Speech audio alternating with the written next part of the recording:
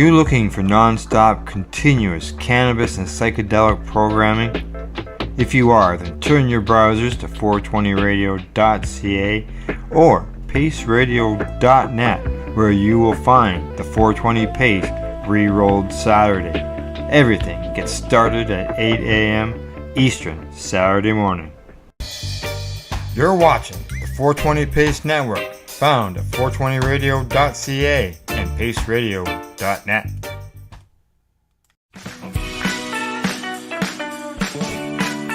Hi, I'm Timmy. And I'm Mary Jane. He's the newbie. She's the doobie, and this is the show where we toke cannabis. Talk. From both sides. Is that even possible?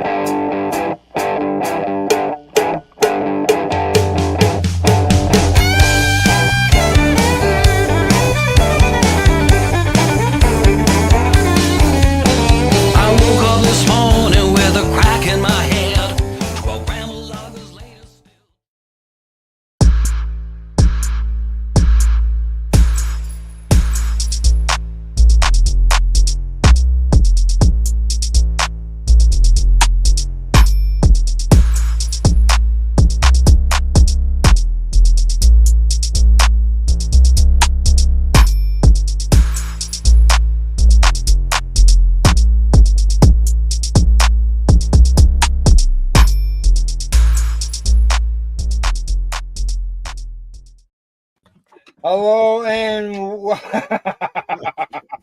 welcome to the 420 Pace podcast of the Karma Cup judging party. We are live. As you can see, I got some people, some friends sitting around the table right now. Some of them actually, one of them isn't in view. Lean ahead there, Wayne. And today we're going to judge some cannabis from the Karma Cup. We've got an indica dominant kit, and we've got a pre-rolled judges kit that was sent to us. Thank you, Sarah, so that we could do some judging on these kits. Go ahead. I've got my sativa kit here. So we're basically going to review 3 of the 4 kits that are available. Al? Yeah, because you got the sativa. I have got the sativa. pre-rolled and the indica here. So the only thing that's missing is the hybrid buds. And I went into the store here in Terrace Bay, and they don't have any yet. And I was going to get the hybrid as well, so we would have had all 4. Yeah. Okay. Yeah, we would have, but we're good. We'll cover the 3 and go from there. Yeah. There's, as I mentioned, there's the indica buds. There's 7 different buds entries in these, same with the pre-rolls. Each of them have anywhere from, I saw anyways, up to 15 questions that can be asked. That includes things like the effects, whether you enjoyed it, would you buy it again, would you buy visual appeal, the visual appeal, moisture. I'm actually staring at the page. Aroma, strength. Yeah. Aroma, pleasantness. There's a word for it. Pleasantness. Is there any hairs in it? Is there any seeds in it? Those are the kinds of things that they. If they're white hairs, we don't count them. Is it sticky? No, they are still packaged and sealed. So Tessa is not on any of the buds. Okay? And one of the things that they have the questions in here is the ash color and structure. And most rec smokers don't even pay attention to it. But I know a lot of medical users of cannabis look at the ash, because the darker the ash, the more impurities that are in the bud, right? Right. No, but it could be the paper as well, right? Like as far as it's still, you look at it, still nutrients still in the bud. Yeah. There are some people who say that that's not, flushing doesn't matter, but hey, buddy, it does. It does. Does to me. So also during this afternoon, we have no idea how long this is going to take. So we've got some burgers and hot dogs to cook on the barbecue. Oh, great! Thanks, Al. So yeah, we can cook one for you, buddy. Yeah, just put it on the just in front of me there, please. We got some snacks too, because we're probably gonna get the munchies. So there's some snacks. Snacks won't help you with that. Snacks might just cause some more. They are infused snacks. Some of them, not all, not all. So, and we got some beverages here. We got some infused beverages, as well as we got some water or iced tea. It's nice and sunny here in Havelock. It's going to be a warm day. We're underneath the umbrella. Plus, we're slightly protected by a overhang here that is keeping the sun off us mostly. Yeah, yeah, it's nice. Very nice spot. Yeah. So as far as who's all here, you guys just want to lean ahead and introduce yourselves? First names, it doesn't matter to me. Dwayne Campbell for Lifestyle Shop. The bong and dong guy. Sharon. For 20. I'm Adam. And everybody knows who I am, and obviously who Al is. We're all Al's. He's the other Al. Yeah. Now, unfortunately, Mary Jane is ill. So correct. Mary Jane was going to be here with us, but she's ill.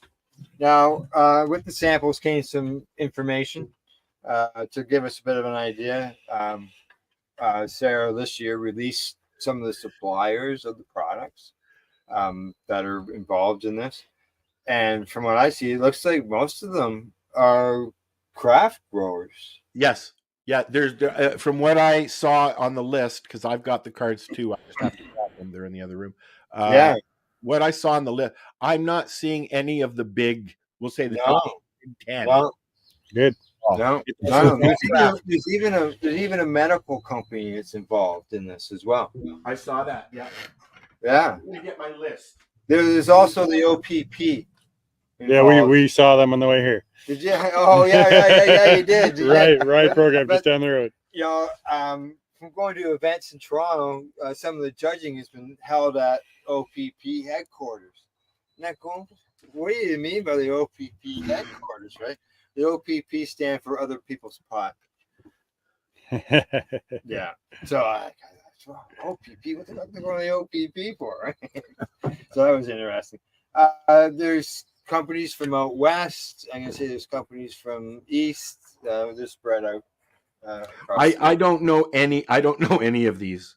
No. Oh well, the OPP I knew. I've heard of Montreal Cannabis. And No, I have not heard anything. I mean, although I have specific brands that I buy. Right. I just grow. Yeah. I try to. I try to most. Well, I have plenty of weed. I just don't have anything to smoke. Well, yeah, that's the thing, right? That happens to a lot of people. Green carrot, subline culture, yeah, people that we really haven't heard of, which is, as the card says, legacy forever. Maybe these are brands now who are people who were growing in legacy and now are growing in the craft market. And the Karma Cup is Canada's longest running cannabis cup. Yes. This is the 11th year. Oh, it is 11th. And this is the second year for the legal competition. Correct. Yes. Yeah. Yes. So as far as the big festival that everybody got to know for the 10 years, those are no more. It's But always you know as well as I do, guys, that if Sarah can find a way to pull off another one of those, she will eventually. Yeah, I believe so as well. Just takes a matter of time. Maybe it might be some regulation changes, but there are, maybe some way of doing it. See what happens over time. That's all. Right? Never say never. Everybody thought cannabis was never going to be legalized. This is a great way for the smaller companies to get their name out there so that people can try them, though. Yes, Absolutely. Okay, good. I got no more emergency messages. Okay, so basically, we're going to start off on the table here with the indica dominant judges kit, and everybody has got their phones, and except for one. Who has to go? Everybody has to go to thekarmacup.com. All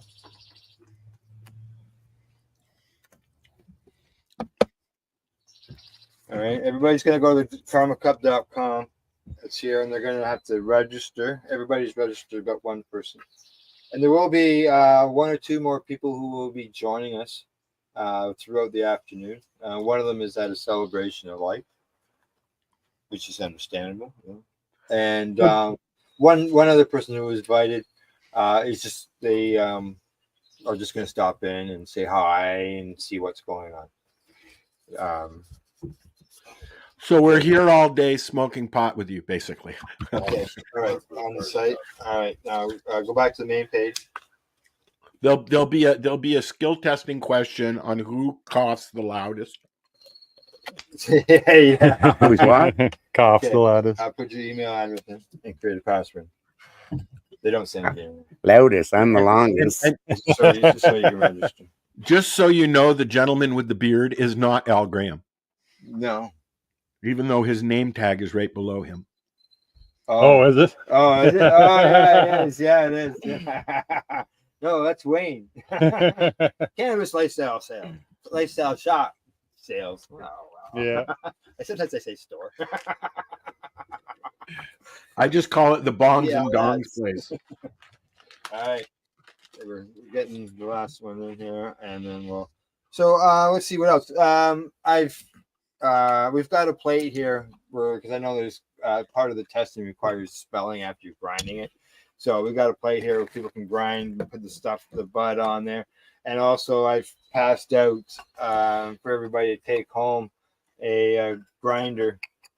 These are Greenhouse Seed Company grinders. When was the last time you heard that name? Strain hunters. I haven't heard that in a Strain while either. hunters. Oh yeah, eh? It says, yeah, these grinders are from the Treating Yourself Expo. The last one was held 11 years ago. Yeah, I Was blew 11 that. years ago. That shows you how long these grinders have been around. How long has Franco been gone now? Years. I was at the bar. Okay. Yeah, that was at the one you're talking about, Al, is the one where I first met him. And Yeah. Violet. Had your code. Did I? Okay, try this. At the bar. Type that in exactly the way it is. Codes have to go in, capital letters, hyphens, everything's got to be included when you put in your code and to be able to judge. I'm doing number 5. I'm just entering stuff in and watching my dog. Excuse me 1 minute. Rosa, get the fuck out of here. Thank you. You're in the cat food. Go. So today's supposed to be a nice day weather-wise. I don't mean to be High blocking you. 27, 28, feeling You like can't see me 32. anyways. Can I? No I can rain, see it. rain, I can so we see should it be really now. good. We actually have, as I mentioned, we got the umbrella over top of us. I've also got an umbrella on the laptop. Keep the laptop out of the sun. Good, because it won't fucking overheat like it did at the ICC last year. Oh, it was hot outside. Oh man. yeah, eh? Oh yeah. Yeah. Nice big time. day. Yeah. Nice day, nice breeze, eh? Where's that third bag?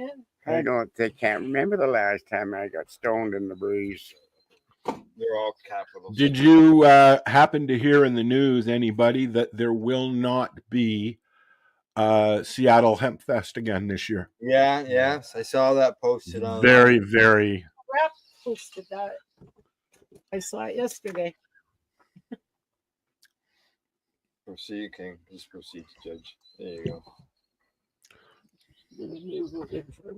Oh, Okay. Where's that third bag? What's Okay. that? You got that other bag? I want to take a picture. This is 2. Oh, I thought you had 3. No, No, Al, I have one, Al. Oh, that's why I'm already Yeah. I'm already Yeah. too high for this. Okay, you're in. All right. So We've been sitting here basically- since 10, Wayne.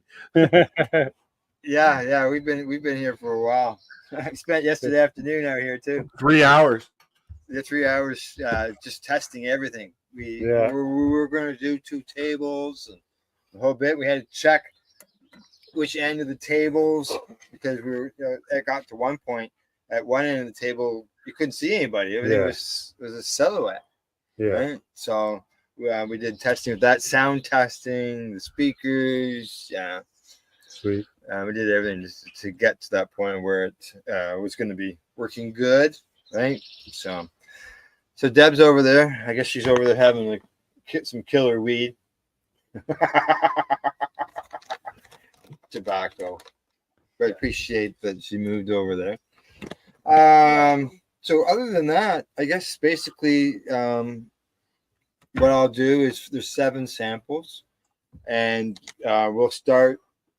For example, Wayne, we can start with you with number 1, and once you're done the first question, on there, you enter your results, pass it on to Bob. Bob, who's he'll write down his information, and then I'm going to enter it in for him afterwards. Yeah. So he'll jot his down after you pass it, and just basically do the same thing. Pass it around to everybody, and we can enter our information. Once we get the first strain done, we'll put the second one in. Cool. All right. Okie dokie. Overall visual appeal. Is that the first question? Overall. They're all over that for you. All right, I got into it. I was worried about that. Okay, I did see some people online. I posted a picture earlier this week of last year's judging bags. The bags of product coming in. They are different. Yeah, they're not black, and also You can see Sarah decided to use numbers instead of colors this year. correct, which was an excellent move because of that orange, red. People that are colorblind. Yeah, I could see them having issues. Did you tell them? What's that? Did you tell them I was colorblind? Yeah, I did. And just for you, Bob, they put numbers on them. Green. One. That's the green one. That's the green one. The green Okay, one. so each Go ahead, smoke it. packages are much smaller, which is much nicer. And because, so you know, I did have I a don't know couple about people who that. did comment on the post about the packaging, the size of the packaging. And, you learn as you go along. And there are regulations that have to be followed, right?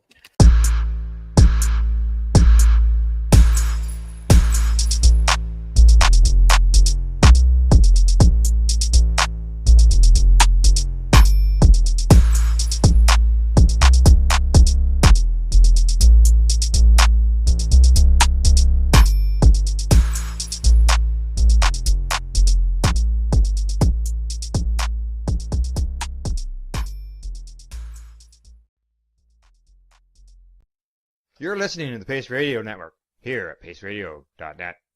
The views expressed by the individuals during this broadcast are their own opinions, and they may not be the same as those of their group or other organizations they may be involved with.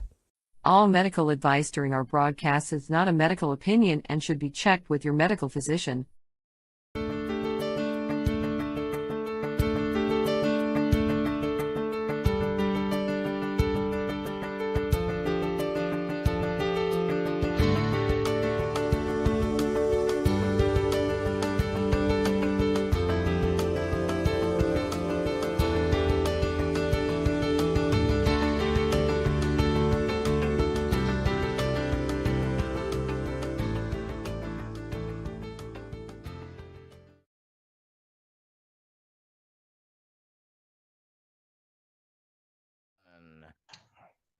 Hello, everyone, and welcome to VAC Roundtable number 61. And we are here with Morgan Fox. So we're continuing our discussions with the national organization with the reform of marijuana laws.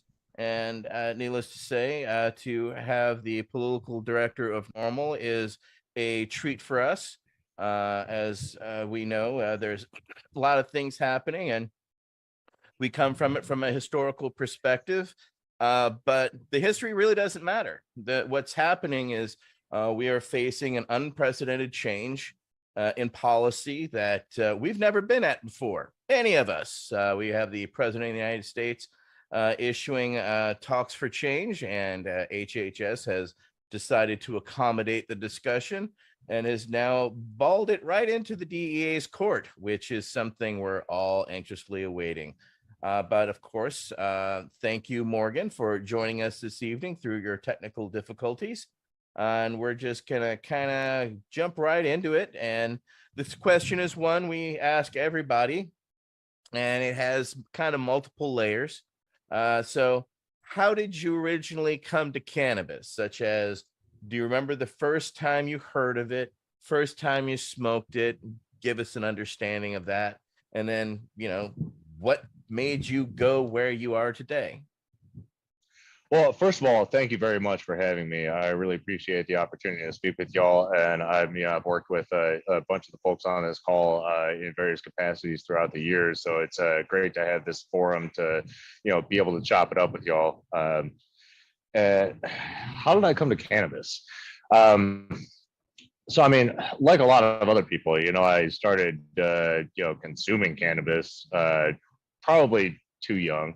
I started, consuming when I was like 14, 15, something like that. What really started my road down cannabis policy reform was, the first time I got busted, which I was like just on the cusp of being 18. So I had to, write a paper for the judge and the probation officer about like how evil cannabis is, and I had to cut off my my teenage multicolored skater cut, and look as square as possible so that I could go in there and get my parents and a bunch of other people boosting me up so that I didn't get harsher penalties. But that was my first taste of it, and I was like, this is way safer than alcohol. I don't understand why I'm getting thrown under the bus here over this nonsense when all the the captain of the football team's getting drunk every weekend and zero consequences, even though coaches and teachers and whatnot know about it. Fast forward to college, I got busted a couple more times for a simple possession. And it was what it was. Going through probation and all that nonsense, and trying to use all the various methods to test clean or abstaining from cannabis in order to make sure that I met the conditions of probation and whatnot.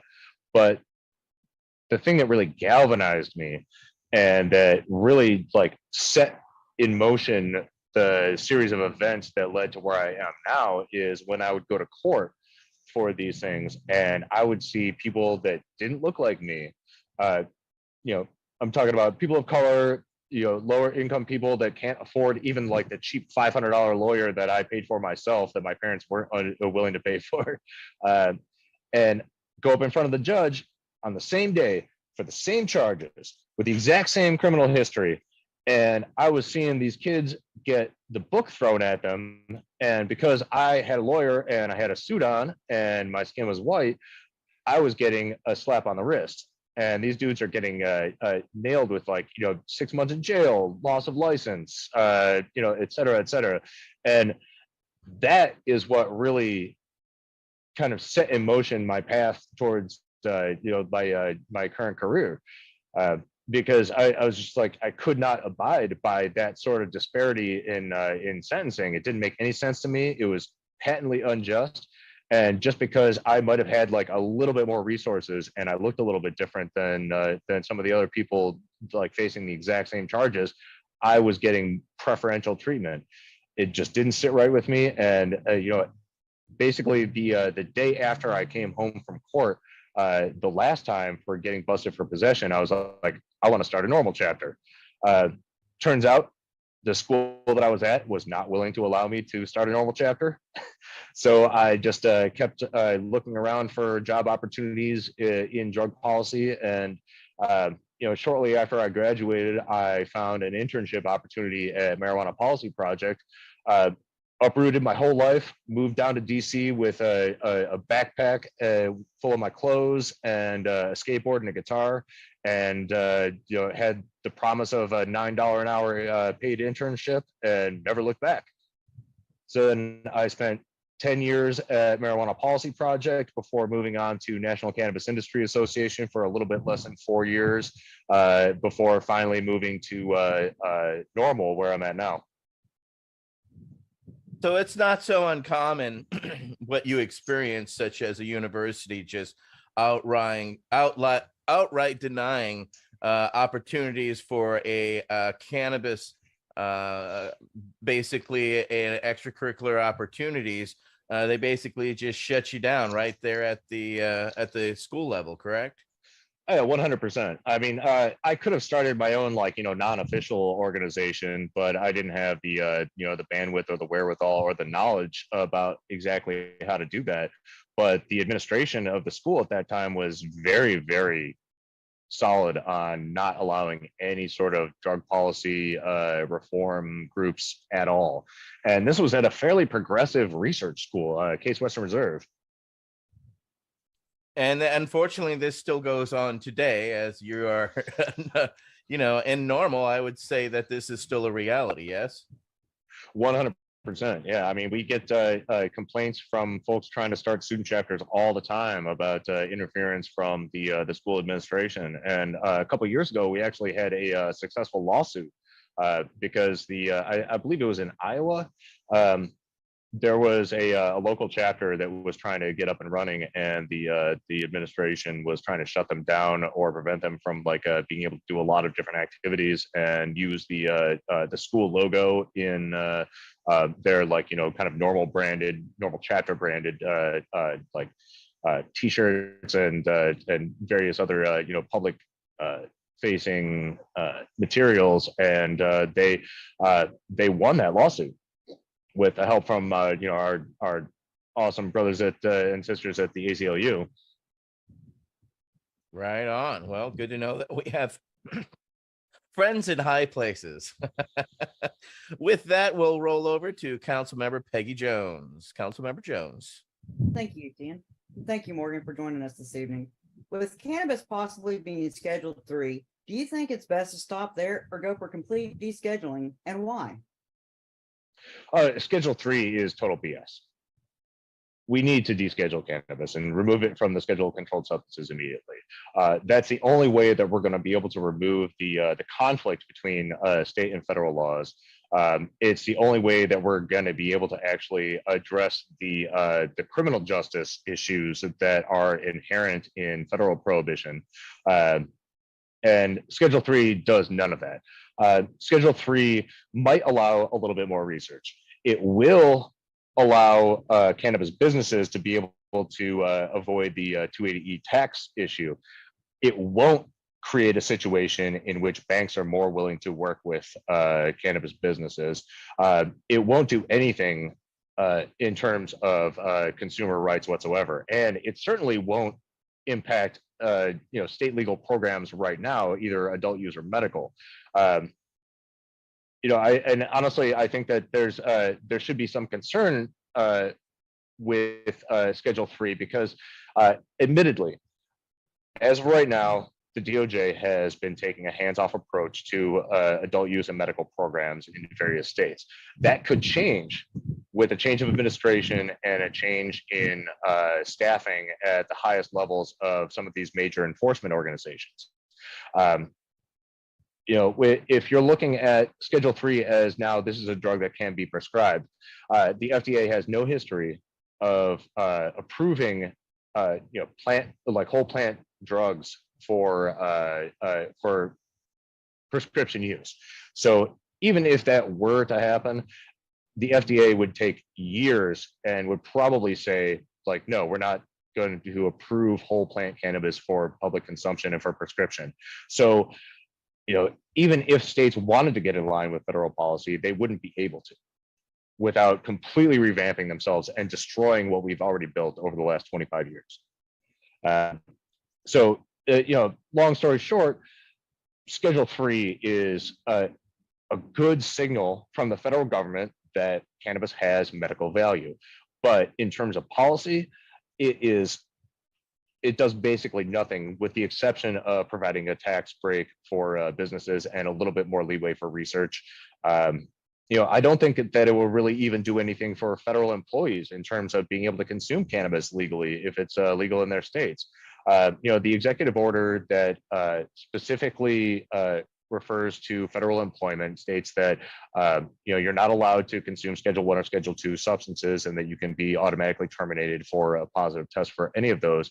But the next line in that executive order defines illegal drugs as not counting things that are able to be legally prescribed. So I think there's some leeway there, not to mention the fact that most federal agencies have their own internal policies that are either cannabis specific and not related to the schedules whatsoever, or are much more intricate than the executive order. So I think that even in terms of allowing federal employees to be able to consume cannabis legally without fear of termination or punishment, rescheduling wouldn't even do that. So clearly, like, this is a good signal that we're moving in the right direction, but it does not go anywhere near where we want to go with it. Councilmember Krawitz, you have a follow-up. Yeah, thank you. And it's so good to see you, Morgan. Thank you so much for spending some time with us tonight. And follow up to that, I almost, as a matter of apology and a question, the Veterans Action Council, it almost feels like, an apology is due, even though we're not supposed to do everything and not supposed to watch everything. I feel personally, and I know others in the council feel, that we sort of, let Kevin Sabet get by us with this federal Cannabis Research Act. And that's now been signed by the president, that now we don't know the full extent of the damage that Kevin Sabet has been able to do to our, ability to research cannabis. But we know that at least there are some aspects of that bill that will come up again that are now no longer tied to scheduling. So even if we reschedule to 3 or whatever, it may not solve some of our research issues because of the help of Kevin Sabet. So I guess just sort of as a request, part apology, but mostly a request to Normal to help us with that, help us go down that rabbit hole, help us figure out what Kevin Sabet did wrong, did damage to, and help us help you fix that when we get into Congress to do our descheduling bill. Well, I mean, in terms of the bill that you're talking about, and I think that you're talking about like the only standalone cannabis policy reform legislation that's ever been passed by Congress and signed by the president. Pretty weak sauce. And honestly, like, you can look through like Normal's blogs. My colleague Paula Montano like ripped that bill apart. It really doesn't do a whole lot. I mean, ostensibly, it requires a little bit more of a succinct timeline when it comes to approving both research and research production licenses, but there's really no teeth to it. I mean, I view that bill almost entirely as like a symbolic bill, and it was all that we could get passed in the last Congress. Unfortunately. So we're very much looking forward to building on that with more robust research bills, as well as bills that go beyond research, for veterans and otherwise. And just I don't like to give Kevin any more shrift than he already has, but honestly, like, you can sense the desperation in those folks' voices, even through Twitter, X, or whatever. They take credit for things they had no part in. They completely obfuscate or misinterpret the data that's out there. They are just, it seems like they're getting more and more desperate, and the more desperate they get, the crazier their claims get. Yes, that's nothing new or unexpected, but we just want to be there to capitalize on when they trip themselves up. But thank you for that. And all right, we'll continue on our discussion. Councilmember Alex Popoff. Councilmember Popoff, you're recognized. Thanks, Etienne, and thanks for joining us, Morgan. My question is, please tell us what your vision is with respect to international cannabis activism, and specifically, what is Normal like strategizing and doing towards that end? Thank you. Well, I think that international is super important, and it's something that I've been personally trying to build up during my relatively short time at Normal, because there are very few organizations that are really looking at this on an international scale. obviously we've got, bandwidth and resource issues like everybody else. So we need to concentrate on our own backyard first. That being said, Normal has always been an international organization, and currently I believe we have at least 3, maybe more international chapters. I know we've got a New Zealand chapter, an Australia chapter. We've got a South Africa chapter. I think we've got one in Eastern Europe, and I would like to greatly expand that. That has to be done very carefully, though, because there are a lot of places where even being associated with Normal or with any sort of drug policy reform organization can get you thrown in fucking prison.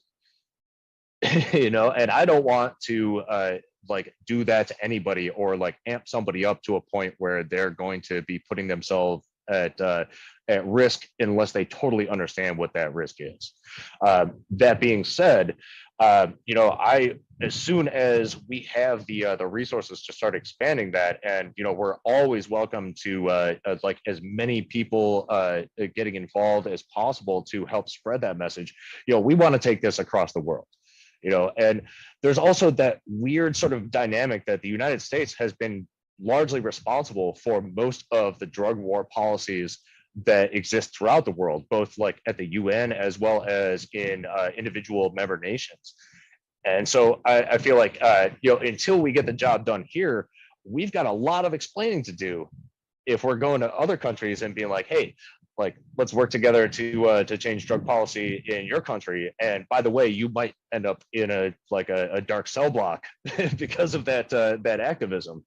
So I think that that's something that has to be approached very, very carefully, but I think that it's something that absolutely needs to happen, and there's a growing appetite for it, especially when you look at various EU member nations starting to pursue more sensible cannabis policies. We're talking about Malta, Luxembourg, Germany, etc. And there being relatively little kickback from both the EU or the UN on this. Although the EU has kicked back a little bit harder than the UN has when it comes to enacting actual substantive policies. But this is something that I want Normal to have a much bigger role in, if at the very least in an advisory position, just providing them with the talking points and information that they need to be able to relay the message to their lawmakers and decision makers within whatever system of government these countries and these activists are operating under. Councilmember Popoff, you have a follow-up. Thank you. And that does mostly answer it. And I completely agree that while fortunately we have freedom of speech here with limitations in other countries, it's even more limited, or they don't even have the presumption of freedom of speech at all. And then throw drugs in the mix, it's even more of a thing where they could be inciting chaos or something. There's completely different laws. But I was gonna kind of wondering if you could speak to just briefly on what can we do to kind of ease that for those people at the UN, CND, or the World Health Organization level, where if we kind of put pressure in the right places there through these other member nations, or directly as a representative of the US, or not as a representative of the US, but coming from the US to the UN saying, hey, we'd like you to change the treaty so that we're not in the Stone Ages here. Because we can change policy and go against the treaty, and then Kevin Simbet can throw a Hail Mary lawsuit at they can sue they could sue us for even Schedule 3 potentially. So I'm just wondering what can be done specifically to address those potential hiccups, if anything. Well, I mean, your brother Michael knows much more about the inner workings of the UN than I do. But what I can tell you from the grassroots perspective is that it is absolutely key to have member nations have grassroots organizations there that are willing to speak up and that are well organized and well informed. And I think that the key to building up that grassroots around the world is meeting people where they're at. Go out in search of people that are interested in changing cannabis policies within their own countries, not necessarily internationally, but just in their own countries that are still living under draconian prohibition policies. And then give them what they need and what they ask for, as opposed to trying to put a blueprint stamp of this is how we did it, this is how you need to do it, because every country is going to be a little bit different. In some cases, a lot different. And you can't just say like, what worked here is going to work there. So we all as activists need to be like receptive and responsive to the individual situational needs of activists in other countries outside of the US and operate accordingly. Provide them with what they need, not what we want them to have. Well, we will be there. Michael, myself, and Councilmember Landau will physically be on the ground there in Vienna. So come join us. You don't need an invitation. You just got to show. So we'd love to have, as well as to communicate, introduce, as well as, we're going to be having a side event ourselves. So we'll keep you posted on all that. Please do. All right. Next up will be Councilmember Wade Laughter. Councilmember Laughter. Yes. Thank you for joining us this evening, Morgan. I'd ask you to speak a little bit to the role of our traditional cannabis activist organizations, given the changes that have happened over the last few decades in the cannabis industry, specifically about reform. And me personally, I'm really interested in patient access. But yeah, what can our traditional activist organizations do, state and local? Well, I mean, honestly, like we can keep doing everything that we have been doing for decades. Talking to our lawmakers, showing up at meetings, showing up at hearings, organizing people, getting more people involved, getting people registered to vote. That's a biggie.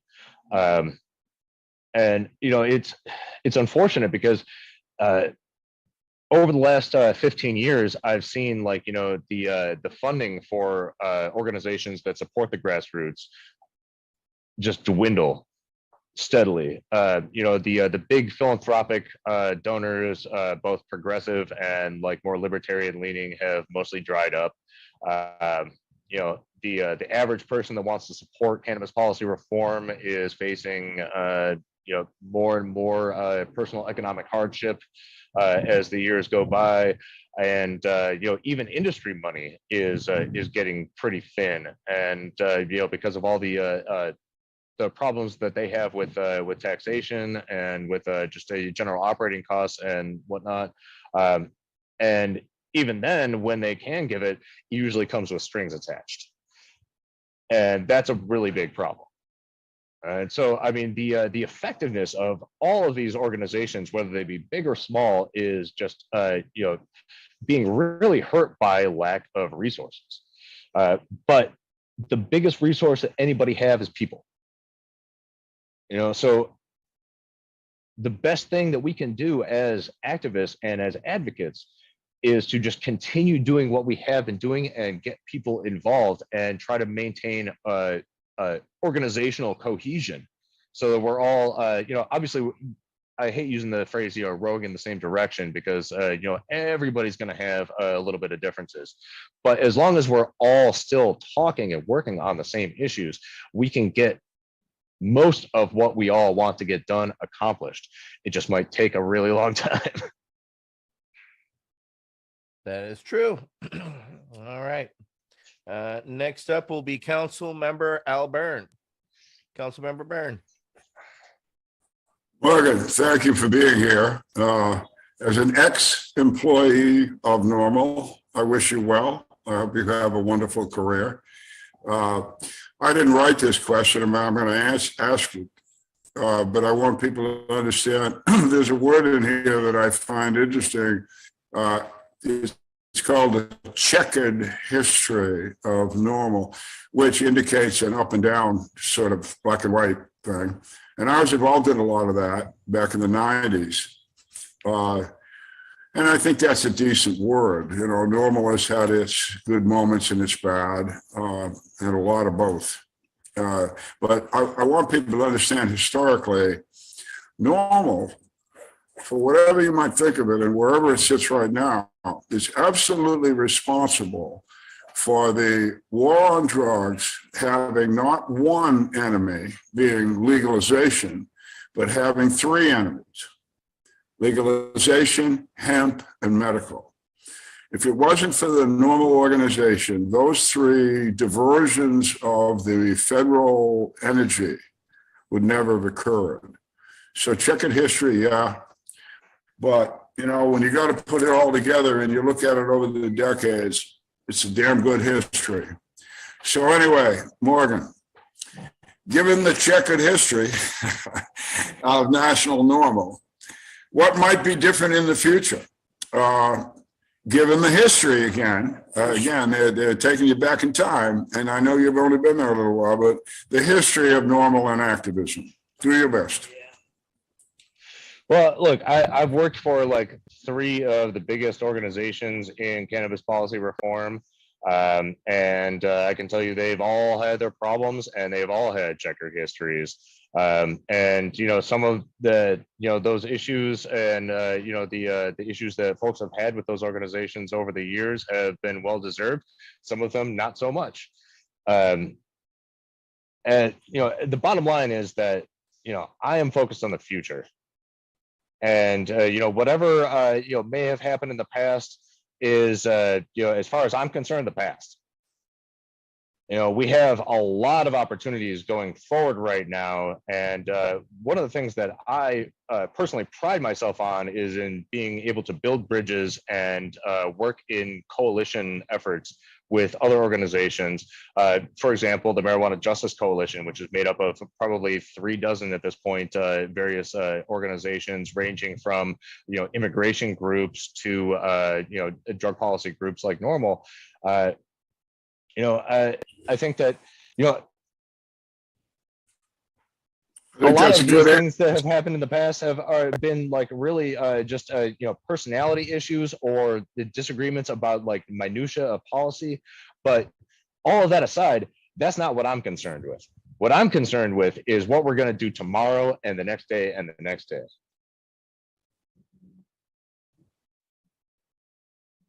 Good answer. Thank you. Thank you very much for that. And I agree with the history that it's had.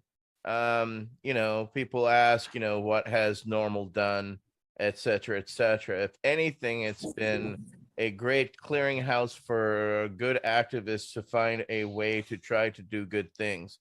And it's been a good steward organization. And some of the information that you're putting together, we're working on an Operation Wisconsin. We're going to try to go in and affect things and use our influence to help our veterans get access there. And the tools that you have and have access and have created there at NORML have been very helpful in us narrowing down our enemies to go after specifically, so that we can do specific targeting and name and shame some of these people and hopefully bring about some change. So your good work that you do currently is helping us do our good work currently. So, you know, when people ask those questions, I don't think they realize the depths of how things have gone and how things go. So thank you for being a good steward. And I really need to just stress that like no law has passed regarding cannabis policy reform solely based on one single organization, not a single one. It is a group effort. And it takes everybody from like the national organizations to the middlemen to the grassroots folks to like strange bedfellows in terms of coalitions at the state level. You know, not even MPP, which in some cases has like completely bankrolled ballot initiatives and put their own staff on initiatives full time. They can't even claim full responsibility for the passage of bills because they were working with local advocates. So none of this, like no single organization can claim responsibility for any single law that has passed. This is a group effort and we either get things done together or we get nothing done together. Great points. Thank you very much for that as well. Michael Crowitz, you have our next question, council member. So before I ask the question, I want to take the liberty to go down a stroll of artifacts for a second. And before I show you this, I want to show you something and see if you recognize this logo that I dragged home with me on one of my adventures. But it just reminds me, I was very enthralled with this one logo I found a really particularly nice example of, a 1970s belt buckle with the normal logo. There was a square logo with the outside edge, that said legalize it. And I gave it to Alan St. Pierre when he was your executive director of Normal. And he was so enthralled by my exuberance about that buckle that it just so happened at that moment the patent was sitting on his desk. Talk about a strange world, small world. But he, based on my enthusiasm, kept the patent. I don't know if you still have it, but he kept the patent, at least for then, on that 1970s really cool logo. So anyway, take a look at this and tell me if you recognize this logo off the top of your head. I mean, it looks pretty old school. Is that New Zealand or is that Arizona? South Africa. Oh, no shit. Yeah. And that was, Jules gave me that when I was on my trip to South Africa a few years back. Bless his soul. So, but anyway, the question I have, and before I ask the question, I'll say this. I think one of the most important jobs that Normal has done over the years, from my sort of inside the bubble view, has not been really heralded at all. And that is what I call answering the phone for the cannabis movement. I mean, every single day, almost at every given hour, there's some little newspaper or magazine or major media, for that matter, somewhere wanting to get Normal to answer a question. And if they weren't there to answer the question, a lot of those would go empty. We're getting, like, I don't know how, if you added up Alex St. Pierre was also good at figuring out the market value of Normal's brand and stuff, but I don't remember doing an assessment of the earned media that Normal got from these interviews, these tangential little interviews that might not even mention Normal, but spotlights what they learned by talking to Normal. But anyway, the question we're going to ask relates to that. That this, over the years, I've noticed at times it's better or worse that the gatekeeper function that's connected to that really works well sometimes and better than others, where it connects folks to, somebody calls and says, oh, there's some veteran in Wisconsin that wants to do something on cannabis for medicine. Oh, well, we know a veterans group, and you connect. And Veterans Action Council really just wants to know how we can get, we never really asked, and we've just been sort of over the years good and better and less good and better, different sort of channels of communication. I honestly have never asked this question before of anybody, but I'll ask it of you. How can we improve that? How can we solidify that? How can we make it a really good, solid connection so that Normal knows when to reach out to us for help? Oh, I mean, honestly, I don't get a lot of questions about the veteran angle. And whenever I do, I make sure to send them to either you or Eric Gopal. Honestly, like, I wish that there were a whole lot more, and I think that there are a lot of ways that we can generate a whole lot more questions regarding the veteran angle. And I'm happy to talk about some ways offline about how we can start spreading that around to veteran specific media outlets. But I mean, I think that that's one of the things that I've always prided myself, regardless of what organization I'm working at. Like, I always answer the phone.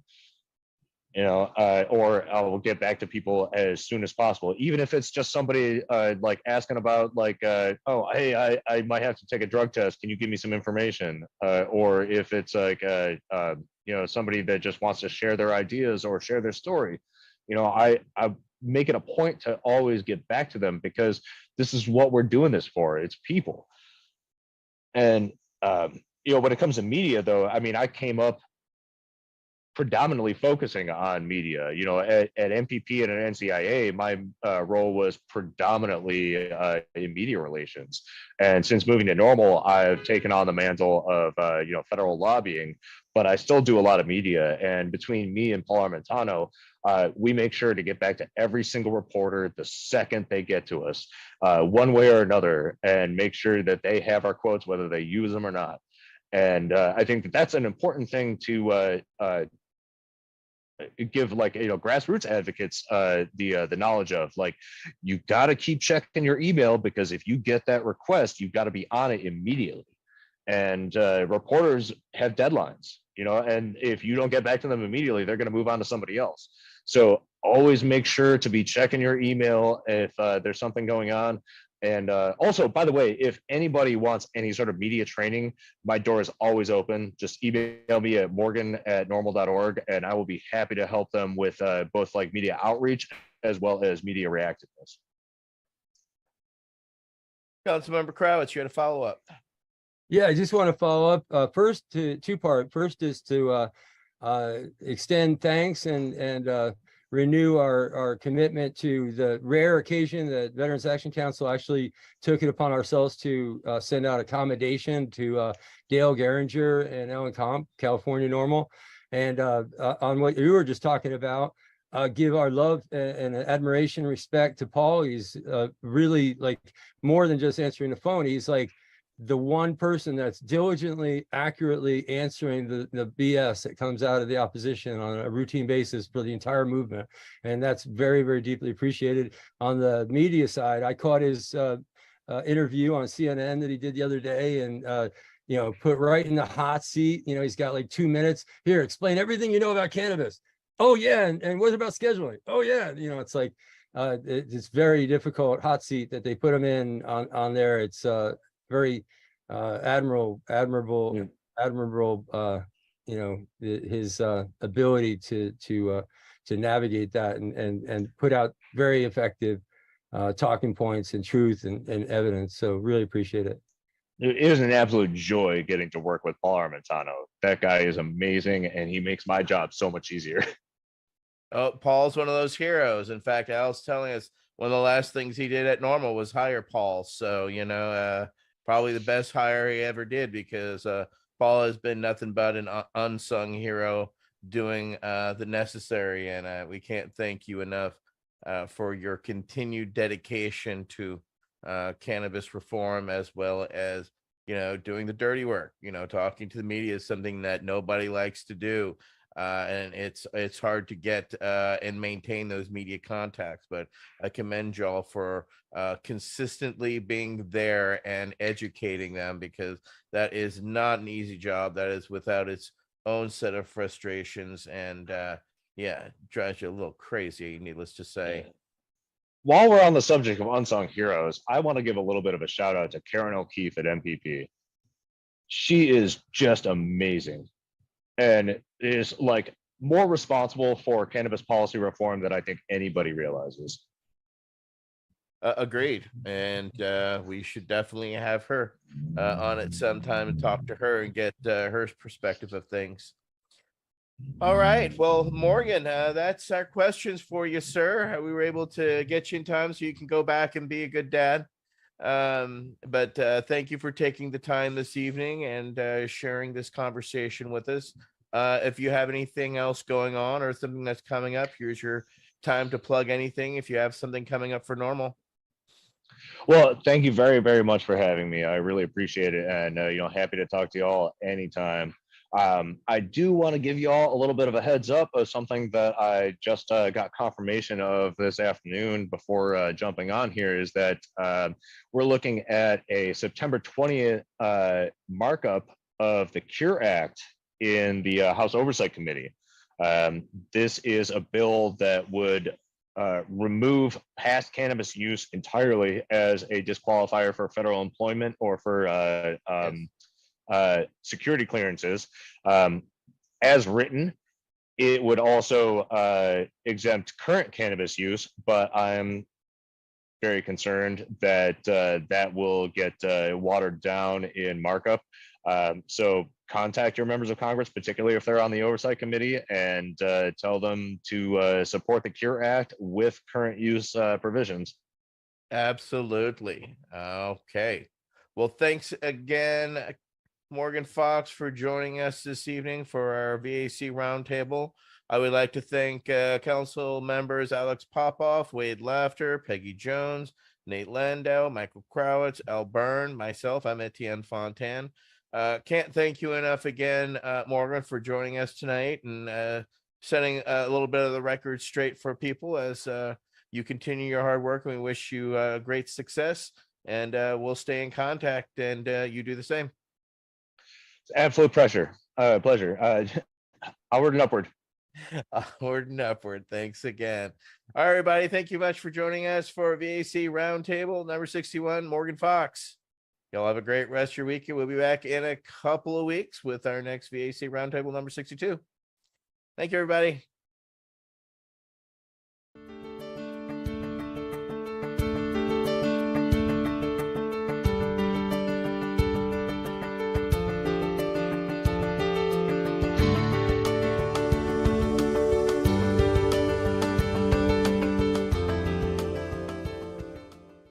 You're listening to the Pace Radio Network here at paceradio.net. The opinions of the individuals during this broadcast are their own and may not be the opinions of their group or other organizations they may be involved with. All medical advice during our broadcast is not a medical opinion and should be checked with your medical physician.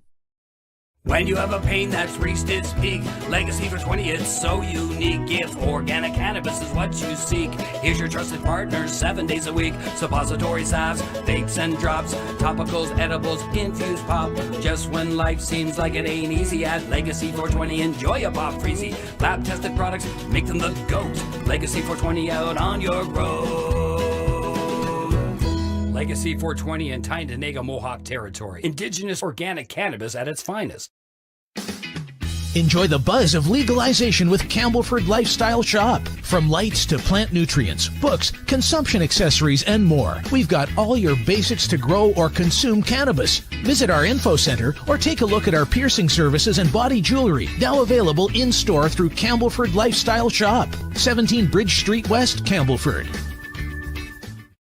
Limestone City Hydroponics is Kingston, Ontario's hydroponics shop.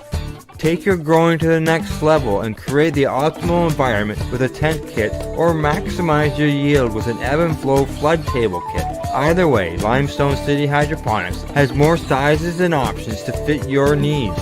Are you looking for the power of the sun that adapts to your budget? Then look no further, as they have professional grow lighting. They have indoor grow systems that are easy and cost effective, with many options to fit your living space and lifestyle. Cultivate your growing potential. We have everything you need to succeed. And if you can't make it to the store, they offer local delivery to the greater Kingston area.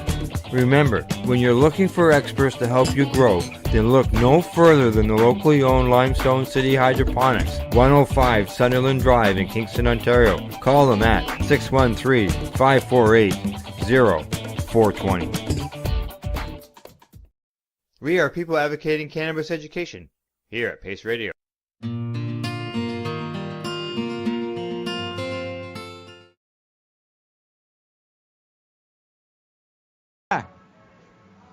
One sec. Peterborough. Are you guys there? Yes, we're here. How are you guys today?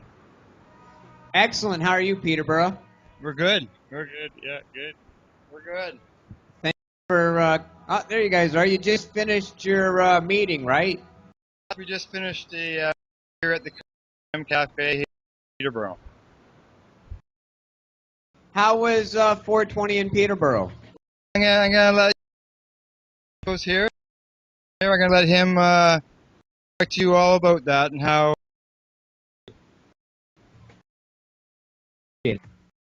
Hi, thanks. Yeah, we did pretty good here. We had about 250 people. It was freaking cold, so a lot of people didn't stick around, but we had live music, over $1,500 in prizes and giveaways, and it was a great year. It was a lot of fun.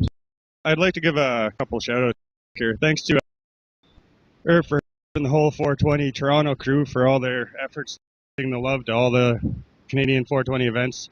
I'd like to thank Pipe Dreams, Pace, Women's Alliance, Peterborough Emporium, GTA Seed Bank, Kawartha Mums and Dads for Marijuana, Peterborough Hydroponics, all my volunteers, the City of Peterborough, so many more for everything, so much help to make this year's event come together.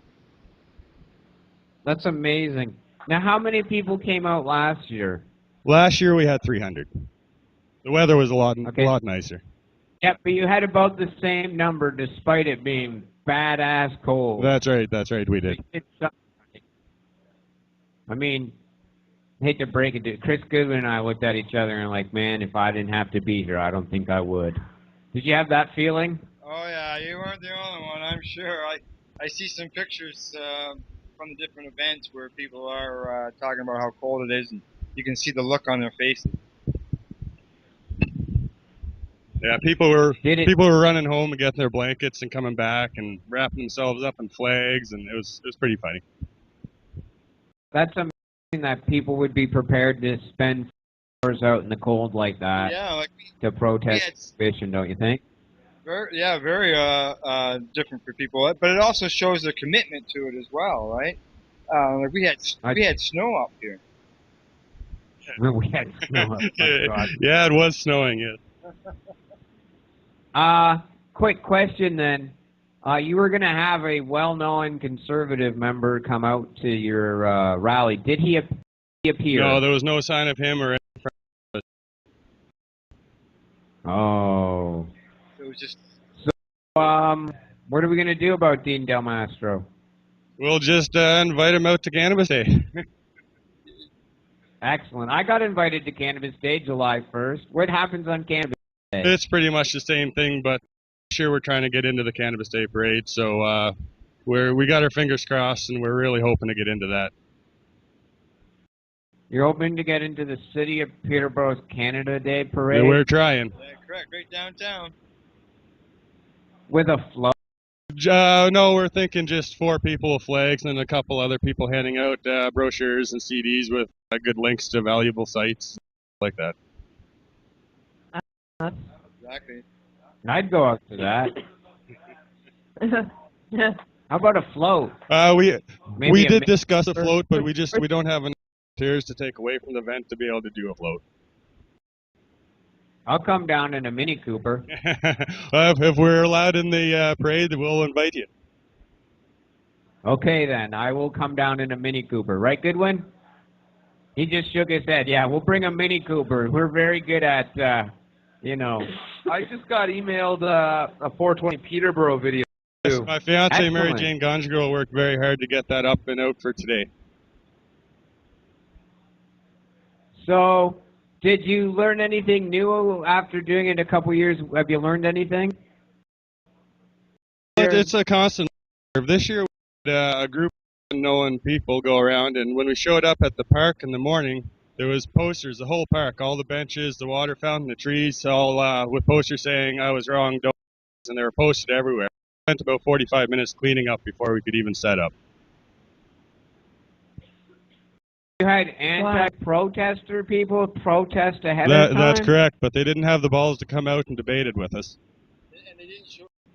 Damn. Up in person. Wow.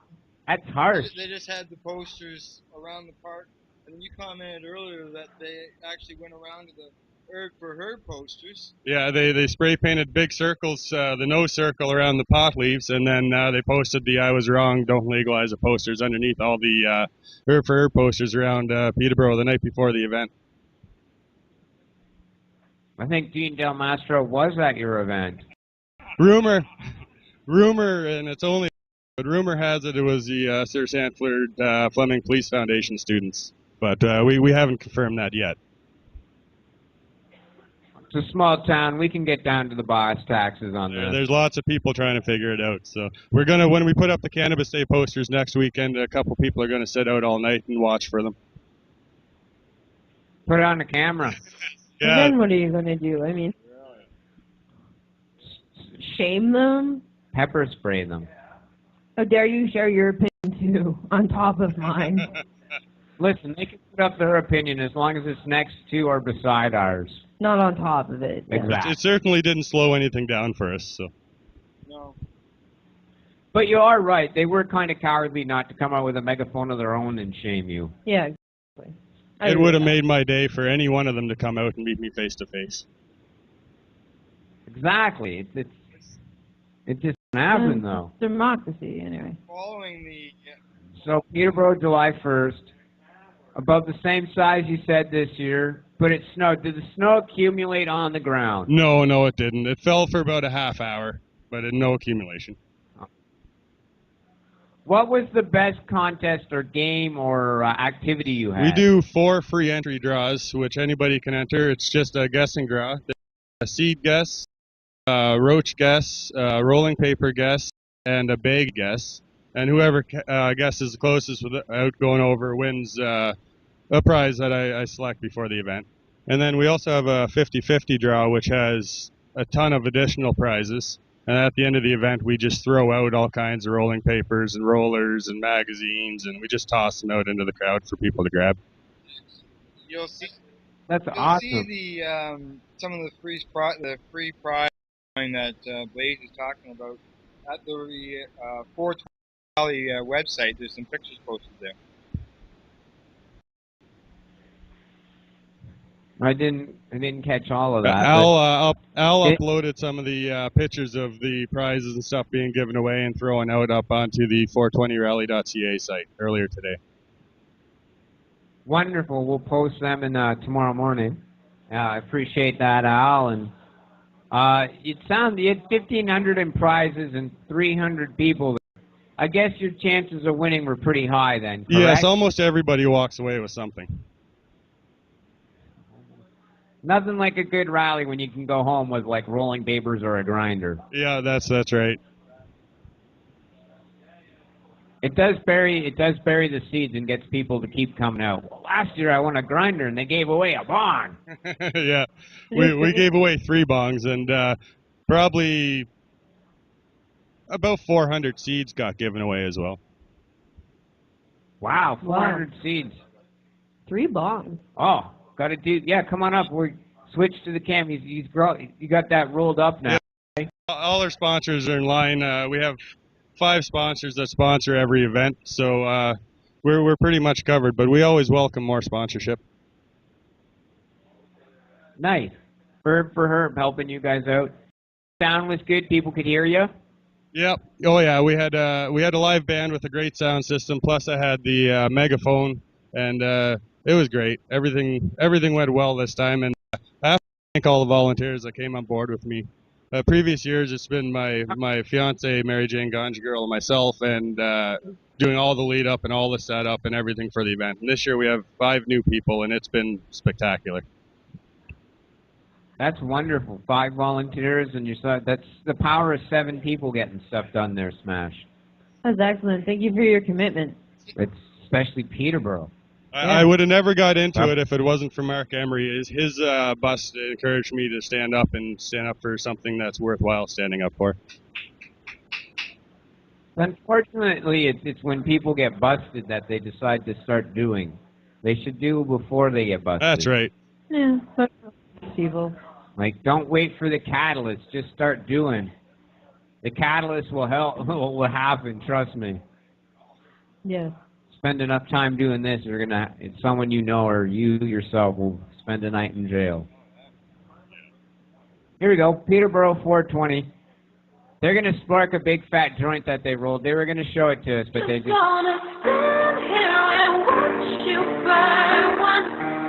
That's alright, because I love the way it smells. Just gonna stand here and watch you get high. That's alright, because it should be legalized. Should be legalized. I can't tell you what it really is. I can only tell you when it feels right. I come back from work and wanna take a break. Realize my dreams didn't work out. I'm stuck in that race, going to work from 9 to 6. Shouldn't be a disgrace, but not in this place.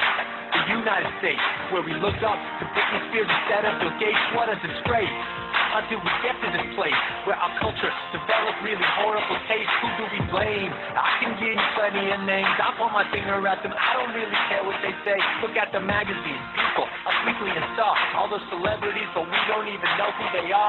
That's because most of us are living lives as normal as hell. That's why we like to smoke and listen to the stories they tell. And if there's something wrong with that, then I don't want to be right. So pump up, pass, and hand me the light. Just gonna stand here and watch you play. Sour seeds or purple crystal-berry haze.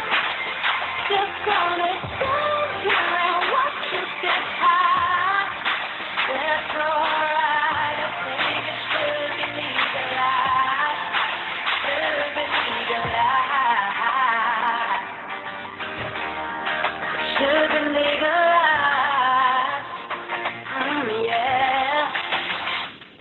Hey Congress, we need to get something straight.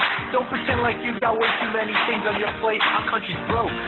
You need to fix it today. The people voted for you. Start representing your state and regulate it, so we can end the debate and end the hate. And no one should be so irate, because the money we make from taxes would really be great. The deficit would deflate. No need to incarcerate. Hey Congress, stop using your head. Not everyone who smokes weed is lazy with that Sarah Palin, Clinton, even Obama have admitted to smoking it, so enough with the drama. Like prohibition in the 20s, the law is outdated. Weed is safer than booze, it's time to regulate it. And if you don't pay attention to me, I'll tell you what I'll do. I'll start a revolution and then vote out your whole Just crew. gonna stand here and watch you smoke. That's alright, I think I also have a cold. Just gonna stand here and watch you go to the sky. That's alright, I think it should be legalized. It should be legalized. Should be legalized. Yeah. Adam Sandler, one of my biggest.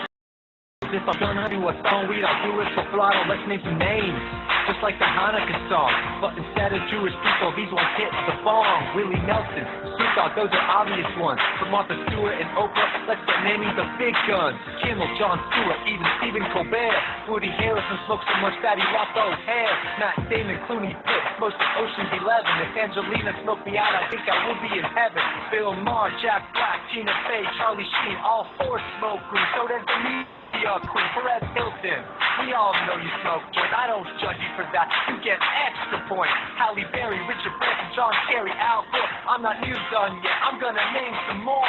Do you see how this list is ridiculous? These facts aren't conspicuous. My research is meticulous. Save all smokes and our supporters of weed. The list goes on and on, like Michael Phelps on Capacity, Sacha Baron Cohen, and Justin Timberlake. What they both have in common is that they like to get really big. Eminem, Megan Fox, Rihanna too. I know you smoke Natalie Portman, so this one's for you.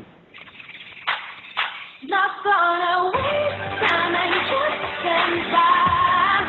I'm gonna send it to my congressman tonight. We is American, that's all for time. Awesome.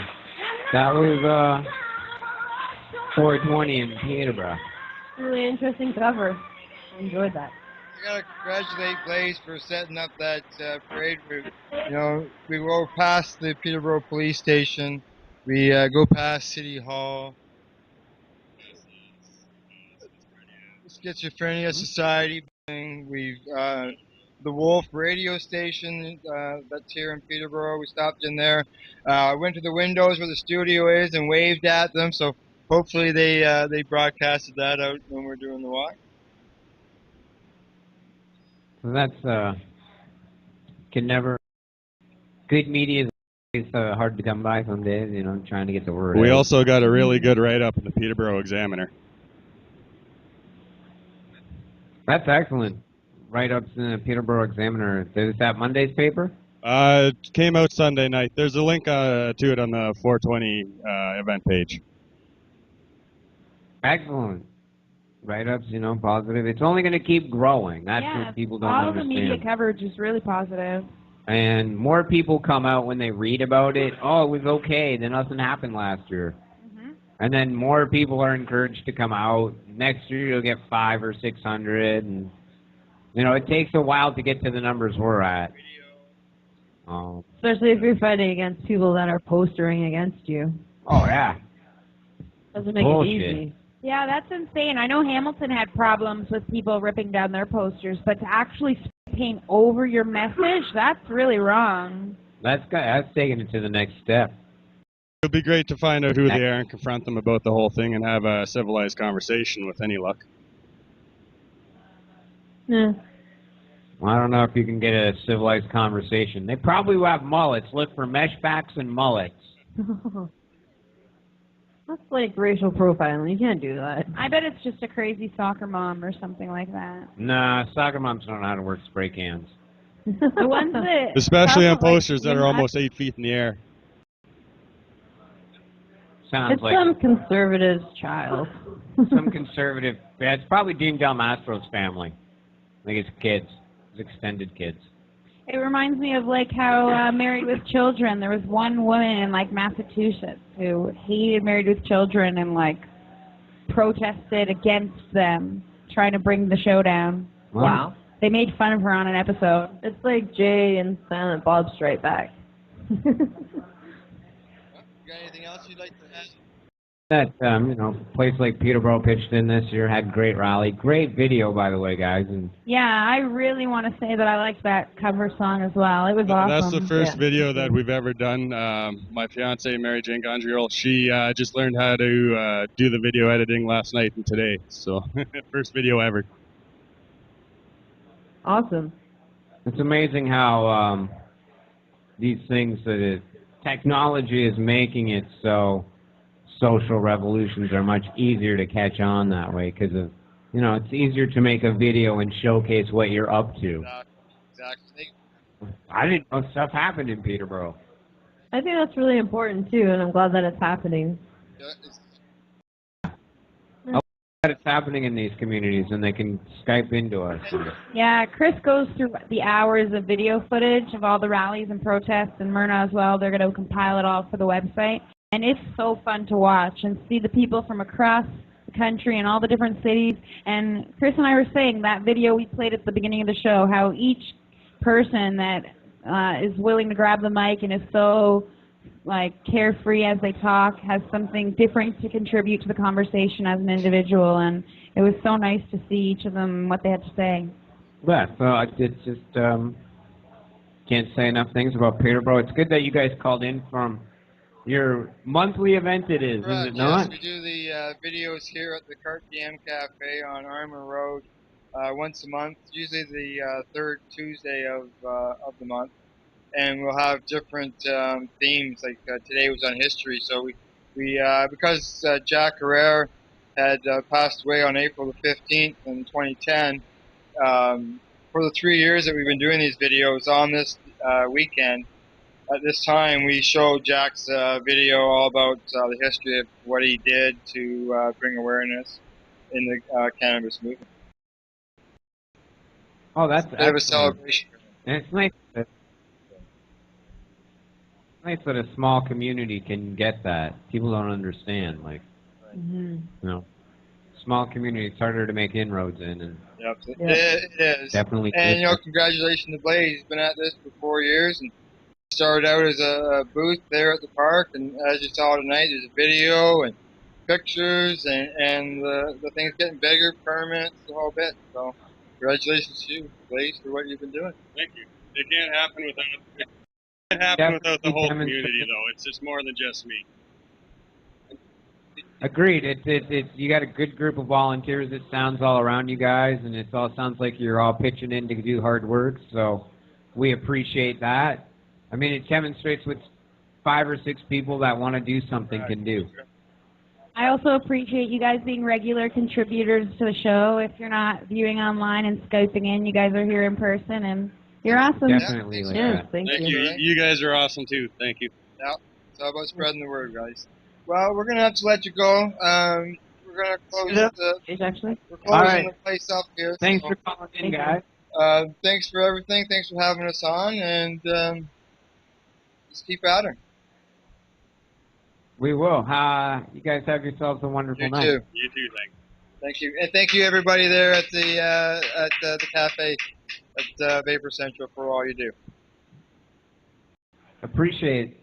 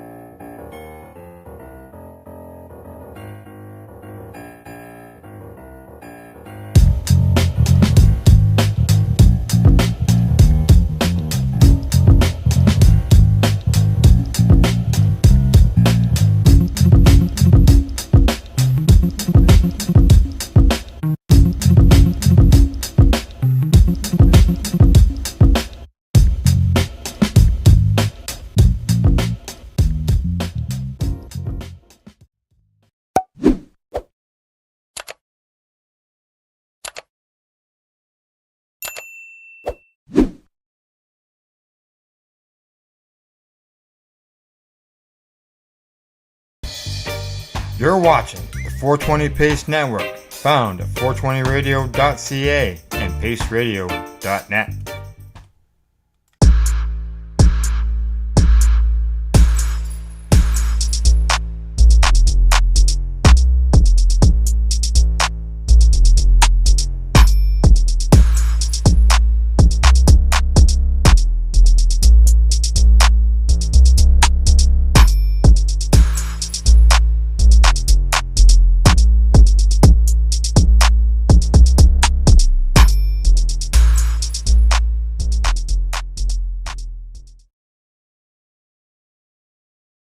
So this is number one. I'm gonna give that to Wayne. He's going to open it up. Put it on the plate to look at it? Sure. Or are we just gonna? Sure, put it on the plate to take a look at it, and then just pass it around. I guess you gotta. You got scissors? There's no tear tabs. Is there no tear tabs? No. Yeah, no, there isn't. But some of them aren't sealed. I'll go get a pair of scissors.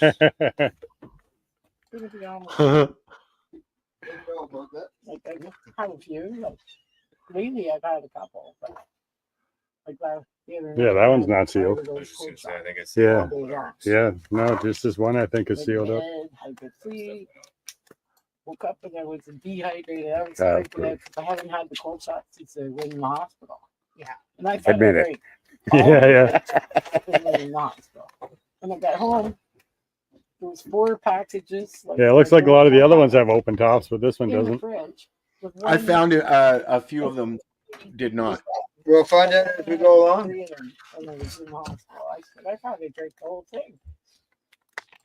It was 2 days before I noticed I didn't have my glasses in the hospital. It's frustrating though, because you know you go and you get ready to go and all that, and it's like sitting down for a poop and having no toilet paper. That would suck. Yeah. Sorry for the comparison, Sarah. So what do you? Could your Yeah. Did you smell Oh no, it's just a visual thing right now. Just But visual, yeah, what do you think, Bob? I can't help but smell it. Visually, does it look good? Between 1 and 10 looks good. 10 would be super good. 1 is bad. 1 and 9, actually. You write down 7 on your paper there beside the I. I definitely like the purple in it. But number 7 here or here? Yeah, at the top. Put a 7 on number 1. Correct. We got her. Okay, coming around. Am I supposed to smell? no, Well, that's this the is- next question. Oh, You okay. should just well, the next copy question me. is wouldn't moisture you? and then aroma. Yeah, so- overall visual appealing, unappealing to very appealing. Yeah. Is the option. Look at it. One Yeah, through how one. does it look? Squishy? No, not yet.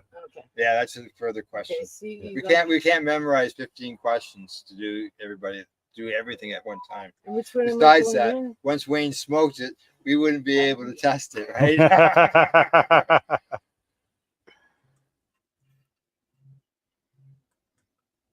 It did smell good, even though we're not to that point yet. We It's haven't- got a bit of purple in it. I like yeah, that. it does. Yeah. Yeah, and you can see the trichomes on it too, right? Yeah, yeah. All right, so I will enter my answer. I got that one already. So now moisture is next. So that'll be a feel, I guess. Feel, that would be feel. Is it too wet, too dry? Come on, feel it, Wayne. Feel it. Dense and dry. Squeeze it like it's your Charmin. Too dry or too wet? Give it a low number, I would Yeah, say. if it was too dry, it'd be crumbling apart. I Yeah, think as soon as you yeah. squeeze it, it's not. Just the outside. Now, dry. just so you know, don't maul it because we gotta probably maybe see how sticky it is later. Oh, I didn't think you'd seen that. That's the only thing I don't like about this because now I haven't seen any of the other ones, so I don't know if I'm comparing to the other ones Well, evenly. you don't right? compare We're it to gonna anything. know when we're all done here. Yeah, yeah, but it's the first one kind of can be an unfair. Be honest. I'd like to smell it. Yeah, oh, I know. It actually does smell good when I Yeah. can smell it before it even got to me. But you're glad I thought of it? Yeah. Oh, it's solid, eh? Yeah. Yeah, it's Yeah. nice and dense. Not too wet. You don't Not get through the too road stop spongy. with that in your shirt pocket. So what would you say? What would you do as if it's just perfect? Would you? Well, Yeah. I was gonna go 9, but then I decided Yeah. 8 because I don't know what to compare Right, it to. right. This is the baser. Moisture. Yeah. No, that was good. Actually, I'm gonna. Let's go on number I'm gonna 2. change mine. Yeah. Okay. Well, no, you'll go. Number It's 2. still, How do you think it was? it's still number 1 though. It's just. Well, it's question 2. Oh, okay. Oh, hang on. Yeah. Yes, you're gonna have to do 7 rows down. Sorry, buddy. Not a problem. Okay. So question 2, yeah, you'll have I got one on the back there. Oh, yeah, indica. that's the other. Okay, what do you want me to do here? Okay, on number 2, rate it between 1 and 9.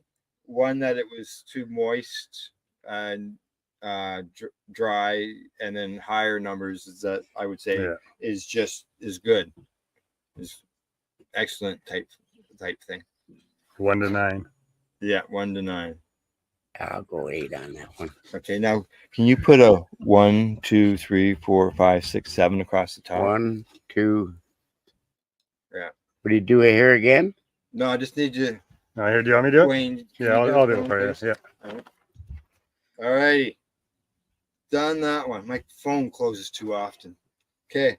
Aroma strength. And by the sounds of it, Al, there's been a lot of good smells comments, right?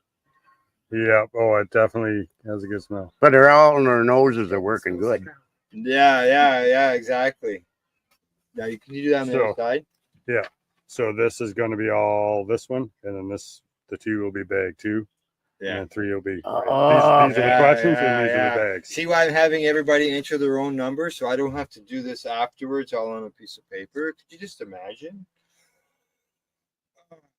Just me. I'm already imagining me doing.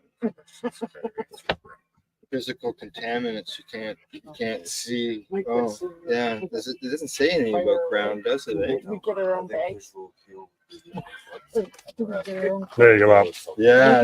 Thank you. No problem. All right, so we're on aroma strength here. Aroma strength. Yeah. Okay. We'll all take another smell of that happily. Take another smell. Yeah, I don't think anybody's complaining about that smell. Okay, well, there's a strength, and the next question is pleasantness. So the strength is a very strong, and think of pleasantness while you're at it. What's the number on that one? 1 to 9. 1 to 9 again. Yeah, they're all 1 to 9. We haven't stopped anything else yet. Question 3 is the aroma strength, and question 4 is aroma pleasantness. Oh yeah. Yeah. 9. Yeah, I'm gonna have to give it top points on both that. Yeah.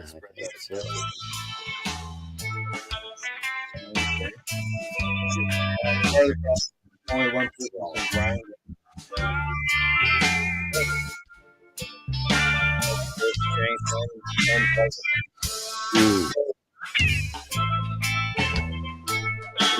Touch. Okay. Wait, what are we doing now? That's not at all. What are we doing? Stickiness to touch. Oh, stickiness. Yeah, I didn't find it sticky. If there's hash brown there, we'll know. That number 5? That is question 5, yes. 1 is not sticky at all, and 9 is very sticky.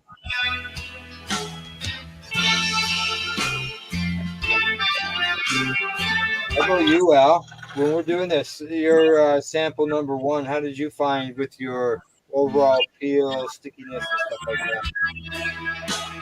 Questions 1 through 4. I don't hear them. I just 5.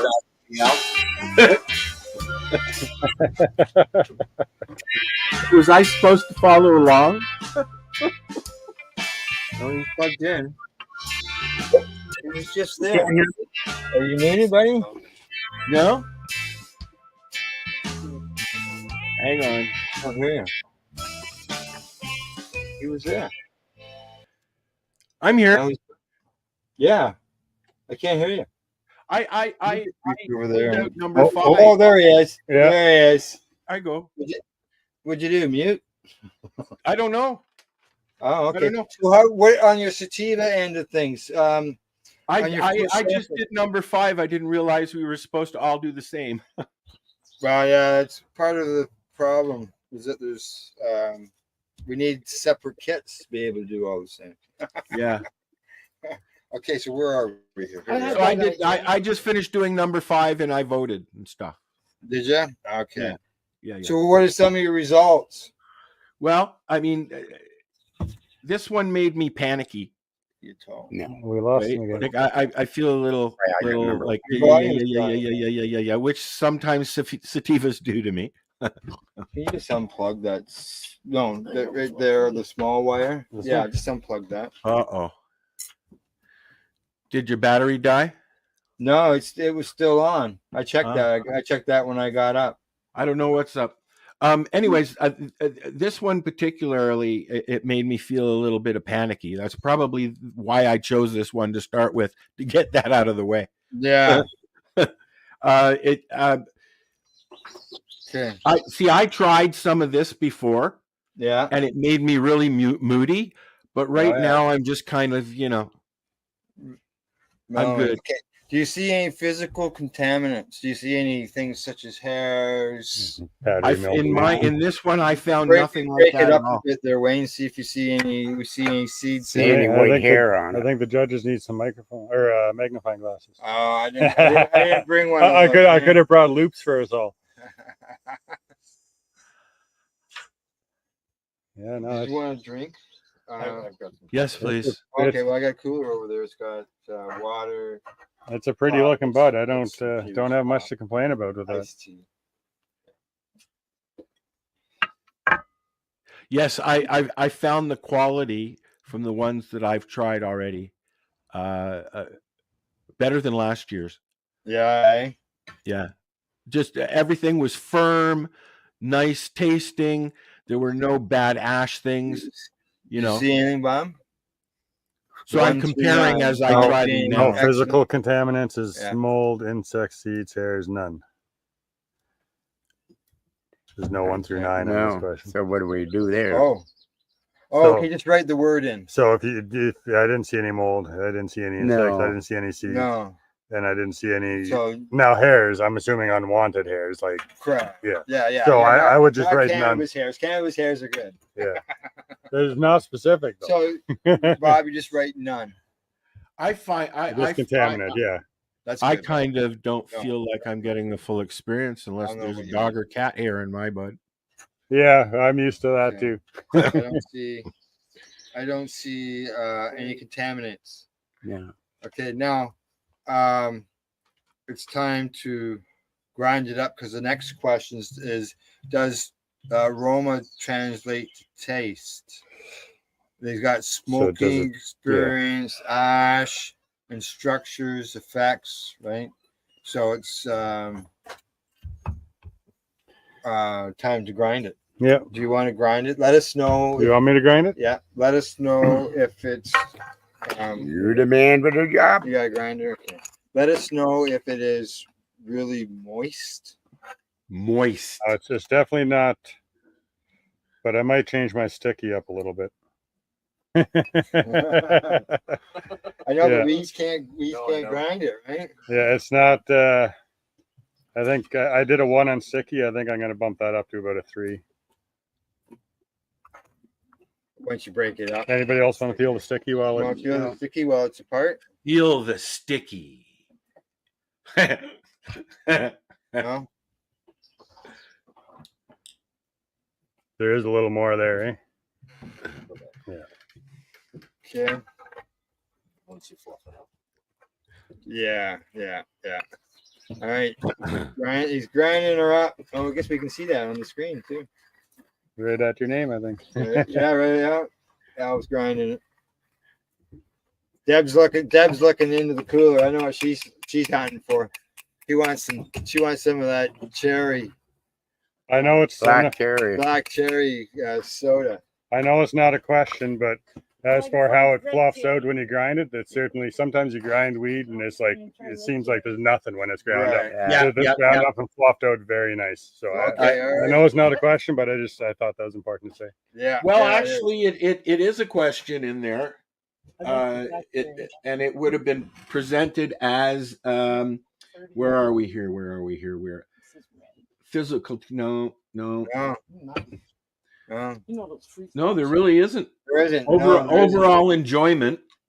Right. Is the closest really to that question. Okay, so it's ground up. Yeah. Okay. I don't know. Can the camera see that? Yep, camera can see it. Here's some papers. Some papers supplied to us by Camelford Lifestyle Shop. Shameless plugging. I do get what? Gazettes. Just so you know, the soda beverages, they are from Legacy 420. They had a super sale going on. And they're good. Yeah, Deb just took a drink of the Should I first shove one. that all in one paper, make a big, huge fatty, or what should I do? Sure. Yeah. You know, I gotta say, all in one joint anyway. Roll two. I hope in the future that we're able to experience something like this in the mushroom variety of an event. Yeah, that would be neat, eh? To do a mushroom testing. Yeah, that would be a much longer show. It would be a much longer podcast. Wouldn't it? It sure would.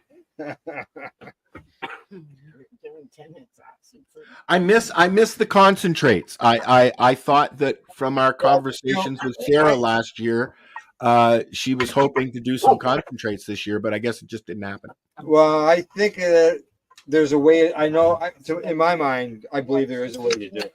There's so many regulations. I'm surprised she got this far with it. I mean, I'm glad she did, but there's so many regulations around not being able to promote it and advertise it and this and that and the other thing that it would be a nightmare to navigate that. Well, she felt that as far as advertising and stuff like that, we're well within our legal rights to be doing this. And I'll tell you, we aren't really advertising companies. We're just that's right. And Jack Lloyd has also said that that there is a little bit of an issue thing there that somebody could say something about, but what's the point? What's the point? We're not really in the business. We're the other end of the business. Pass one to the right and one to the left. One to cross paths. Have you guys even lit one yet? I don't know. He said pass one right, pass one left, so I did. You like that? Does aroma translate to taste? Yeah. No, me. There's a number of questions throughout this, so yeah. Okay. Is this your first one, Al? 7 of 15. Does aroma translate to taste? Is this the first one that you're doing? Yeah, we're still on the first one. This could take a while, Al. Jesus, I've already gone through my one. I'm ready to hit my vaporizer. Look at the color of it. That's nice. We're going to be here a while, folks. Enjoy. Well, that's what I said. It's going to be here a while. Yeah, I would getting a nice taste out of that. Not quite as strong as the aroma, but it is nice. It is, yeah, it is. But again, I don't want to score too high because it's our first I one. didn't wake you up when I went in there, did I? Okay, now while you're doing this, take a look at the ash because you need to know about the ash color and the ash structure. Yeah. Question 8 is right. Smoking experience. Experience. So did anybody take pictures? There's the first cougher. No, we didn't take it. Do we have a meter for the sound of that coughing? Yeah. Yep. Just cross pass there, Deb. Deb, look at that. Deb's got both joints. She's double fisted. She planned it that way.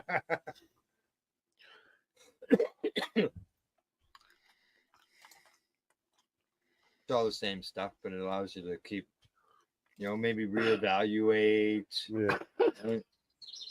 Well, can you go back through last year's test?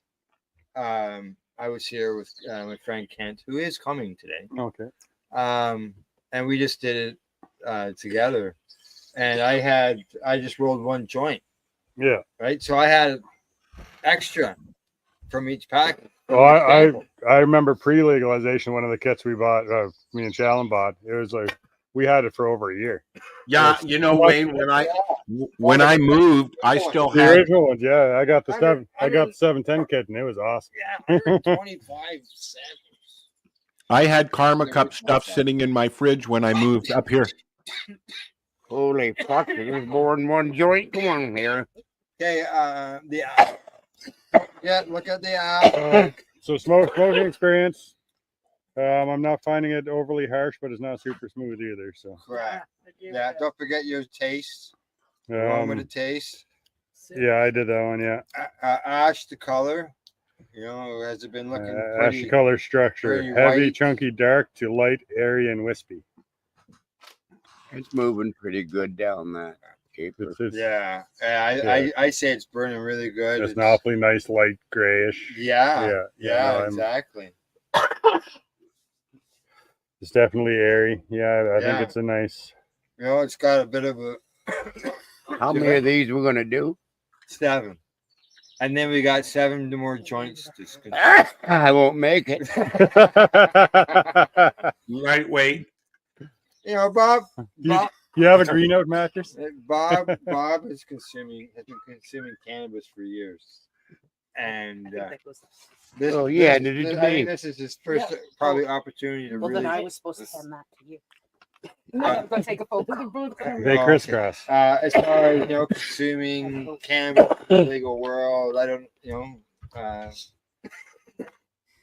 So Bob has always been an attendee, as well as everybody else is here, has participated in a grow off. And now that I've done this, I think we should have a grow off tournament here. Yeah, that'd be great. That would be great. Oh yeah. I've got 3 tables. Yeah. To accommodate people. Got lots of parking. Wait, you're not going to make me clean my house? No, we'll just do it here. It's been a while. Okay, so how are you making out on your reviews, everybody? Ash color, you've got that experience. Okay. The effects experience, not pleasant or very pleasant. This 8 or 7? 10. Okay, You so can- where are you? You're at 7? Yeah. All right, so 7. Does the aroma translate to the taste? Does it taste like it smelled? Yeah, it does. Okay, you give it a 1 to 9. 8. And then the next question, number 8, is Huh? harsh to smooth. Oh, okay. 1 to 9. We're just gonna switch joints. And then question 9, ash color and structure. Is it heavy, chunky, and dark for like the low end? Yeah. Or light, airy, and wispy for the higher end?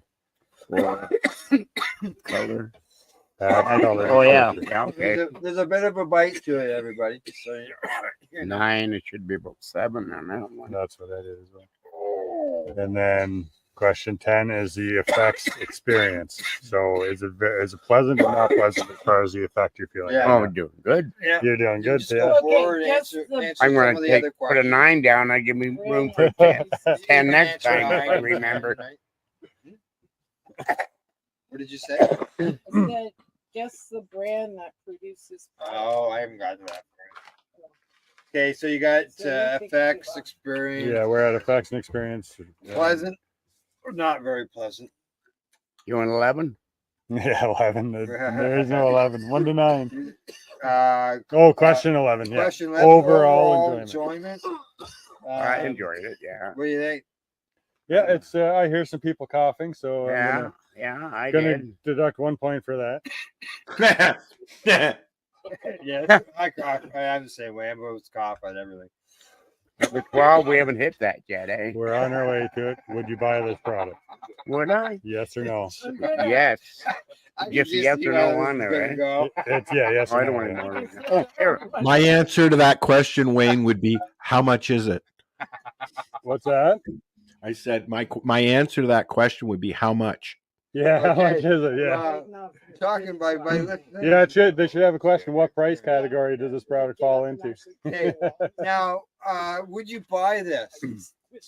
This is one of the questions. Would you buy this?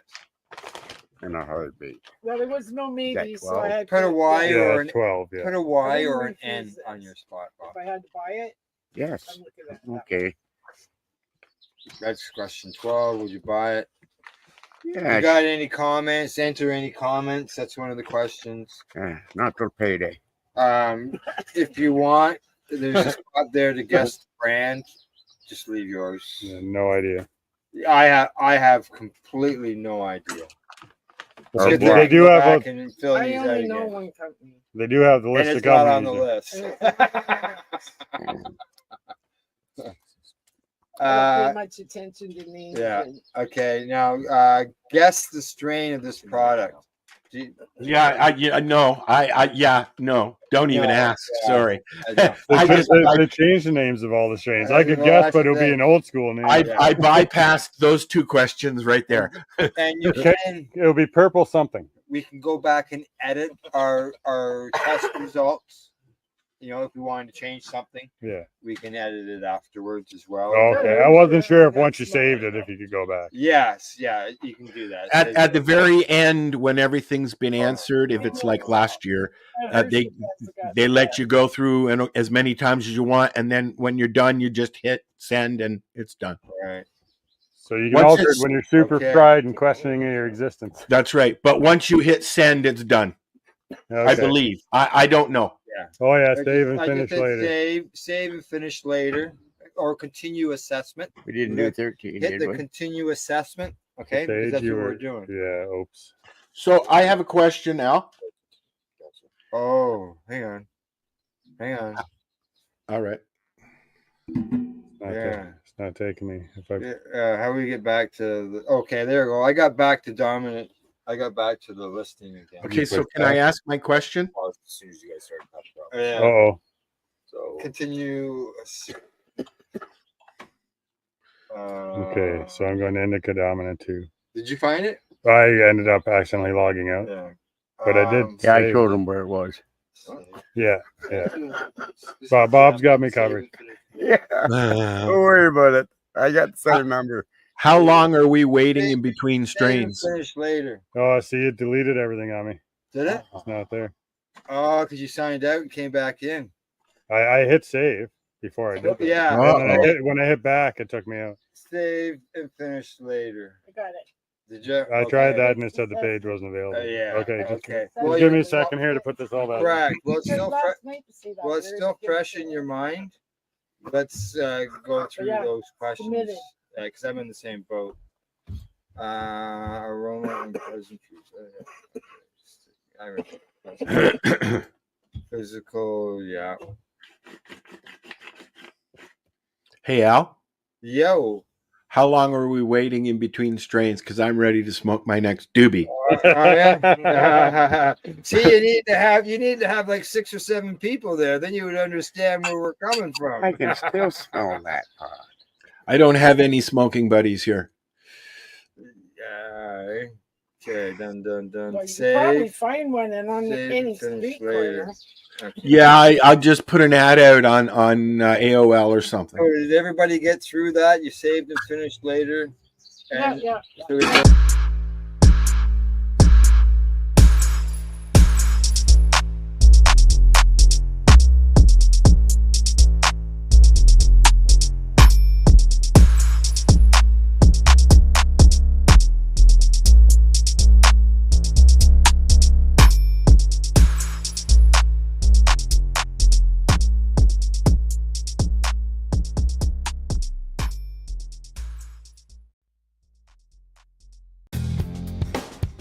Stay tuned.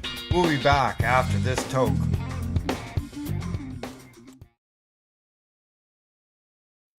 You're listening to the Pace Radio Network here at paceradio.net.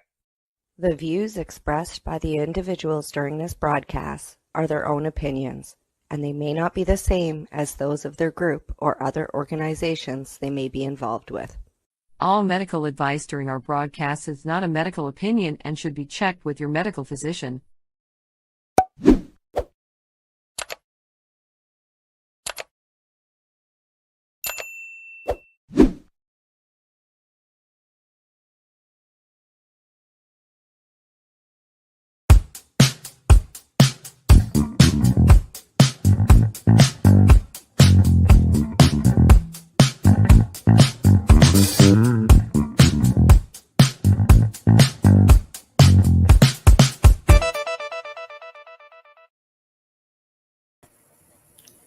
Good day and welcome to the Mushy Moment with myself, Which direction do I point this time? I'm way over here on the other side of Anki. My awesome co-host, Rev Cindy. We're live today on August 13th, 2024, with our friend Anki from Mexico Sagrado. Hola, hola. And we're just on our way back home from the Unicorn Festival in Salmo, BC. Well, that's How you exciting. doing? So yeah, you guys are up on the top of the mountain, correct? Yeah. Yeah. That's pretty A lot cool. of forest fires in the area. There was, and then last night was just incredible lightning and thunder and rain going on. A beautiful rain. And one day before it was Northern Lights. Yeah, and the Northern Lights. Yeah, because we discussed the CMEs and the solar flares. There's a bunch of them happening. So the Northern Lights are lighting up all over. Anxieties are lighting up all over. All over the place. Yes. Ah. Well, mine was strong yesterday. Like I had class last night, and we had an assignment that I thought we had to do and hand in, and I ended up working all weekend. I wasn't able to get my homework done in time, so I sent a message off. Apologies, it'll be in tomorrow, so it's almost done. But I didn't know we were going over all the answers last night in class, and like I tell you, I was almost in tears trying to stay in class and focus. And so now I have to hand in my assignment and go, so you gave me the answers to like 3 of these, and I'm sorry. I had everything else done, but you gave me the answers to the last 3. Just hand it in and say, thanks, I got 100%. Yeah. Yeah, I ran through a little bit of anxiety yesterday as well.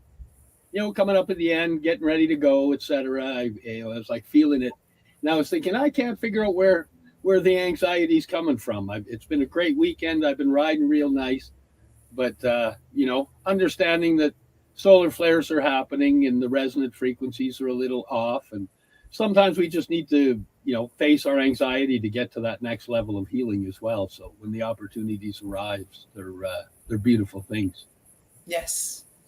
Yes, to step out of that comfort zone and win. Yeah. Yeah. That's right.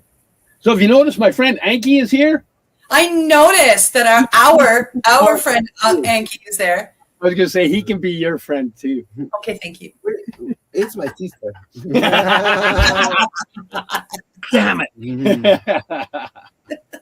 Oh, we had a good time. We were up at the Unicorn Festival. We were under the Spirit Plant Medicine tent with Mark and Stephen Gray. And they brought a bunch of speakers up, including Akasha Lewis, which was beautiful. And it was a lot more festival than conference, I can say. But it was a beautiful vibe, and there was some incredible people. And man, all I got is gratitude for it. It was really awesome. Beautiful. Yeah. I think that the fact that they invite the elders and the guardians of these lands of the north, it was beautiful. They were chanting, dancing, they play the drums, Drumming, they do yeah. the opening ceremony, closing, and I think that this is really important in festivals, any kind of festival, to honor the land, to ask permission to the ancestors to do the celebration. That is also a ceremony that we're gonna do to receive the wisdom that we're gonna receive. We are there. Try to the energy that everybody was having, it was so beautiful. And at the end, the gratitude of everyone makes the portal open. And I think that is really important to be mindful of that. And here in the Unicorn Fest, they got it, and I really honor it and I appreciate it. Beautiful.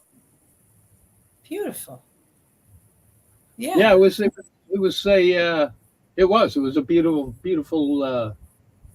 It wasn't as big as I figured it would be, but I guess with all the forest fires and whatnot in the area and the evacuations everywhere, they said we expected it to be a little smaller because of all. Well, the people, like the crowd of people that this caters to, it's a very small sector of the population. It's rave type music. We're celebrating psychedelic and natural medicines. frogs, fungi, and plants, right? And, this is all going on. And that's we are a very, very, very small portion of the population. They tried to, I heard of the Unicorn Music Festival because they also have a cannabis cup, at least they used to, based around it. Like they used to have a cannabis competition. And so that's how I came across it, was that, right?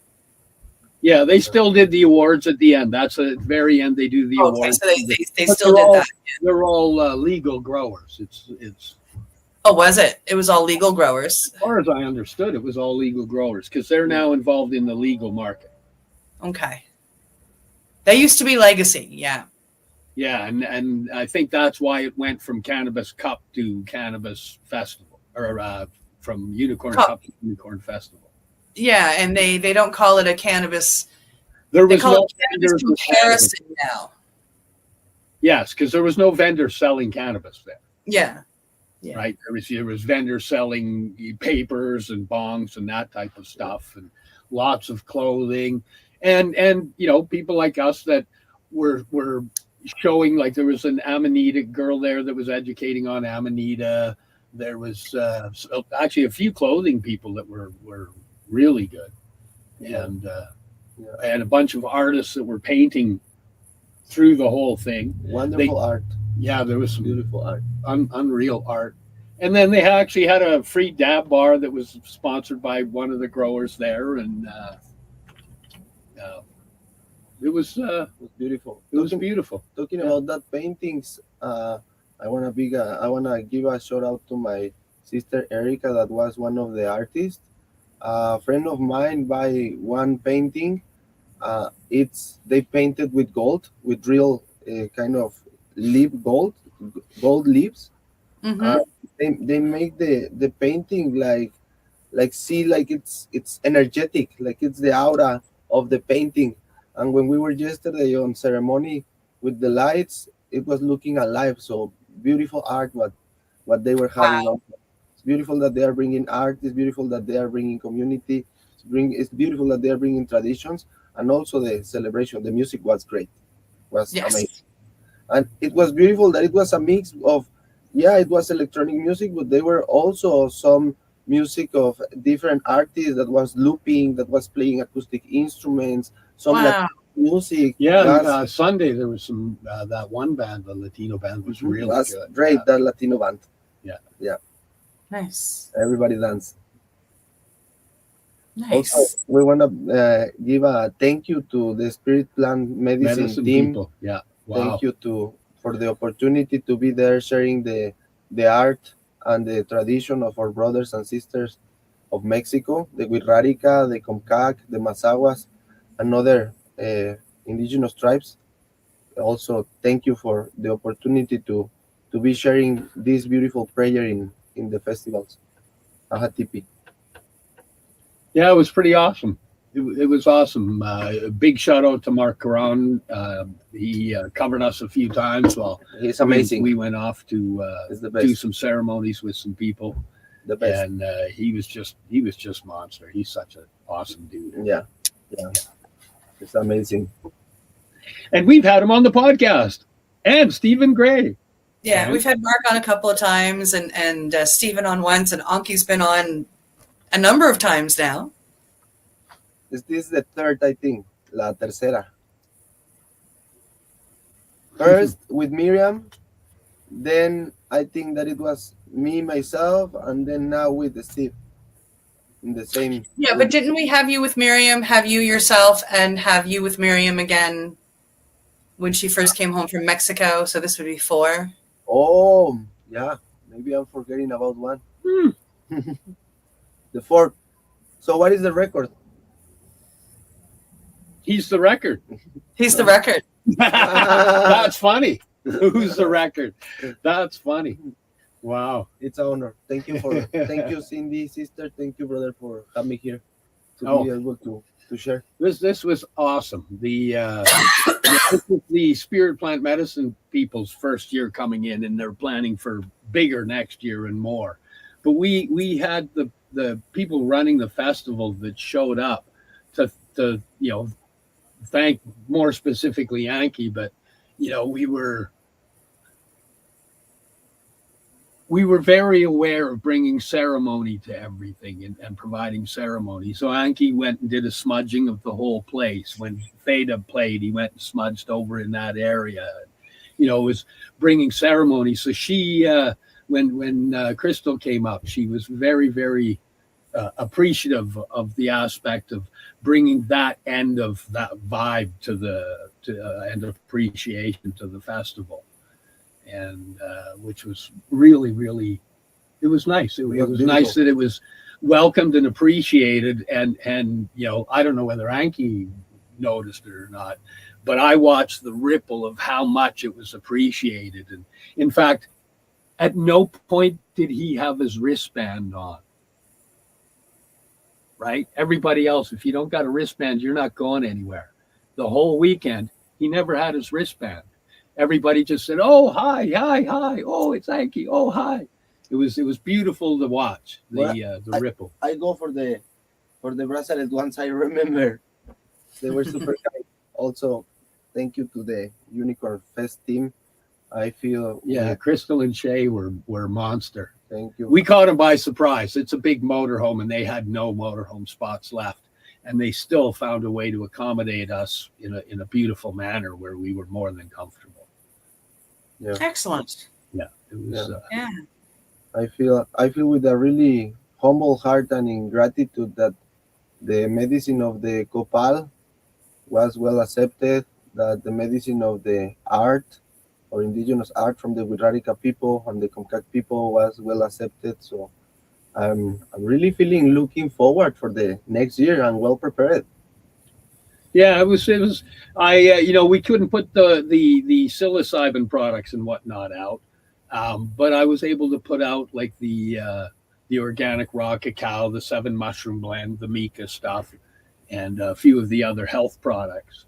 And people were interested. We sold a few of them. They were interested in that end. It's beautiful to find people getting educated, so you don't have to educate them on the product. They come up and go, "Oh my God, you've got this," and they tell you about the product. That's a beautiful thing. That's awesome. Healing is beautiful no matter where you find it. Yeah, that's right. Well, we always can find it in the heart. In the heart, yes. If we go there, that's the healing. Yeah, learning that more and more, because my world has been brain, and it's beautiful to slow the brain and lead with the heart, and to humbly learn how has been a beautiful thing. It's nice because you can see the ripples in the people around you.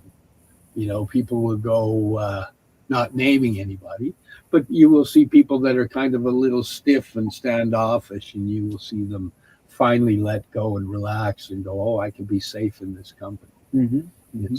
We experienced that quite a bit. Yeah, beautiful. And when you were doing the Hape ceremonies, just as an observer, watching the heart you put in, the energy, the flow that you shift, even the people that had previous Hape ceremonies, I could see, and I would ask a lot of them afterwards, this was different than anyone they had. And even though the others had ceremony with them, but the power of the ceremony, the intent and the words that you deliver while it's happening, attaches to the all that is. And I watched people all of a sudden just have tears coming out of their eyes, and you could see their heart open. You could see the whole position in how they were sitting would just change, and the face would light up. But it was beautiful to watch that happen. It was an amazing thing. Thank you. Really blessed. I think that it was also the land and the prayer that they do that makes the people open to receive the medicine from their own heart. So it was beautiful to witness. I feel humble and I feel in gratitude. I feel blessed to be able to witness that. Yes, even mystery. when people would buy, some of the artwork of the beaded art and whatnot, he would offer to bless it for them, and he would do a blessing ceremony. And I witnessed 2 of them where I just watched the tears. Buddy with the sunglasses at the end there, pushing them up, pulling them down, trying to be all cool. But big you guy. could just see it. He's a big guy, and you could see that the love and energy going in touched his heart. It was a beautiful thing. Yeah. There was a lot of love in that festival. Yes, there was not just a lot of love. There was a lot of faith. There was a lot of people that would, when you were talking, they'd go, yeah, humanity's in a tough place, but look at how beautiful things can be, and we just need to be this. And it was beautiful to see there's other people realizing that, because this festival is also in the middle of nature. It's right by a lake, and you're surrounded with trees, and it's a very beautiful place. In fact, there's no cell service whatsoever anywhere near there. And I have to say that going 4 days with no messages actually got my brain triggered and got me going, uh-oh. It was a very learning moment in how to silence the brain and work through a trigger. It was a beautiful experience. Oh, that's beautiful. Thank you. Gracias, hermanita. Delivery during the show. There's nothing wrong with that. What's that, sister? Sorry for that. I said delivery during the show. That's beautiful. Yes, after a long weekend, we were a little bit tired and hungry, and here's our sister Sarah. This is our sister Sarah. So she was privy to doing a couple of different ceremonies through the thing, and her love and compassion for everything she's delivered has been incredibly beautiful to witness as well. It's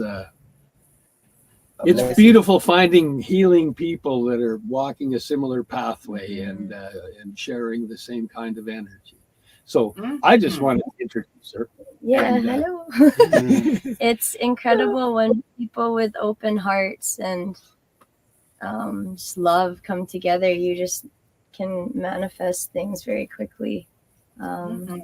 Yeah. Did you tell them about the card? Oh yeah. All this weekend was also about the teachings of the thought and trying to share the correct prayer for the medicines and the thought.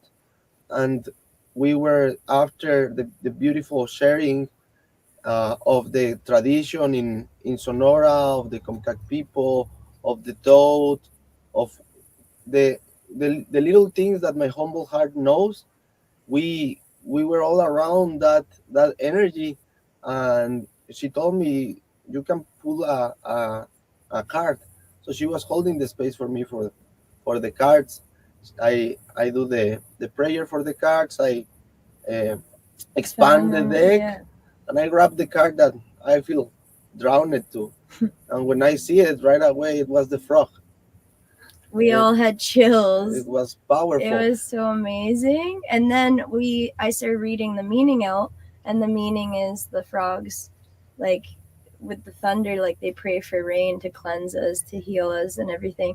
I started reading about that, and as soon as I said thunder, the first crack of thunder happened, and this like big storm was on its way. But it was that when I said it, exactly at the moment that she said thunder, so cool. And it was a very incredible storm. Huge lightning strike that came so Anki is a very powerful and magical soul. I don't even think Anki knows the extent of his power and his magic.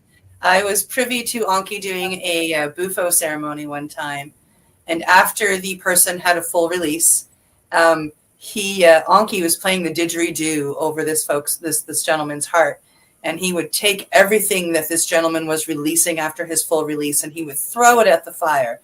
The fire, meantime, was this was close to the end of the night. It was dull. There was nothing in there to catch fire. The embers were barely staying alive.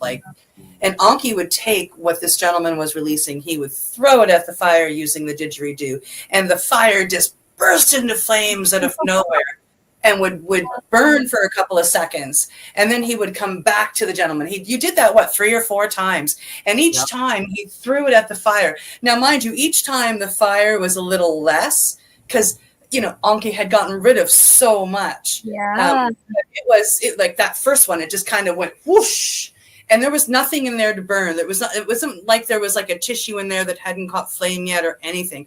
There was no wood, bare embers, and this flame came out. Like, I mean, what this man was releasing, Anki was burning and sending to the spirits to deal with him. Wow, so it was incredible. Yeah. Transmuting it. The fire is cleansing too. Yeah, so I am not surprised that the gods and the universe gave you thunder when she said that. That's it's funny because we were thinking of the hot springs, and as much as I love them, it's like a 3-hour drive from where we were, and we had the bell tent set up and it's so cozy. And so that's what I wanted for the day. And then when Anki came over for me to give him a massage, we all started like connecting, and other friends came. And then when we pulled that card, the rain started, and then I gave him a massage in the rain in the tent, and I was like, I hope we stay. And we did, and we had a mushroom ceremony last night. And it was powerful. Yeah. Big thank you to your medicine sister. That massage, it opens my heart in deep level. I start crying and bringing the teachings of why I was feeling the things that I was feeling inside of my body, things that we have hidden. And when you open yourself, when you allow yourself to receive other medicine, your heart goes open. And when that medicine comes from a pure channel, that flows. Thank you, sister, for that medicine. I feel really relaxed, really released and blessed. Yeah, thank you so much. Yeah, we are happy. I have to go because I have to deliver food to my partner, I guess. Another wonderful human. It's his birthday. Daniel. So. Oh, really? Yeah, coming up here. So I got him some food. Enjoy. Well, tell him I say happy birthday. Yeah. Today is his birthday? The 20th. Ah, okay. Thank you, everybody. Yeah. And it's nice to kind of meet you. Yes, sister. That was a very magical experience. Thank you. You're welcome. Thank you very much for everything. Love medicine. Me too, both of you. Have an awesome day. How close? You sit down. I love Anki's poncho. I just got to say that. Why not stand up and show everybody? Your poncho is beautiful, colorful, and beautiful. Big shout out to the mama of my partner Miriam. She made it by hand. So this is her prayer. Wow. What a beautiful gift. Yeah. Hey, explain my gift, Anki. Oh, so this medicine pouch that my brother has is a prayer that the Mazahua people do in the state of Mexico. It's an indigenous community that do this art. So it's beautiful. Here you have the guajolote. It's one of sacred food anciently for our ancestors because we survived with the sacrifice of the guajolote to give us life. So it's representing all the animal kingdom that is accompanying us to keep in this beautiful flow. And also you have the flowers here. I say that is the flower of not the flower, but the cactus of the hickory, the peyote. Not that they take that medicine, but that shape is really similar. I have to check correctly in the Mazahua tradition what does that mean. It's beautiful. It's beautiful. I am so excited that 1 week from now I will be halfway to Mexico City from here. Beautiful. That's really exciting. I'm going to be visiting your homeland. I am so excited to be there, and like the pictures I am seeing so far when I'm just looking at things are just like unbelievable. Yeah. You're gonna love it. You are already part of Mexico, sister. I can't wait to be there and see it. It's pretty spectacular. Yeah. We are. Anki, I think it's pretty amazing. You are you're just moving the feather, but you're moving it in beautiful time. It's almost like you're playing a drum. It's part of the prayer to ask the permission and also to bring the wisdom from the ancestors to be able to talk from the heart. So That's beautiful. And it But- creates flow. I can feel the air movement just by him doing it. It's like, wow, just a feather in the wind can create more flow. Absolutely. What a metaphor. And I'm still connected from the yesterday ceremony that we were praying, chanting, beautiful medicine, the Teonanacatl, the magic mushroom, and we were having a beautiful prayers. We are really grateful.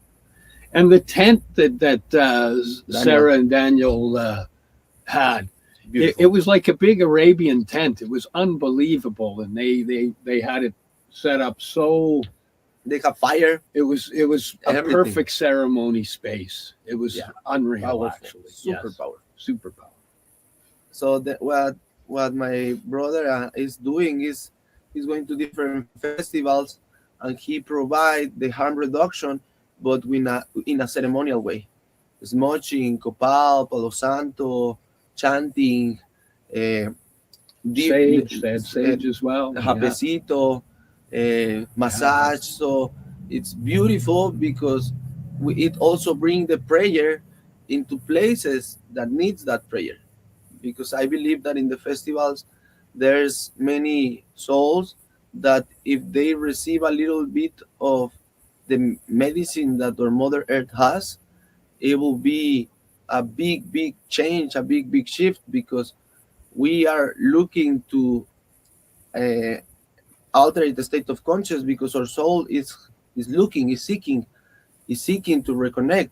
And to reconnect, we need to go away from the mind, and we are trying to look which one is the correct way to connect us to the heart, going away from the mind. But there's a lot of confusion that there's many people thinking that there's substances that can be in the same altar than a medicine, and we have to be really mindful of that illusion. That's why it's so important to bring the prayer of the Mother Earth and the Great Spirit to the festivals and start to making this big shifting. If they want to journey deep, journey with the grandmother, journey with the grandfather, journey with the grandbrothers and grandsisters that are the plants, that are the animals, that are Pachamama, and also the beautiful medicine that humans are creating, like the 5-MeO. It's beautiful, but with a prayer, always with a prayer. Oh, very much lay with the prayer. Yeah, it's a very sacred medicine. Yes. Yeah, I like the way you were describing it to that one group where you said some people take this for an experience, but I don't offer an experience. I offer prayers. I offer how did you word that? Prayers and ceremony. Yeah. You know, it's got to come from the heart and with love, not just this stuff's helping everybody. Let's just give it out to everybody. Yep. Because there was people who were asking any questions. Yeah. I wanna make a thank you, bro, for that. I wanna make a share, something that comes from my heart. I see people sharing the sacred medicine of the DMT to people that they just know, without asking what is your medical. Just met. When he says just know, he means just met. Hello, how are you? Oh, and here you have fun. For me, that was a big red flag, and I want to bring this out because I believe that all the medicine carriers, especially the ones that carry this sacred medicine that connect us with the transcendence, we need to be really mindful of what we are sharing. It's a big responsibility that deserves an honor, and that honor we give it by taking care of the people, of the humans that we are serving the medicine, because we are only servers. We are not any healers. We're only channels, and we have to be a clean channel, because the person is the one that is going to heal. We only provide the space and the energy to that happen, to they to found their own medicine. So if we go to a party thinking that, oh, here you have sacred DMT, it's a sacred medicine. It doesn't have to come into the place of a substance. It's in an altar, and you have to take care of that. Asking, what is your medical condition? What is your psychiatric condition? What is your heart condition? Then after you know, it deserves a preparation. You don't give just like that. Let's say that you give like that the medicine of the DMT, and this person is having fun, is having party, and they don't know because you don't explain how to use it properly. So they take it, thinking that is fine, that is fun, and something happened. The responsibility, where it's going, not because you go from the festival and you don't see, it's not your responsibility. There's energy around, and there's cause and effect, and you are responsible of that action. And imagine the pain that we cause to families when we do that kind of things. So I really invite you to be, all of you, to be mindful how we provide the sacred medicine with the heart, not with the mind, not thinking in the benefit that coming from you, but the benefit that coming from all the collectivity that is all of us, one. So I just wanted to bring this out because I didn't have the opportunity to say it to that person because I was attending other person while I see the action, and he goes, but I didn't want to bring it out because we have to speak our truth from the heart, and we have to start learning how to use this sacred medicine back again, because we know, but we need to remember with the heart. That's so true, and that's not just with Bufo or 5 or NN-DMT. It's with all of the medicines. When I go for Iboga, I have to get medical testing done. They test my liver, they test my electrolytes, and they test my heart before I'm allowed to take the medicine. So it's being responsible and it's being ethical, and making sure that you're right. People that are just going for the experience, it's more than that. I'm sure what they mean is they are going for the psycho-spiritual bath, but they're not looking at it the right way. They don't have the right view of it, and that can be very harmful, and that can cause a lot of problems for the person. Some of these were people that had just finished doing MDMA and acid. Mm-hmm. This is a great experience. Let's go do the Bufo. Let's go do the. Oh yeah, no. Right, and there's people there going, yeah, come on, and it's like, no. This isn't a crossover medicine. Yeah, that person dies. Not on my ward. Yeah, like LSD and MDMA and psilocybin and cannabis, they're kind of crossover medicines. They can be used in the recreational world to have some fun too. I'm not shy to admit I've used all of them to have some fun. I've also used all of them to microdose and properly macrodose. But when it comes to things like Iboga or 5-MeO-DMT or Bufo or even the NN-DMT, you have to be careful. This is spirit medicine. Ayahuasca is the same, and peyote. I haven't done those two, but I still understand the fact that I'm not going to go do them at a party. I'm going to go do them at the proper setting in the proper container, and then set up integration afterwards. So I'm learning what I've learned. Yes, and I honor you, sister, for the heart that you give. I honor you, brother, for the heart that you give in your preparation, because that is the way. That is really important, and thank you for doing it that way, because that's the change that we all want to make. Also, bringing the Santa Maria in because it's also honoring the Santa Maria, because we can get lost in the use of that master plant. We need to use it with the heart, the same. All sacred plants, tobacco, Maria, and all. Use them with intent. Yes. And the intent, even if it's recreational, like when I go to do cannabis, or when I go to do psilocybin for recreational purposes, I'll hold it to my heart and go, I'm going to have some fun. Thank you so much. Yeah. And then I take it. Yeah. I'm still honoring it, and I'm still putting the intention of what I'm using it in for. And I can see Steve leaning forward because we're at 35 minutes, and I should let him take over and send us to commercial. Because it's break time. It's time to check out our sponsors, pay some bills. You're here with us live on the Mushy Moment on paceradio.net. We stream everybody everywhere. We'll be right back. You're listening to the Pace Radio Network here at paceradio.net. Legacy 420 have an awesome array of cannabis-infused beverages, from pop to Nature's Nectar's teas, all in amazing flavors. What a selection. We even have a delicious mango-infused juice, and let me tell you, it's delicious. Everything is infused in-house, so we buy our syrup from, the same place where everybody else buys their syrup for their pop, and the infusion is done in the lab. It's all canned here, labeled here, produced 100% on Tynaniga. We have two lines of drinks. One is called our Nature's Nectar, That was our original line that we came out with. And then we also have a line under the Ready brand. We have them in 10 milligrams, 30 milligram, and 60 milligram cans. What a great selection for a get-together with friends or after a long day. Remember, if you want to wet your whistle with on-site lab-tested products, come see your trusted partner. Legacy 420 out on your road.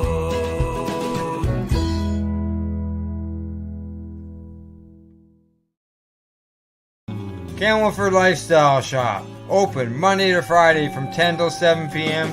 or by chance. Check out our flags, our t-shirts, plus our hats, and look of that supply of rolling papers, plus much more. We've got bongs and your favorite herbal vaporizers. Look at all the incense we have, as well as for those who collect knives, check out these knives in our collection. And while you're here, stop in to see Shay at the piercing room, where you can get poked by Shay. Daily deals, check them out. Camelford Lifestyle Shop, 17 Bridge Street West, Camelford, Ontario. Limestone City Hydroponics is Kingston, Ontario's hydroponics shop. Take your growing to the next level and create the optimal environment with a tent kit, or maximize your yield with an ebb and flow flood table kit. Either way, Limestone City Hydroponics has more sizes and options to fit your needs. Are you looking for the power of the sun that adapts to your budget? Then look no further, as they have professional grow lighting. They have indoor grow systems that are easy and cost effective, with many options to fit your living space and lifestyle. Cultivate your growing potential. We have everything you need to succeed. And if you can't make it to the store, they offer local delivery to the greater Kingston area. Remember, when you're looking for experts to help you grow, then look no further than the locally owned Limestone City Hydroponics, 105 Sunderland Drive in Kingston, Ontario. Call them at 613-548-0420.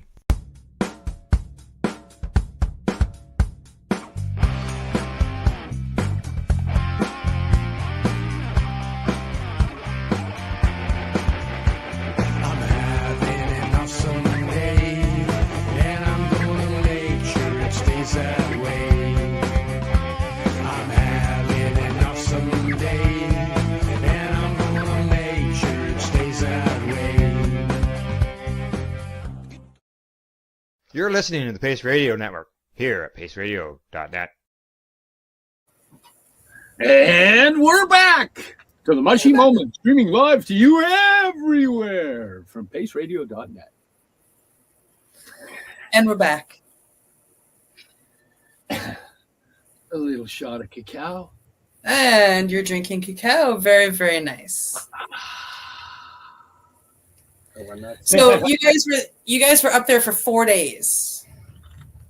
I don't even count them. Yeah. We were Friday? Yes. Friday, Saturday, Sunday, Monday. Today's Tuesday. Yep.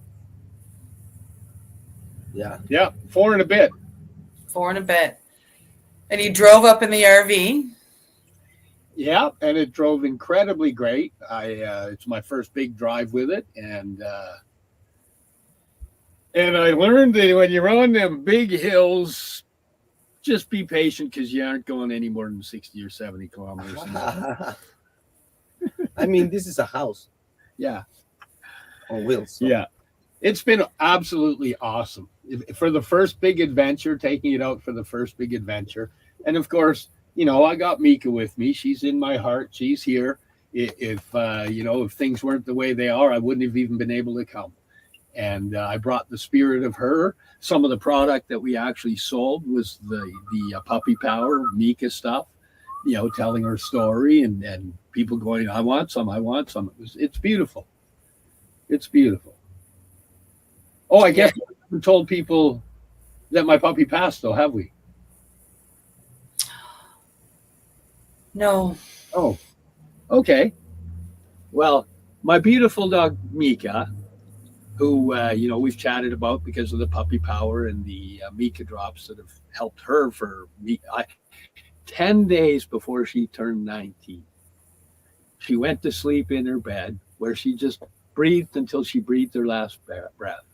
And it was absolutely beautiful and amazing, because the biggest thing that I dreaded, that was the hardest thing in my heart, was if I was going to have to put her down. And she actually said to me, no. She let me know. She let me know ahead of time that she was climbing into her bed and she was going to lay there and slowly just stop breathing. And it was incredibly beautiful. So I carry her now in my van again and in my heart. So yes, by her passing, I was supposed to come up and I canceled out. Anki had asked me to come up, and my friend Happy had asked me to come up, and I wasn't allowed to bring Mika, so I'd canceled out. So she bowed out shortly before time to go, and then I had both my friends call me, and it was loud enough that I went, oh, the universe is telling me I need to go. And it's been an absolutely beautiful time. It really was. Yeah. And as much as people feel, their hearts hurt when I talk about Mika passing, and I've had a lot of people say, oh, we're so sorry and condolences, and we know how the heart hurts. And I give gratitude and thank you for all the love, like the amount of love that was shown to us when I announced that she had passed. But I want everybody to know that I'm in a beautiful place. And her passing, honestly, was what could you ask for more than being in your bed, going to sleep while the people that love you are holding you? You can't ask for more, as far as I'm concerned. So it was a very beautiful moment, and it helped me get through an area that a lot of us have trauma in, which is death.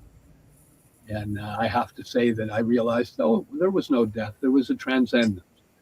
And everything that was Mika in my world is in my head and in my heart. And it's all still there. So I carry her everywhere I go. And when I speak to her, she lives again through the words.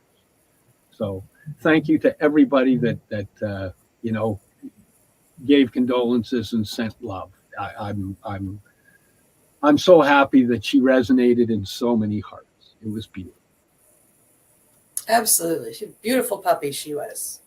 Mika. So honored that I got to meet her and hang out with her as much as I did. And her legacy is going to carry on, because now it gives me the motivation to promote her products, because they're not mine, they're her product.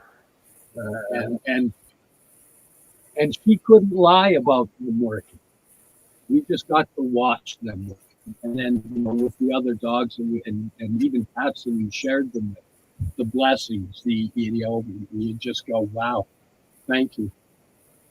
Thank you for allowing me to put this together, so that not just Mika can put in an extra 3 years. Yes. But a lot of other dogs can share that. Yes. I need to bring up the story, because Puppy Power isn't just helping puppies. And I think the best review of the Puppy Power I have heard so far is one of the puppy's owners watched it help his dog. And he said, dogs don't lie. So he takes it too. Yes. Yes, because he watched what it did for the dog. Yes, it's beautiful. I mean, Mika was on a couple of ceremonies, no?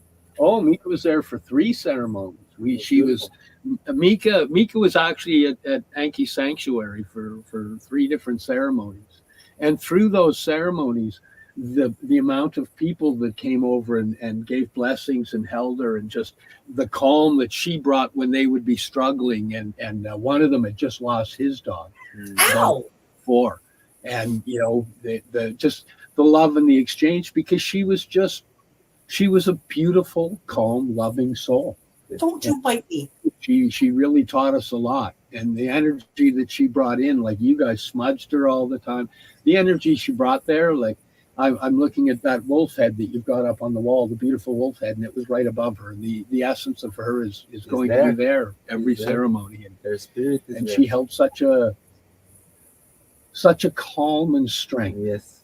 And if people struggled, if you're struggling in your journey, if you're in a mushroom journey and you're struggling, and you see a dog that's awake and calm, there's a cognitive dissonance thing where you get to realize, oh, the struggling energy is only in me. If it was in the room, it would be affecting the dog. Yes. Which can allow you to go, oh, I need to just relax and fall into the journey rather than struggle. So she was very healing. She was incredibly healing for me. She's transmuted my energy of how I used to view death. Mm-hmm. Anyways, That's enough about me, guys. Now it's how about me. Just kidding. Where do you want to take it now there, Coach? Oh, you guys are talking about the weekend. Okay, what other exciting things What other exciting things happened? Any other notable events that you really want to highlight? Acacia Lewis and her speaking, and the Theta Phoenix. Theta Phoenix. Her music, her channel. Thank you, sister. You have big medicine, and it's beautiful to hear. Also, I wanna give thank you to all the people, all the humans that are raising the cannabis into an altar, like Stephen Gray that do the cannabis ceremony and have time doing this beautiful service of raising the Santa Maria into an altar and teaching how to pray with it. It's beautiful to witness, beautiful to see. Thank you also to the drummers and to the guardians of this land again that you were there, giving us the permission and also blessing the land and blessing our hearts. Tipi. It was beautiful. Yeah, and when Crystal came over to talk to us, she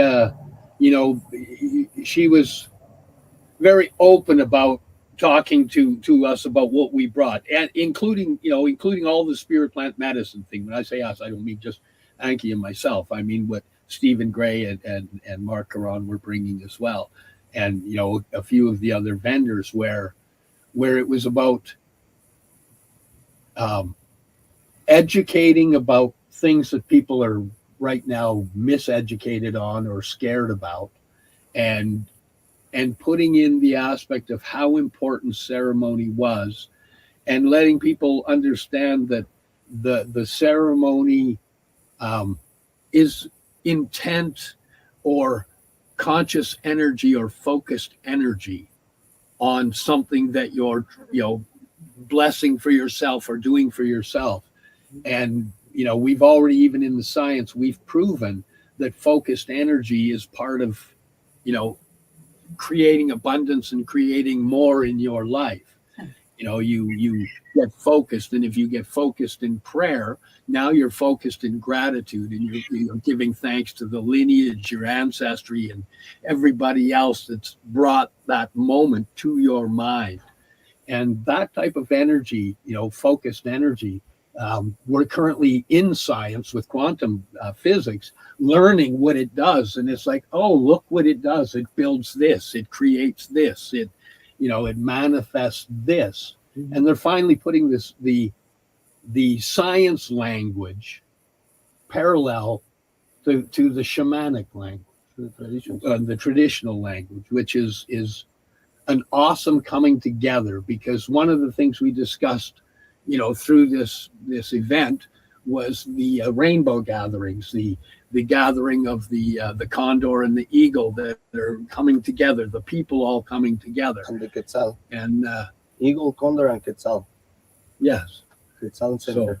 So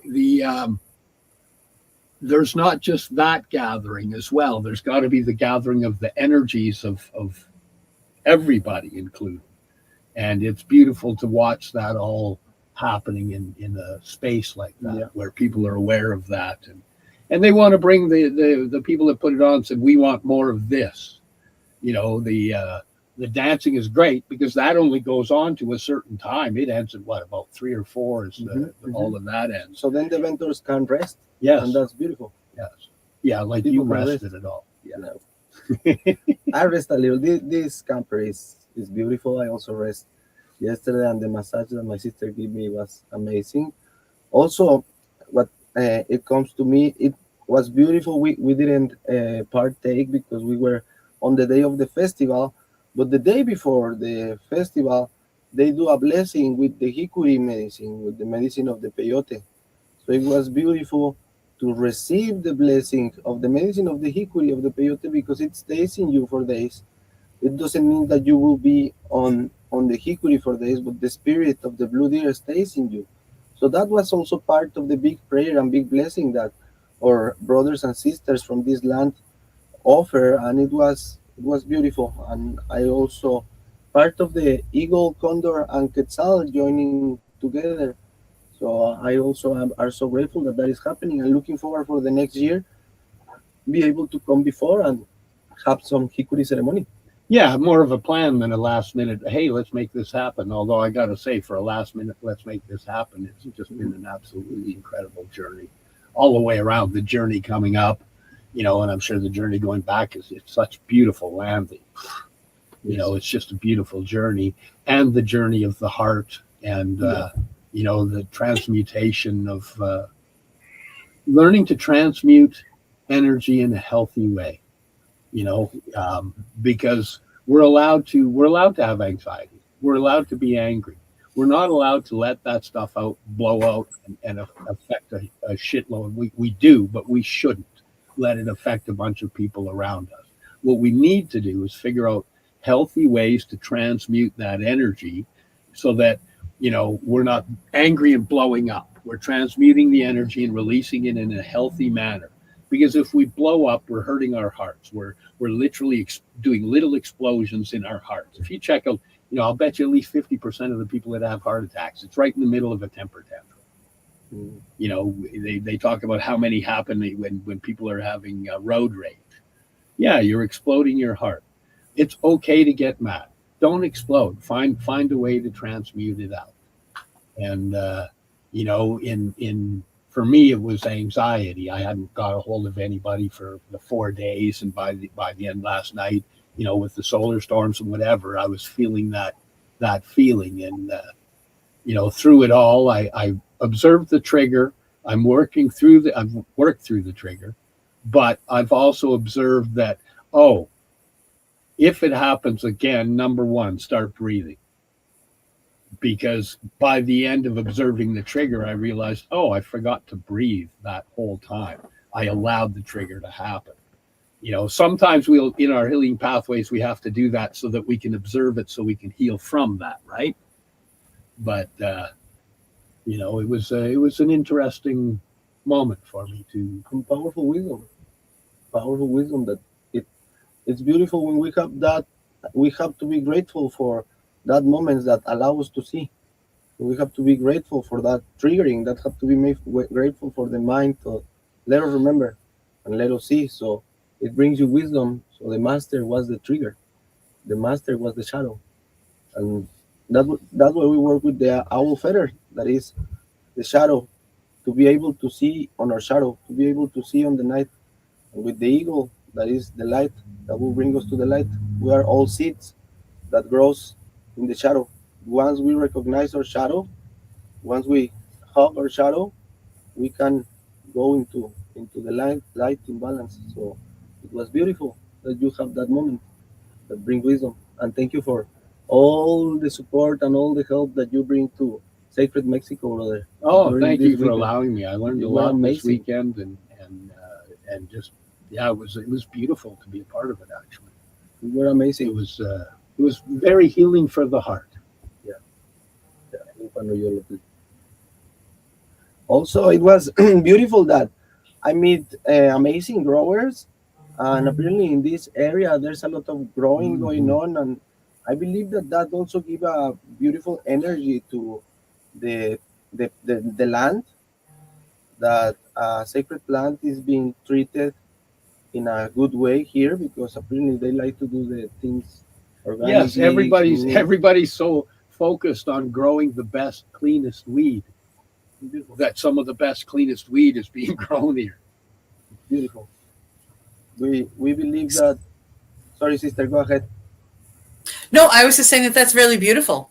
We believe that the land, the territory, have an energy that creates the way we feel, the way we act in the territory is because of the energy of the land, and that also create the plants that grows in the land. So it's beautiful that the energy of Santa Maria is covering, is blessing all the land because it was filled. It was filled the energy of the cannabis in a beautiful way, in a sacred way here in this land. So it was something really special. Yeah. I gotta say, even the dab bar, going to the dab bar, there was a lot of people there that were just like, hit me with your biggest, hardest one, bah. But there was a lot of people that were coming up and they were asking, oh, what have you got in this type of terpene or this type of flavor? And there was a lot of people that were there, very educated on what was going on. Mm-hmm. And I was quite amazed because the dab thing, yes, I've participated, but it's not really my thing. And to observe just what was going on there and the amount of people that would stop and actually have discussion with them. And I was watching and getting educated on a bunch of stuff. And it was like, oh, now I understand this. Because there was a part of me that was like, yeah, you just go up there and, I do it. Okay, hit me, Bob. Go choke, cough, cough, cough. Mm-hmm. Whoa, wow, whoa. Yeah, boy, that's a little much. Mm-hmm. But if you actually go up and you go, what have you got for flowery terpenes and what have you got for dank terpenes? Or there was one they had yesterday that very much was like almost a Mai Tai flavor, very coconutty, and I quite enjoy that flavor. So it was I can't remember the brand, but it was a Diamonds that he had. And if you don't go big and you don't choke out, you can get a really beautiful hoot with a beautiful flavor and bouquet. It was super enjoyable for me, and I didn't get stupidly wrecked. It was like, oh, I can do this smaller and enjoy it. Oh, Imagine! Oh, we've had that conversation more than once. But that does bring us to that time. Really? Oh, look at that! So it's that time again. So thank you very much for joining us here on the Mushy Moment with my co-host Cindy. Other side, yeah, I switched it. And our buddy and participant Anki. Sorry, I'm crappy with the pointing. On Tuesday, August 13th, 2024, we're proud to be coming to you live from paceradio.net. We stream everywhere. See you next week with more exciting guests and healing information. Much love, everybody. Bye. You're listening to the Pace Radio Network here at paceradio.net. The opinions of the individuals during this broadcast are their own and may not be the opinions of their group or other organizations they may be involved with. All medical advice during our broadcast is not a medical opinion and should be checked with your medical physician. When you have a pain that's reached its peak, Legacy for 20 is so unique. If organic cannabis is what you seek, here's your trusted partner 7 days a week. Suppository salves, vapes and drops, topicals, edibles, infused pop. Just when life seems like it ain't easy, at Legacy 420 enjoy a pop freezy. Lab tested products make them the GOAT. Legacy 420 out on your road. Legacy 420 in Tyndonega Mohawk territory. Indigenous organic cannabis at its finest. Enjoy the buzz of legalization with Campbellford Lifestyle Shop. From lights to plant nutrients, books, consumption accessories, and more, we've got all your basics to grow or consume cannabis. Visit our info center or take a look at our piercing services and body jewelry, now available in-store through Campbellford Lifestyle Shop, 17 Bridge Street West, Campbellford. Limestone City Hydroponics is Kingston, Ontario's hydroponics shop. Take your growing to the next level and create the optimal environment with a tent kit, or maximize your yield with an ebb and flow flood table kit. Either way, Limestone City Hydroponics has more sizes and options to fit your needs. Are you looking for the power of the sun that adapts to your budget? Then look no further, as they have professional grow lighting. They have indoor grow systems that are easy and cost effective, with many options to fit your living space and lifestyle. Cultivate your growing potential. We have everything you need to succeed. And if you can't make it to the store, they offer local delivery to the greater Kingston area. Remember, when you're looking for experts to help you grow, then look no further than the locally owned Limestone City Hydroponics, 105 Sunderland Drive in Kingston, Ontario. Call them at 613-548-0420. We are people advocating cannabis education here at paceradio.net. Nations they may be involved with. All medical advice during our broadcast is not a medical opinion and should be checked with your medical physician.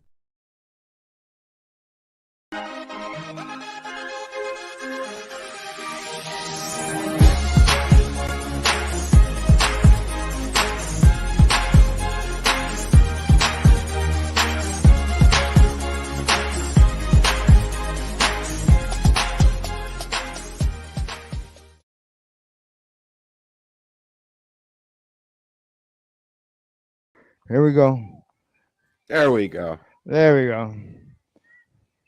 Now picture this 5-10 years ago. Oh, it was solid people, man. It was huge. But Huge. you know, okay, like I mean, I grew up in Toronto, and we used to go downtown on any given day, and you'd be shoulder to shoulder people like this. Yeah. And Oh, that yeah. doesn't even happen anymore downtown Sidewalk unless to there's an event. sidewalk. Yep. Yeah. Sidewalk to sidewalk. But, you know, it's not one of those this year. And then we have to start fresh and build again. Yep. You know, it's doing things like this to allowing people to know that, hey, this is still going on and why we should be getting involved in it. And we like to air these things so that people like myself who can't do this anymore, you know, get a. I mean, even if you're not there, you're still supporting us and you're supporting this event, and that helps because it creates a conversation, and maybe next year there'll be double what's here. Yeah, exactly. As long as I don't forget, throughout the parade, I'll grab some people. I'll ask them why they are marching. Yes, I think you should. All right, there you go. So what do you think? I think it's excellent. I love, again, you know, I was talking with Timmy earlier, and it's always like somebody starts something and everybody responds. And that's the beautiful thing about it is we're all here, and it's these events to give us a chance to kind of find each other. So this is my first march. I've been involved in plenty of events, but my first march. So really, you know, yeah, like, so it's really exciting to be part of, like, you know, the movement and have, excuse me, in that sense.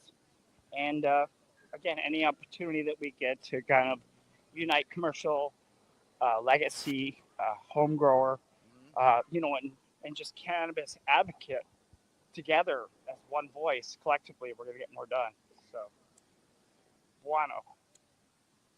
Exactly. More people will speak up, our voices are louder.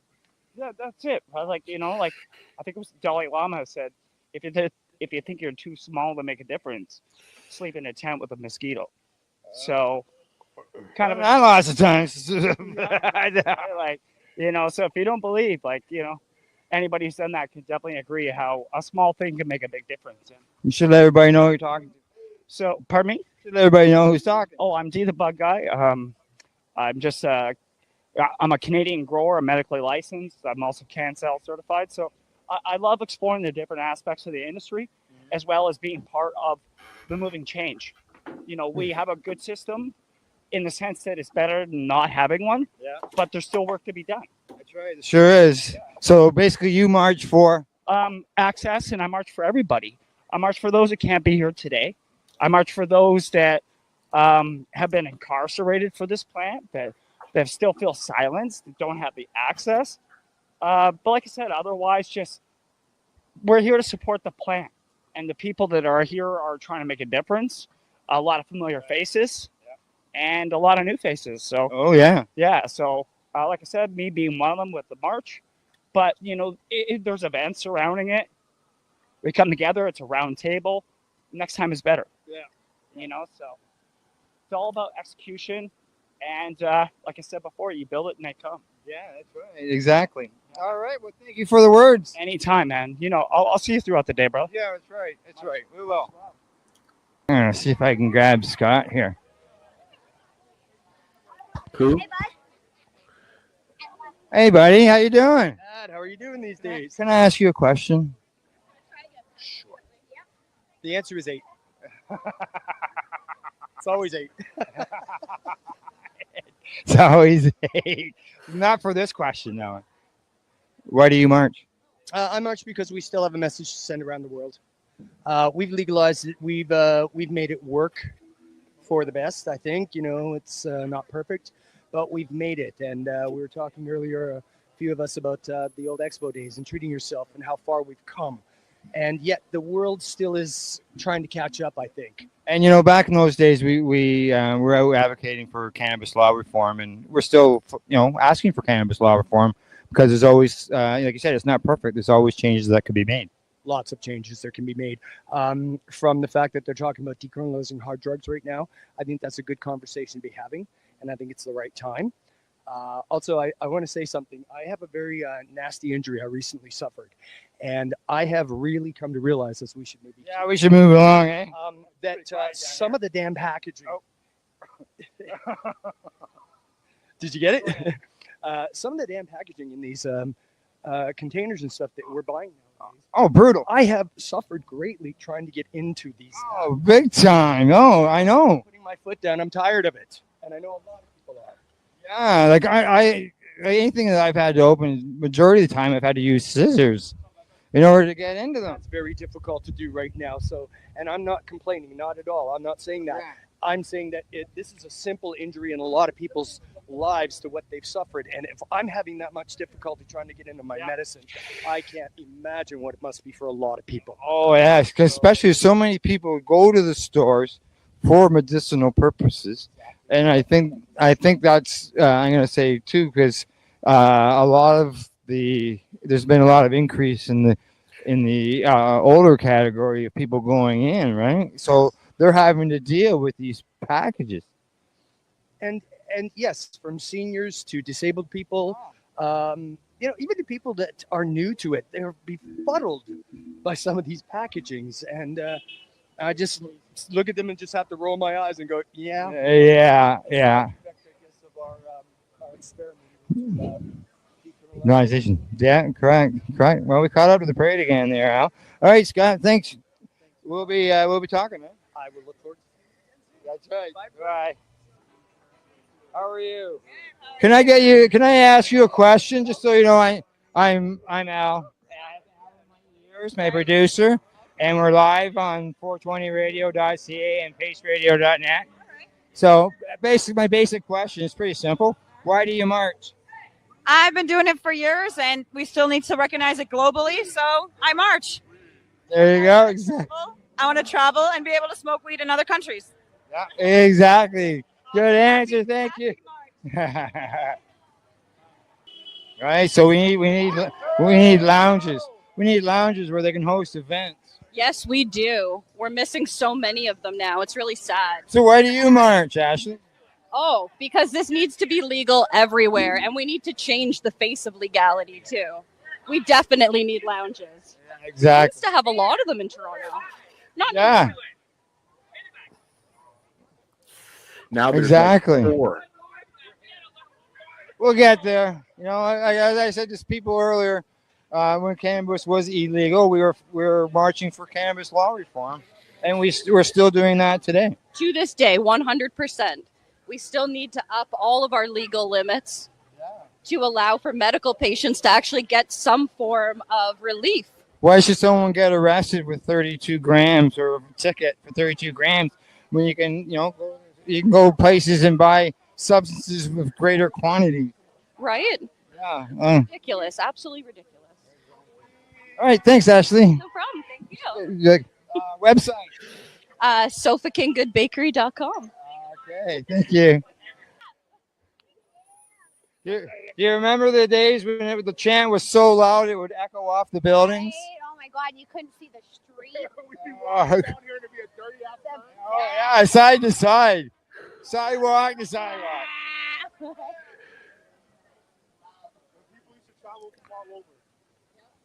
Yeah. Oh, yeah. Yeah. I have a simple question for you. I'm asking everybody as we go along here. Why do you march? I march because just because cannabis is legal here doesn't mean it is in other parts of the world. People are jailed for this everywhere. Yeah. And even with legalization, there's still there's still a legal system that's attached to this. Like Legalize people have 28 cannabis grams of everywhere. cannabis. It's a little crazy. And there's people suffering around the world, jailed, facing death sentences for cannabis. A year ago, there was a couple of guys in Singapore that got hung.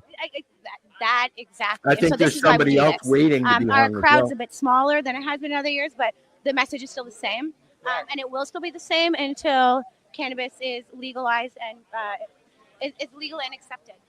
Exactly. Stigma needs to be removed as well, right? So, Exactly. We're Exactly. working on that. I mean, we're 5 years here legalization, and it's still, stigma still attached. To it. Exactly.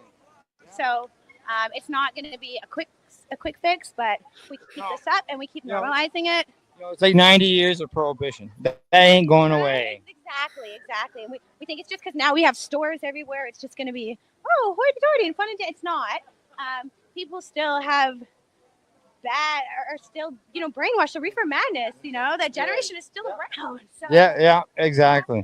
And their kids. So we just need to change the way cannabis is viewed. And again, not just here globally. This is a global march. This isn't just in Toronto. This is just Toronto's section of this global march.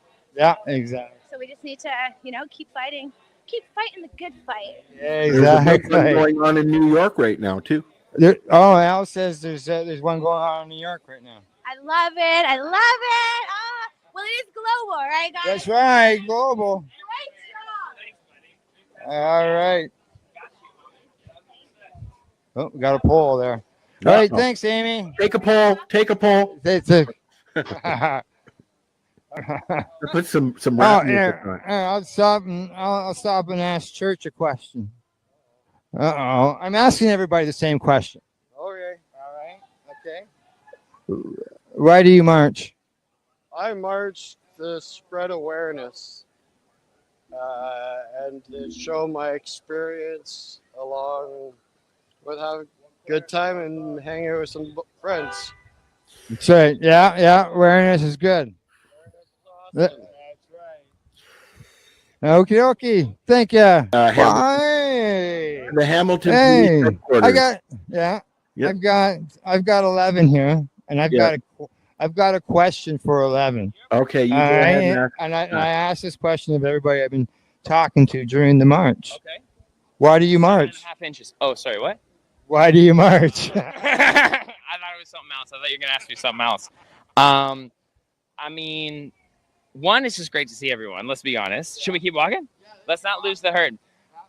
So it's definitely a community thing. It's definitely a beautiful energy, but we got to show up, just like with the podcast, as the different manifestations as we are as like consistent cannabis users and community members, to show how diverse, like you got to show up for it to kind of like share the colors inside of the community and kind of just like represent. So I think it's rewarding definitely to be part of it, but yeah, like to show up and to march, I think you gotta give that respect to the plant by like presenting yourself as part of something that is involved with cannabis. So I feel like it was just representing, but also it's totally selfish. It's 100% selfish because I just get to hang out with a bunch of stoners. Yeah, dual purpose. Fight for cannabis law reform and hang out with friends. Yeah, I feel like we even just shifted the energy to like fun. I mean, it feels protesty because we have a chant, but it's like, me, I prefer to kind of focus on the, on what's working, on what the positive is. So if we can all just constantly live a good example, like by checking ourselves first, and then what people notice of the community is positive. Like, look, everyone's just goofing around, laughing, being creative, colorful bunch. Like, it's about the opportunity to, offer that impact as like what collectively as a group a stoner's supposed to like be. Not that not that it's period after this group. It's just like here's a bit. Here's like a Toronto vibe. Yeah. And in this march are some people who've been here since the beginning, and it's good to see that this year's a bigger march than last year. And last year was sort of it wasn't really much promo or anything, and this year there's some promo done, and we got more people out. Just keep moving with it, man. That's it. Let the momentum build. Do it all again next year. Just try to build again, rebuild. It's always a fun time, and it gives you the opportunity to probably try some new shit or smoke a joint with someone you ain't never smoked a joint with before. Somebody maybe you only knew through Facebook. Well, that's what I said. I was joking about that when I was getting the chance together. I'm like, it's like this is a fucking bunch. Like I see a bunch of faces that I only see online. Yeah. Well, it's true. It's true. So, all right, 11. Well, let's shout out to where people can find you, man. Discipline Stoners. Me and my wife, Winnie Clark, have a podcast called Discipline Stoners, and I mean, a bunch of people who are here have been on it and will be on it. And we just are lucky enough to be documenting this time period in history and going at it through the lens of mindfulness. So that's like what we talk about. And we do canna covers, all sorts of stuff like that. So you can check us out. Discipline. We'll have a show about the march. And after, I don't know. I don't know. Yeah, maybe a song. Yeah. Damn, didn't someone catch the ball? I think Spliff McKenzie. We just made history. I was just freestyling, and then a homie comes up and starts freestyling next. It was awesome, and like there's always those moments that happen authentically, and when you exist in the cut, Yeah, exactly. All righty. You're documenting it. Oh yes. Been doing it for years. We used to just do it in audio. Now you got the cameras going, so yeah, that's right. Cannabis. There we go. All right. Thanks, 11. Yeah, buddy. Thank you. Good to see you. I got a question for you, Val. All right. Why do you march? Because we can. Yeah, we can. That's right. It's allowed in our country. We sure can. There's a lot of countries where you can't. Absolutely, you bet. And we're so lucky to be here in Canada. Mm-hmm. That's right. Yeah. 11 getting the chance going there. Job. Yeah, he does, doesn't he? Eh? Yeah, totally. All right. Oh, okay. On to my next interview, I guess. Yes. Pop-up question. That's what I'm going around asking everybody. Why do you march? That's a great question. Talked to, I don't know, half a dozen, 7 people so far. Why do you march? Why do I march? I march for cannabis law reform. That's the same reason I marched for when I started this, going to these approximately 20 years ago. And I still do it for today, because even though cannabis is legal, we still need cannabis law reform. People can still get fined or even arrested for quantities of cannabis that are, they're only 30 grams. Some people need more than that. You go camping for 2 weeks. You're going to take, some people, 30 grams isn't going to be enough. So people risk that. There's the taxes. There's people getting just arrested. There's other stuff as well. If you could deal with those excise taxes, that would help lower the cannabis. Maybe make it so that you don't have to climb a mountain and swim through the ocean in order to get to the regulatory part of it all. Yeah, agreed. So, all right, Val. Good talking to you. Hooray. Hey, Thomas, how you doing? Good. I got a quick. Yeah, that's right. I got a quick question for you. Ask away. All right. Legalization globally, and for me, it's logical legislation here in Canada. We're just doing it badly for the wrong reasons. So for me, I want to stand against that. Still fighting for cannabis law reform. Exactly. What a way to say it. Yeah, that's what I thought. I was thinking, well, why do I march? And I thought, well, why did I march in the beginning? And it had to do with to change the cannabis laws, because cannabis is illegal, right? This is the second march for me in 25. I think I went 20 years ago when I move way too much weed to be out here openly. Never win again. Now back then I was marching for cannabis law reform, and today I still march for cannabis law reform because there's things that could be changed. No. The regulatory end of things, as well as I look at it as, taxes would obviously make it better. I think I adjust that. Patients can have tax-free medicine. Why not a location where a patient can actually go into and get their medicine and talk to somebody who's, Well, I would just take the boot off the neck of the industry. It's stifling innovation. Nobody can move. It's a stranglehold in favor of monopolizing for corporate interests that do not care about the average Canadian, doesn't care about the medical patient, doesn't care about the recreational user.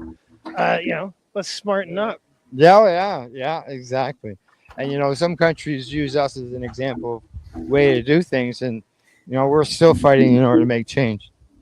Yeah, well, one punch at a time, right? That's right. Exactly.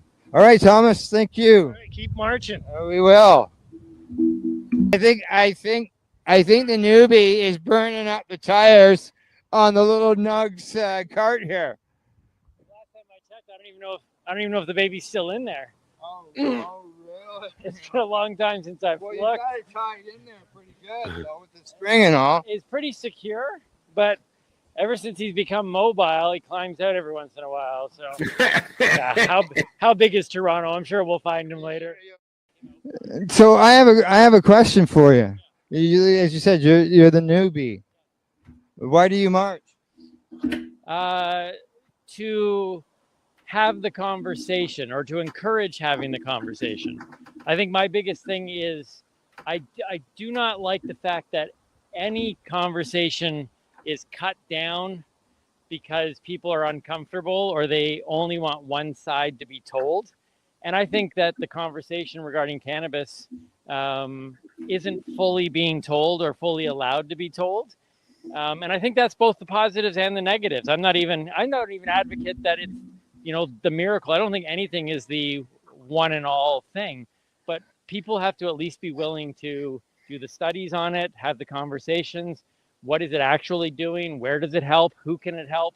And allow people to find that personalization that I've really come to understand. Like I used to think that weed equals weed. And now I've become fully aware that it's so personal in terms of how you take it, how much you take it, what you take it for. And if the conversation isn't allowed to be had, then people will constantly be quite possibly utilizing it in the wrong way because they have nobody to really go to find out how they can improve, I guess, their experience with the plant. That makes sense? Yeah, it sure does. And being you're a newbie, it's good to hear. Yeah, you know what? And I think if the conversation is allowed to be had, then the stigma breaks. All those other things that people are wanting to have happen. I think it just starts with people being allowed to even discuss it. Yeah, exactly. Because before, without legalization, that was that would be an issue with a lot of people. They didn't want to discuss it because it was illegal, and they figured discussing it would be taken negatively by somebody in their family or a friend or. I don't know. You tell me, Al. You've been in this community for way longer than I've even been in it, for sure. But I think the conversation doesn't want to even be fully had within the community, lest some of the I think everything has positives and negatives, and I think sometimes even the community itself doesn't want the full conversation to be had. It just in case, even MJ and I talk sometimes, and she's worried sometimes that she might find out that maybe she isn't a fully medical user, and that bothers her. Maybe she is more of a recreational user, and not that there should be a stigma attached to that either, but she's preached so long in her own mind that this is why I consume, that she's almost afraid to find out that maybe there are other reasons she consumes, and then that changes the narrative that's been built up in her own head. Okay, I yeah. think that's scary for some people. Well, personally myself, I've been consuming cannabis since I was 13. And when I became a patient when I was 41, it was something that I knew I could use as the benefit wise, and would help me. There was a benefit for me to consume it because it was going to help me with my condition. And because of cannabis, I never got prescribed any opiate drugs other than when I was hospitalized. Do you? So because I couldn't shut up.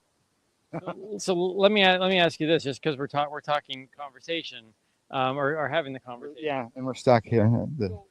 One of the things that, in regards to opening the conversation, and I'd love to have your opinion on this, is MJ and I talk a lot about the consuming it through the burning consumption, through smoking it, and the health benefits that can come from cannabis, but also, there's also the negative side of, that form of consumption can certainly do damage to lungs. And I think that's the conversation that even people in the community are afraid to have, because everybody just wants to talk about it as if it's this perfect thing. How do you feel about that concept of that form of consumption? Oh, I've been a toker all the way along, but I push and discuss the non-smoking methods, because I don't expect somebody who, let's say, is 75 years of age and is going to start using cannabis medicinally, who has never smoked anything in their life. I don't think that they should be forced to smoke cannabis, and that was part of the argument before the courts back in 2013, because at that time smoked cannabis was the only way that we were legally allowed to consume it as patients. Right. And so it went battled through the courts, and we had like a 5-year-old lad whose mother was making him cannabis oil, but that at that time was illegal, and she was risking arrest. Do you I think, okay, so I as you're just talking there, I'm just thinking this out loud. Sirens blaring. Right? Listen, MJ always makes comments about the fact of, 5 years ago, this whole place would have scattered as soon as they heard the sirens go. Now. No. No, now they ride by on their bikes and they say hi. I think one of the things also about why I advocate for having the conversation is because of things like you just described, where somebody now comes into the world of going, okay, there is a more natural way for me to maybe, fight against some drug that maybe the pharmaceuticals have been working with them with. And now they're like, oh, well, maybe cannabis can actually do it for me. But there's very few people, though, that they can actually go to have the conversation to say, hey, guess what? You don't have to smoke it, because the stigma and the perception is like, I thought that was the only way it was ever consumed. Like, the fact that there's so many methods now has blown my mind over the years. But again, it goes back to having that conversation. People still don't know. So now they're thinking, oh man, I could probably use cannabis, but I don't want to smoke it. And they don't even realize that there's an option.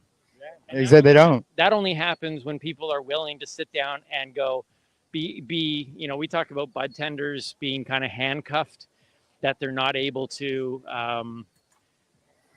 they often are the doorkeeper, and someone comes in and they're interested in trying something, but the bud tenders aren't equipped and empowered and trained enough to really share any information with them.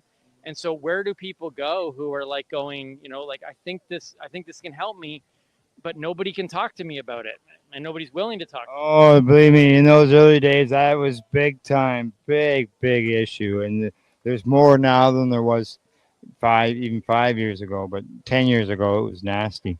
Well, I can tell you this, and I'll end with this, because there's lots of other people. Right, we got to go. Yeah. But this conversation that I'm just having with you, if you had told me 10 years ago that I would be at a global marijuana march on a video feed having a conversation about cannabis, I would have been like I would have thought you are nuts and you're high. you got to be high, clearly. So just that's why I'm here, is the fact of, even as a non-consumer, I still believe that these conversations need to be had, and that's what I'm advocating for. Exactly. All right. Thanks, Timmy. Where can people find you? Oh, well, you can find us at the Newbie and the Doobie, and we do have a show here. What is it, Wednesday nights, I think? 10 o'clock. Wednesday nights is 10 o'clock, the Newbie and Doobie podcast, and we're actually working on a bunch of new stuff right now that we'll be looking to release in the next little while. Then, of course, Mary Jane Baker's got her own stuff through Instagram, and I'm at The Real Timmy Boyle. But Newbie and the Doobie, check us out, and we want to break the stigma, have the conversation, bring the fun, and raise the bar. There you go. Thank you very much. All right. Okay. All right. Well, signing off here. We're live here at the Global Marijuana March at Queen's Park, Toronto, the North. And come on, check us out. We'll be here, well, obviously, till after the 420. If you're close, stop in for a visit. Check out our vendors. Talk to you later. Bye-bye.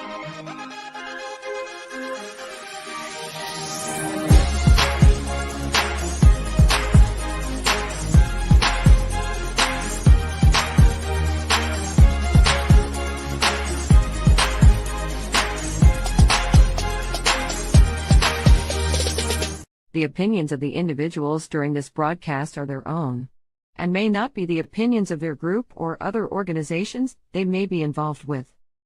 All medical advice during our broadcast is not a medical opinion and should be checked with your medical physician. Are you looking for non-stop, continuous cannabis and psychedelic programming? If you are, then turn your browsers to 420radio.ca or paceradio.net, where you will find the 420 Pace re-rolled Saturday. Everything gets started at 8 a.m. Eastern Saturday morning.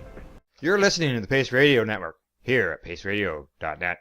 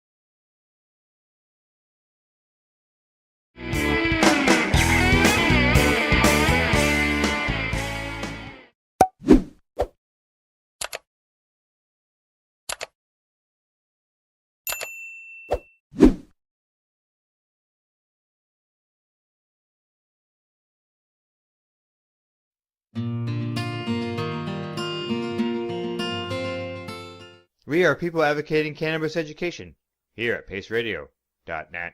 Limestone City Hydroponics is Kingston, Ontario's hydroponics shop. Take your growing to the next level and create the optimal environment with a tent kit, or maximize your yield with an ebb and flow flood table kit. Either way, Limestone City Hydroponics has more sizes and options to fit your needs. Are you looking for the power of the sun that adapts to your budget? Then look no further, as they have professional grow lighting. They have indoor grow systems that are easy and cost effective, with many options to fit your living space and lifestyle. Cultivate your growing potential. We have everything you need to succeed. And if you can't make it to the store, they offer local delivery to the greater Kingston area. Remember, when you're looking for experts to help you grow, then look no further than the locally owned Limestone City Hydroponics, 105 Sunderland Drive in Kingston, Ontario. Call them at 613-548-0420. Enjoy the buzz of legalization with Campbellford Lifestyle Shop. From lights to plant nutrients, books, consumption accessories, and more, we've got all your basics to grow or consume cannabis. Visit our info center or take a look at our piercing services and body jewelry, now available in-store through Campbellford Lifestyle Shop, 17 Bridge Street West, Campbellford. Are you looking to get your medical cannabis grow license? Limestone City Hydroponics can help patients through the process of obtaining their license to grow medical cannabis. What's that?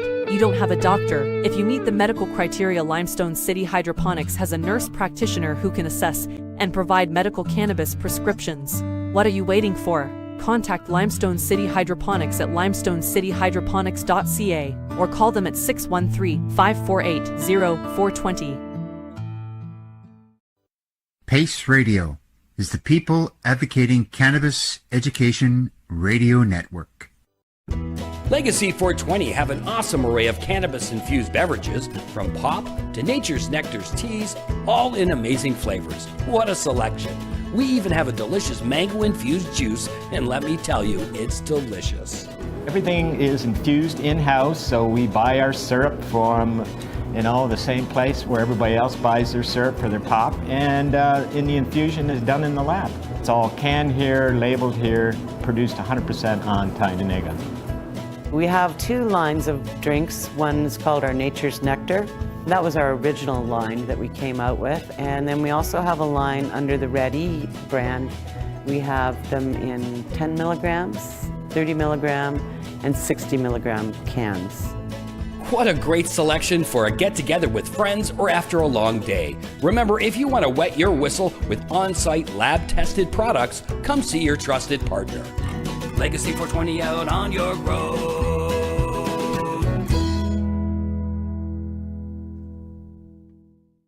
You're listening to the Pace Radio Network here at paceradio.net.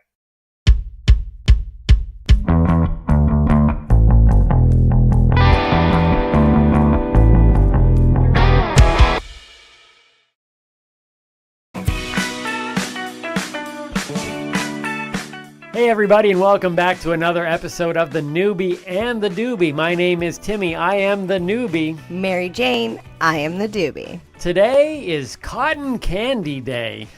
That's right. It is. I feel really bad because I kind of ate the cotton candy. But you don't have to feel bad. Unlike the day that you ate the cookies. Well, no. Well, you ate the cookies. We don't have to worry about what was fact and what was not.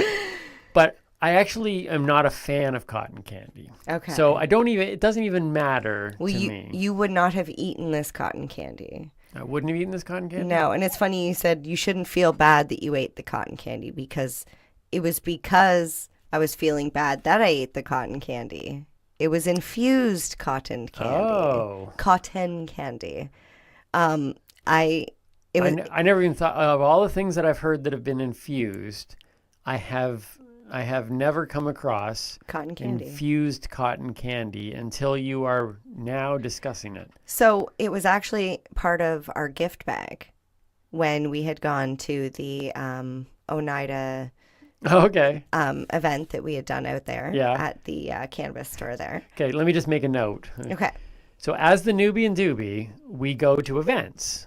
We hosted that event and did some interviews live on stage. That was a fun event. Shameless plug. Bring us to your event. Anyways, we get these gift bags every time we go to events. Yes. And it's so funny because Well, we get one of two things. You get a gift bag and I get a gift bag. Mm-hmm. Can talk about this scenario because this is what you're going to talk about. I'm going to talk about the other scenario after. Oh, see. Okay. All right. So let's go back. So that scenario where we each get a gift bag, they're usually the same gift bag, but I'm a non-consumer. Yeah. So I've got this bag full of stuff that I'm not going to use. So then she gets double. I get double. bags. I'm not complaining. I like when I get double. And I'm not complaining either. If we come to your event, please give us each a gift bag. Or this is what happens. The second scenario happens, which I'm not a fan of because I don't get double. Because they look at you and you're like, oh, he's a non-consumer, right. so he's not going to use any of this stuff. It was like, there's like, yeah, here's for the doobie. And I'm like, but no, like the doobie, I do need a lot. I still want a gift bag. But that cotton candy was delicious, and I nibbled on it a little bit at a time every night before bed to help me sleep. So thank you. I am waiting though for the day that we get a gift bag with just CBD stuff for you. Yeah, that would be awesome. Where somebody goes, let's do something different. Like, for what the would the newbie like? Yeah, that like he could use. What would the newbie like? Like, I don't mind like t-shirts. I got hats and some t-shirts. Yeah. By the way, I'm a small because I like to show off my yoga shoulders. Mm-hmm. And we got this rolling tray. Oh yes, from Leafy Things. I even kept one of those because it's a super cool wood board. You're going to use it for charcuterie, aren't you? I might just use it for charcuterie. I love my charcuterie. Well, and also anything extra that we get, because like obviously I can't use all of it. We do giveaways. We give things to people. Whether it be our friends or fans or our enemies. Sometimes that's the stuff we really don't like. If you're nice to your enemies, it's like pouring hot coals upon their head. Actually, I think it's the kill 'em with kindness. Same principle. That's what Jackie does all the time. All right, Jackie Childs. I love. She's killed so many people with kindness. She should be in happy prison by now. Yeah, I think somebody like slammed her for something or other, and what did she do? She went on Buddy's GoFundMe page for his dog that needed some sort of therapy, and she donated. Right, killed him with kindness, everybody. Yeah. So we're at this event. Yes. And where does the cotton candy now come into the story? It was in the gift bag. I'm confused. Where does the cotton candy come into the story? That's right. I'm remembering now. So he was in the It was in the. It was bag. Infused. Yes. The story is which my is why shirt. I never saw any of the cotton story candy. is my shirt. Cannabis is safer than pharma. So this is part of the Safer Than series. Okay. There's a gentleman who does. If you look up cannabis is safer. It'll be like there's multiple things. I have marijuana is safer than the police. Cannabis is safer than and then alcohol. It's safer than pharma. Just basically trying to teach people that cannabis is not. Cotton candy is safer than hard candy. Oh, I would say yes because you can choke on hard candy if it get lodged in the back of your throat. You can't choke on cotton candy, I don't think. You can choke on anything if it goes down the wrong pipe. Fair enough. Including saliva. I don't like cotton candy. What don't you like about cotton candy? I can tell you exactly what I don't like. Is it the texture? It's the fact. Okay, well, remember when we did trimming? The stickiness. Remember when we did trimming and you handed me that branch? As soon as you said, yeah. And I went to touch it and that stuff, and it wouldn't come off my fingers. That's what it's like. People, they grab in, you pull it out, and you're like, oh, look at this nice little soft thing. And then it turns into like this monster. And you've always had a problem with stickiness. Just like, and now you've got like this red stain on all your fingers, and you haven't even eaten anything yet. And you've got like these little pink hairs. And like I pulled something this much out of the bag. Why are you eating that much? And a second later, well, you have to grab this much. No, we need by to the time it teach you shrinks and goes under my fingers, I have to go. I will teach you how to eat cotton candy. It's in very, very small pieces. But it's funny, as you're telling this story about stuff on your hands, it made me remember the video you did with Taste a House. Taste a House. Sorry, Taste House. Yeah, with go the on cake, YouTube, Taste House. with the cake decorating. Yes. Timmy did an excellent job at decorating this cake, As but usual. he did get a little bit of icing on his hands, and I know how he does not like to get messy. Even your mother told me that from like even a small. He was like, he never liked to get his hands dirty and messy. Thanks, Mom. Which is funny because you don't look uncomfortable in the video. You look like you're super chill, but if you look at your hands, they're covered in ice. they're like this, and he's constantly moving them, and I'm like, yeah, he wants to get that icing off his hands so bad, but for the sake of the video, for comedy. You did not. It's a good video. You definitely need to go check it out. Yeah, go to Taste House. I think it's called, I don't know. It's on Timmy. Or don't you have it? No, I don't have it. Oh, you might be able to find it at on upstandingcomedy.ca. I think if you go to the We're going to videos, post a link. We'll find the link. We'll find it. But yes, it's at Taste House, spelled with a U, Haus, and video I did with Melissa from drawing a blank. Do we remember her Instagram? Oh, forgive us, Melissa. Sweet cakes. Sweet cakes. Anyways, but yes, you're right. I don't like the messiness on my hands.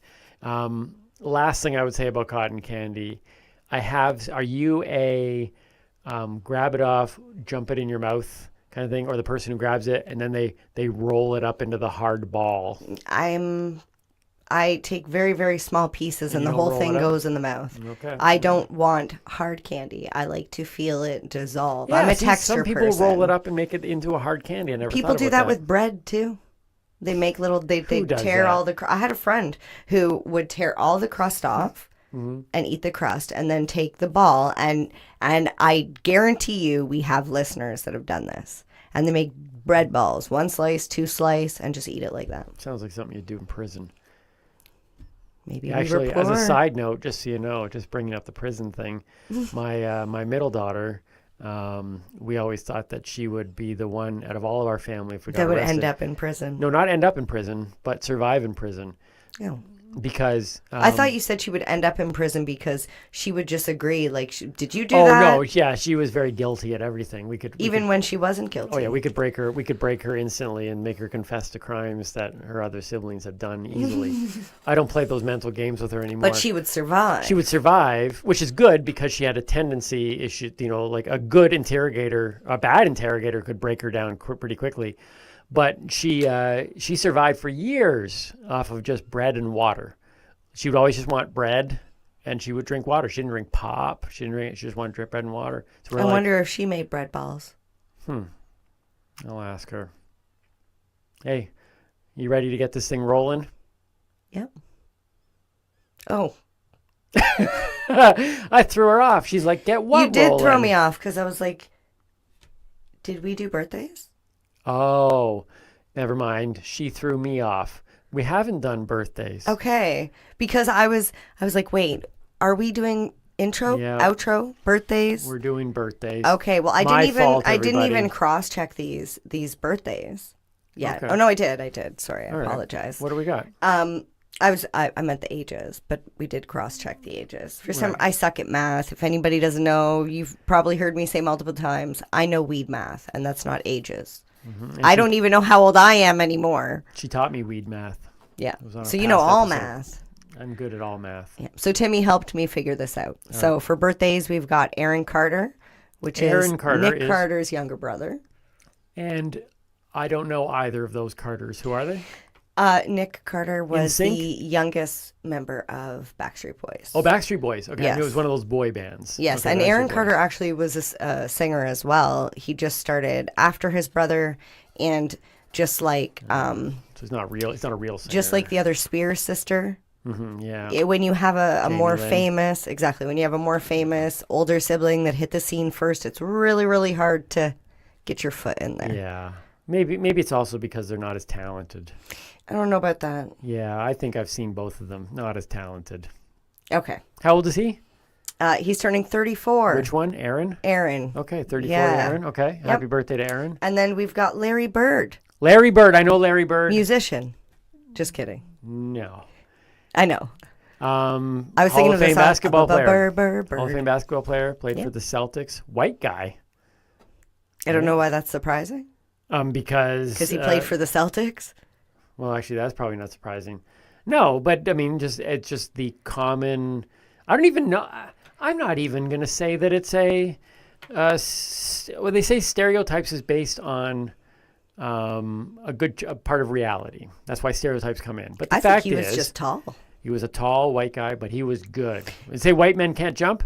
I don't know if Larry could jump, but he could shoot. I think Larry Bird might have been in the very first Space Jam as well. Oh, probably. Yeah, he would have been. Right? Yeah, Jordan, Johnson, Bird.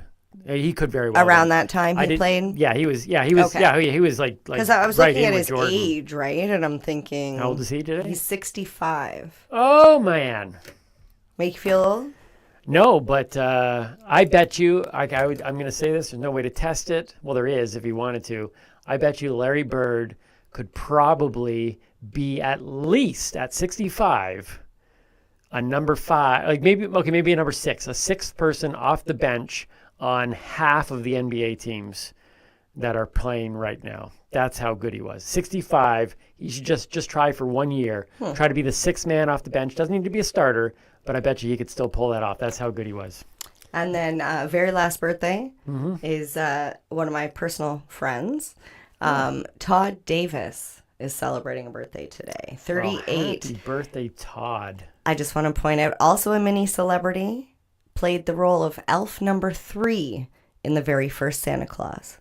So happy birthday, Todd. Well, I would like to throw in, we're just going to throw these in. I would like to throw in a happy birthday to my oldest daughter, Jade. Oh, when is her birthday? Her birthday is a couple days from now. Well, it depends on when you listen and watch this. But as of the launch, her birthday is 2 days from when this gets released. Happy birthday, Jade. Happy birthday to Jade. Shall we get this thing rolling? Oh, I'm always ready for that. Roll it!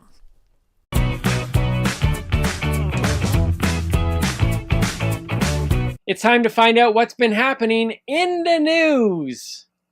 Italian dentist tries to dodge the COVID vaccine by using a fake rubber foam arm. What a rookie. When I did that, I used a real human arm. Wait, what? Never mind. Homeowner tries to smoke out snakes. Instead, ends up burning down the house. The snakes all survived, went to the neighbor's house. This guy went over and asked if they wanted his help. Yeah, burning down the house. New York firefighters rescue a man stuck in the bathroom wall for several days. When asked why he was in there, the man simply replied, "I thought this was Joel Osteen's church." Man builds wife replica Taj Mahal for their 27th wedding anniversary. Ladies and gentlemen, I'd like to introduce you to the most hated man in the world, Madhya Pradesh. Oh, you got me flowers? Madhya Pradesh got his wife a miniature Taj Mahal. Madhya Pradesh.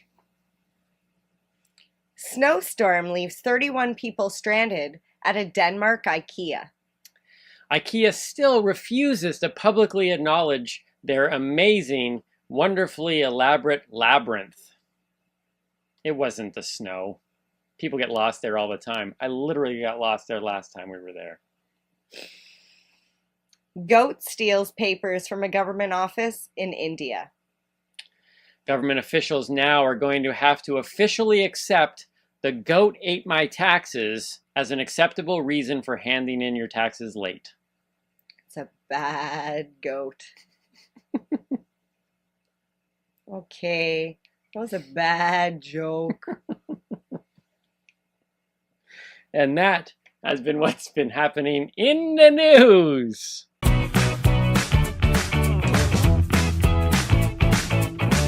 Well, it is time for another word of the week. Mary Jane, what is the word? I am so excited for this word. because I tried to tie it in with our theme of the week, which is cotton candy. Mm-hmm. The word of the week is pasties.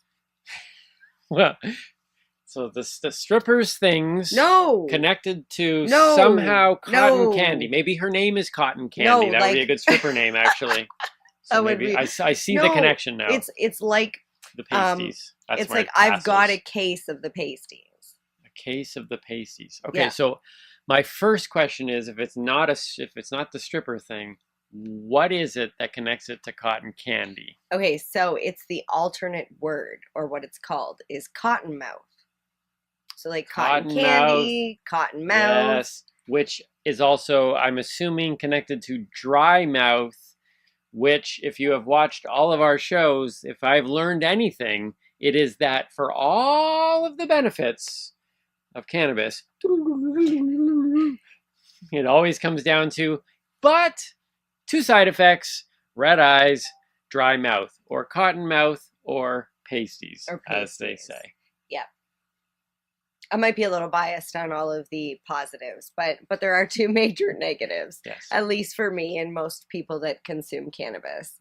And the interesting thing about cottonmouth is that it does not matter if you smoke it, vape it, if you have oils or edibles, you still get the side effect cottonmouth. Okay, that's incredibly interesting to me, because I would have thought that the consuming of cannabis by smoking it, that the inhaling of smoke, like the combustion element, is what would cause the dryness. I wouldn't think that taking like one of those little infused gummies would cause that same thing. Well, I mean, if you have your mouth open the entire time, it would dry out.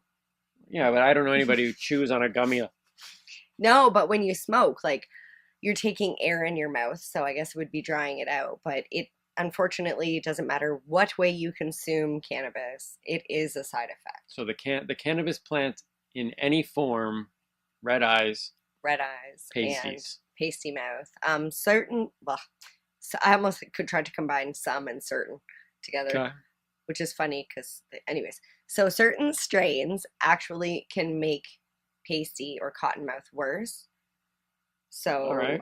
you can learn which strains do that and try and avoid them, or you can follow these tips, which will help All right. when it comes to avoiding, or I can't really say avoiding, just dealing with cottonmouth. Pasty tips. Pasty tips.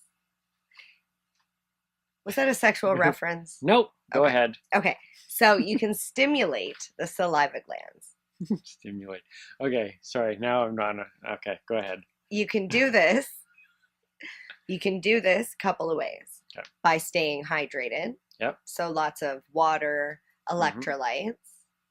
Okay, so that's funny to me because you consume cannabis regularly. I do. All day long. Sure. And you are notorious for not drinking your water. That's so it's correct. like you choose Mhm. to dwell with the pasties. Maybe I like it. Maybe I Maybe like I it. use one of these other tips. Okay, all right, that's okay. That's fair. I shouldn't have jumped in on that one, but I do notice that you don't drink a lot of water. So okay, so maybe I I've noticed don't. one of the other ones. So you could also suck on suckers or chew gum. Okay, I don't see either of those, but the question would be, because I haven't seen those, is can you, Mary Jane? Absolutely. Done. Can you Wait, smoke what's the cannabis question? and chew gum at the same time? Sure. Wait, is that a challenge? It could be a challenge. In fact, it probably should be a challenge. But my thinking is that I don't know, just by the fact of smoking something and I've got gum in my mouth, for me, I would be like thinking that the gum was going to get infused by all of the thing, and then I would just taste cannabis. But you eat cannabis, so I guess maybe it's not a problem for you. So I definitely wouldn't want to inhale the gum because that would be choking. However, if Do you I had, believe that if gum goes in your stomach, it stays there for 7 years and doesn't digest? no, but That's if what it I was goes in told. your lungs, you're gone. Okay, So that's don't fact. put it in your lungs. However, like I think if you had a piece of gum over on your cheek Mhm. and you were smoking, maybe you would get the flavor of the gum, and not the gum taking the so you'd be flavor of the smoking. smoke. Okay, all right. I didn't see it that way. Okay, fair enough. Okay, so drink water, chew gum. Or suckers. Or suckers. Suck on suckers. Yep. Or have less caffeine, because most people do not know that caffeine is a diuretic. I believe that's what they call it. Either way, it will dehydrate you. It's not a hydrator. That is true. I actually learned that true story. The hard way, didn't you? Well, I didn't. Someone else did. Well, that's what I meant the hard way, because like I learned the they hit lesson the from ground. someone else learning the hard way. We were at an all day thing outside the entire time, hot day in the summer. They ended up fainting. Paramedics even came, and of course, their first question was, "Did you stay hydrated? Were you drinking, or did you stay hydrated?" Because that's the main question. And I think there's an electrical storm. And they said, yes, I've been drinking coffee all day long. Apparently, that was when I learned that coffee does not hydrate. It simply dehydrates. So, true story. So if you follow those tips, that will help you avoid pasty. Avoid, but not get rid of. Yeah, I think it's just something I've sort of learned to live with. All right. To be honest. There you go. Like, clearly I'm not drinking more water. How many sips have I had this entire? I don't think I've touched my cup. There's not even water in these cups. It's simply. No spit take today. Wait, say pasties. No. Just do it. No. Do it, because we're... No. Camera. People are watching. Go, do it. Just say pasties. Say the word of the week is pasties. Go. Word of the week is pasties.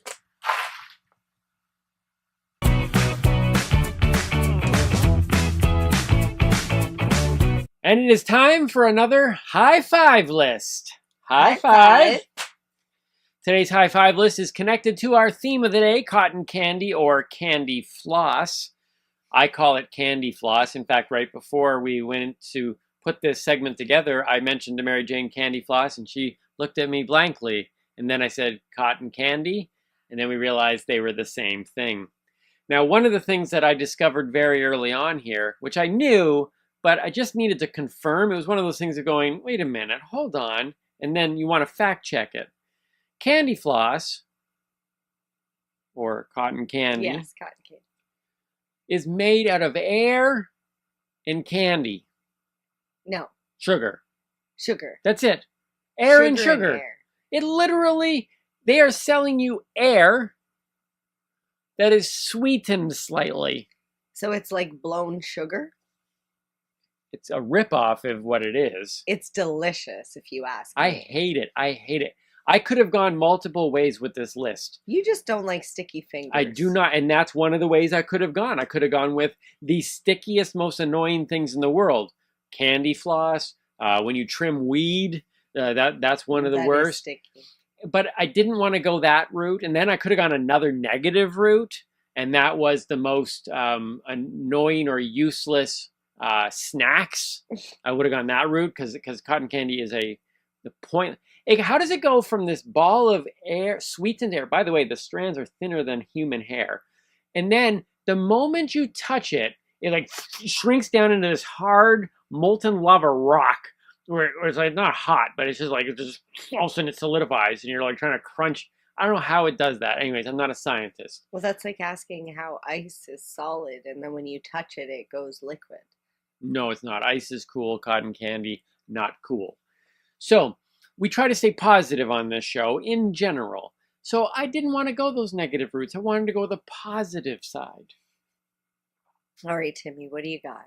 So these are the top 5 most amazing things made with air. Okay. Now, for the record, I'm not talking about most useful, like tires, for example. Mm-hmm. I've blown 4 tires over the last 6 months. I know they are useful. I know they're important. These are the top 5 most amazing things made with air. Now, honorable mention, we go to thunder sticks, which are plastic little things, and you bang them in stadiums, and it gets really loud. Okay. You don't know anything about those? Nope. Nope. I haven't been to many stadiums. Fair enough. To watch sports. Fair enough. We need to do that once. I don't know if some of you know there's a pandemic going around. And as well, on the honorable mention list, sex dolls. I don't know from personal experience, but they sell well, so probably amazing. Who knows? You don't want to speak on that? I've sold a few in my day, so I can vouch for that. Okay, here we go. Number 5 on the list of most amazing things made with air. Whoopee cushions. Now, this one right here. Are you going to talk about my love of flatulence jokes? She will crack up at any flatulent joke, fart jokes, movies, in real life, if there's a fart. Okay, my favorite scene in a movie, you know those sleep apnea machines?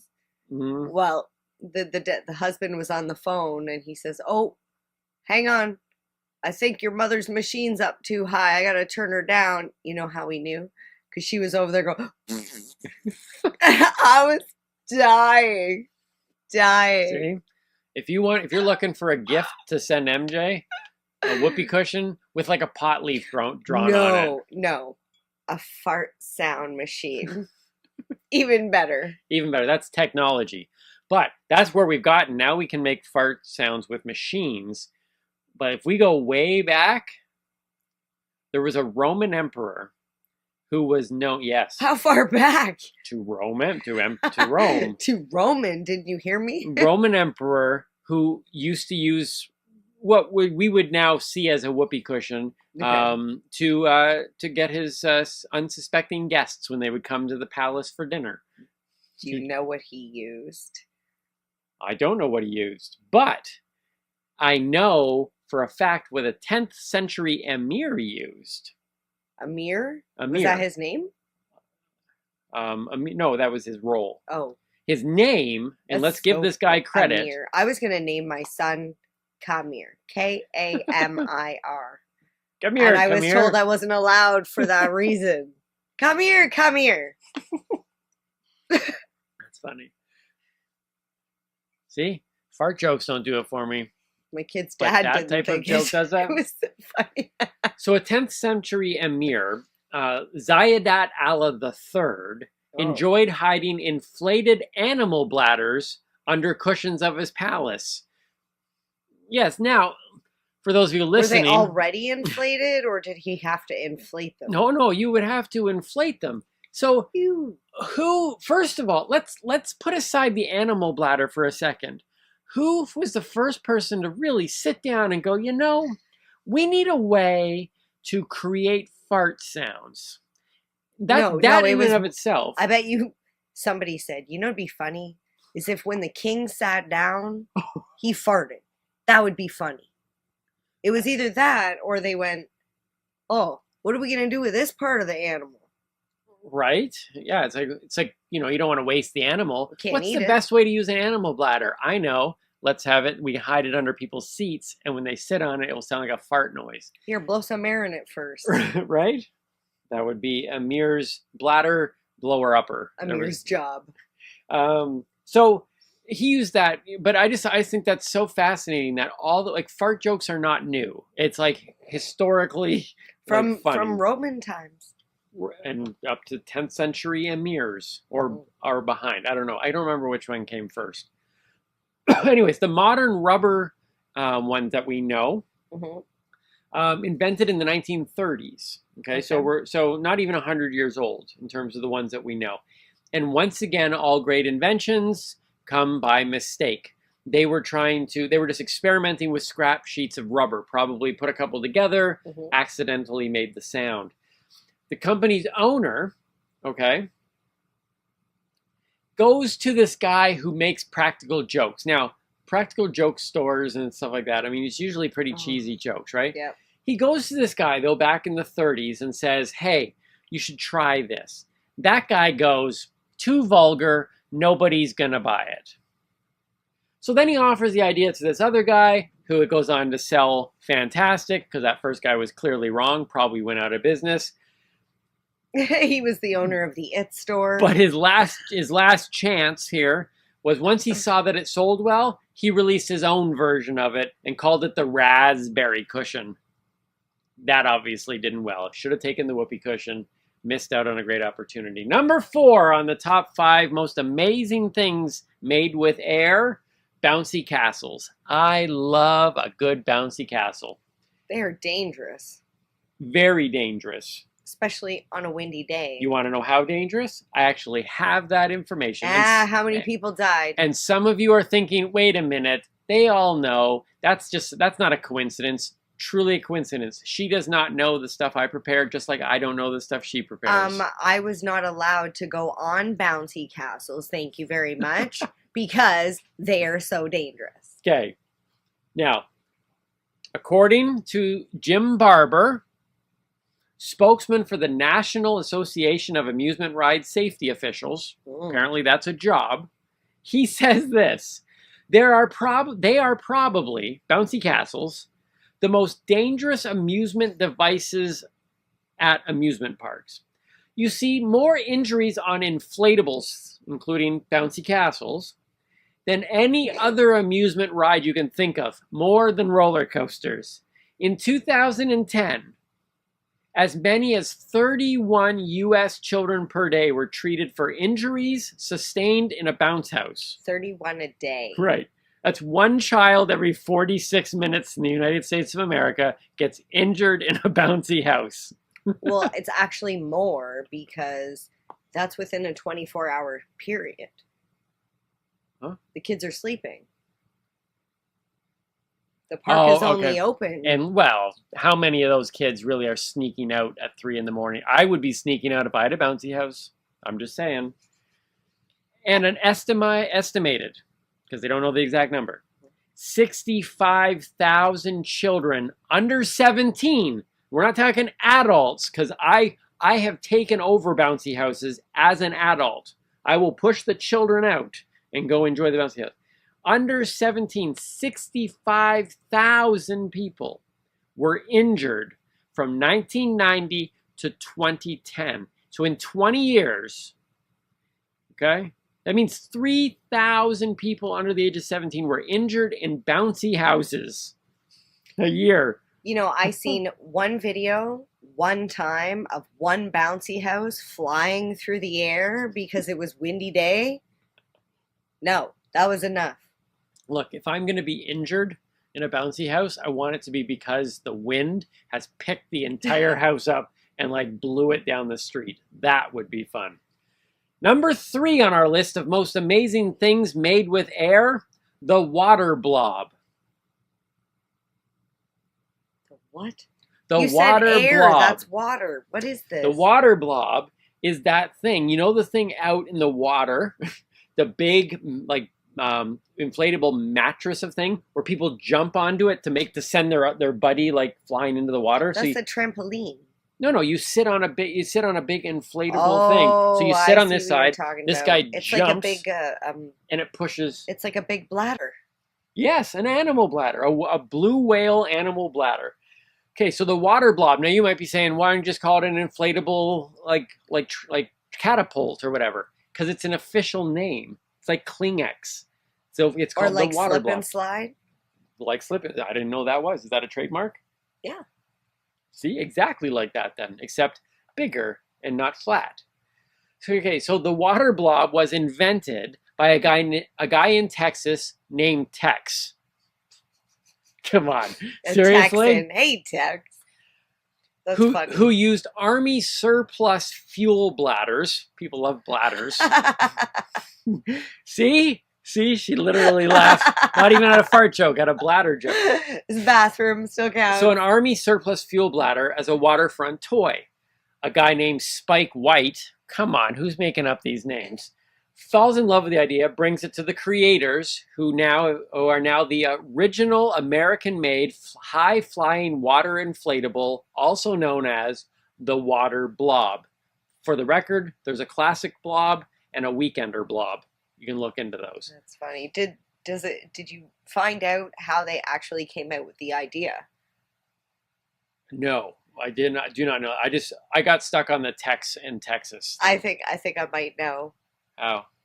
It probably stemmed from an air mattress.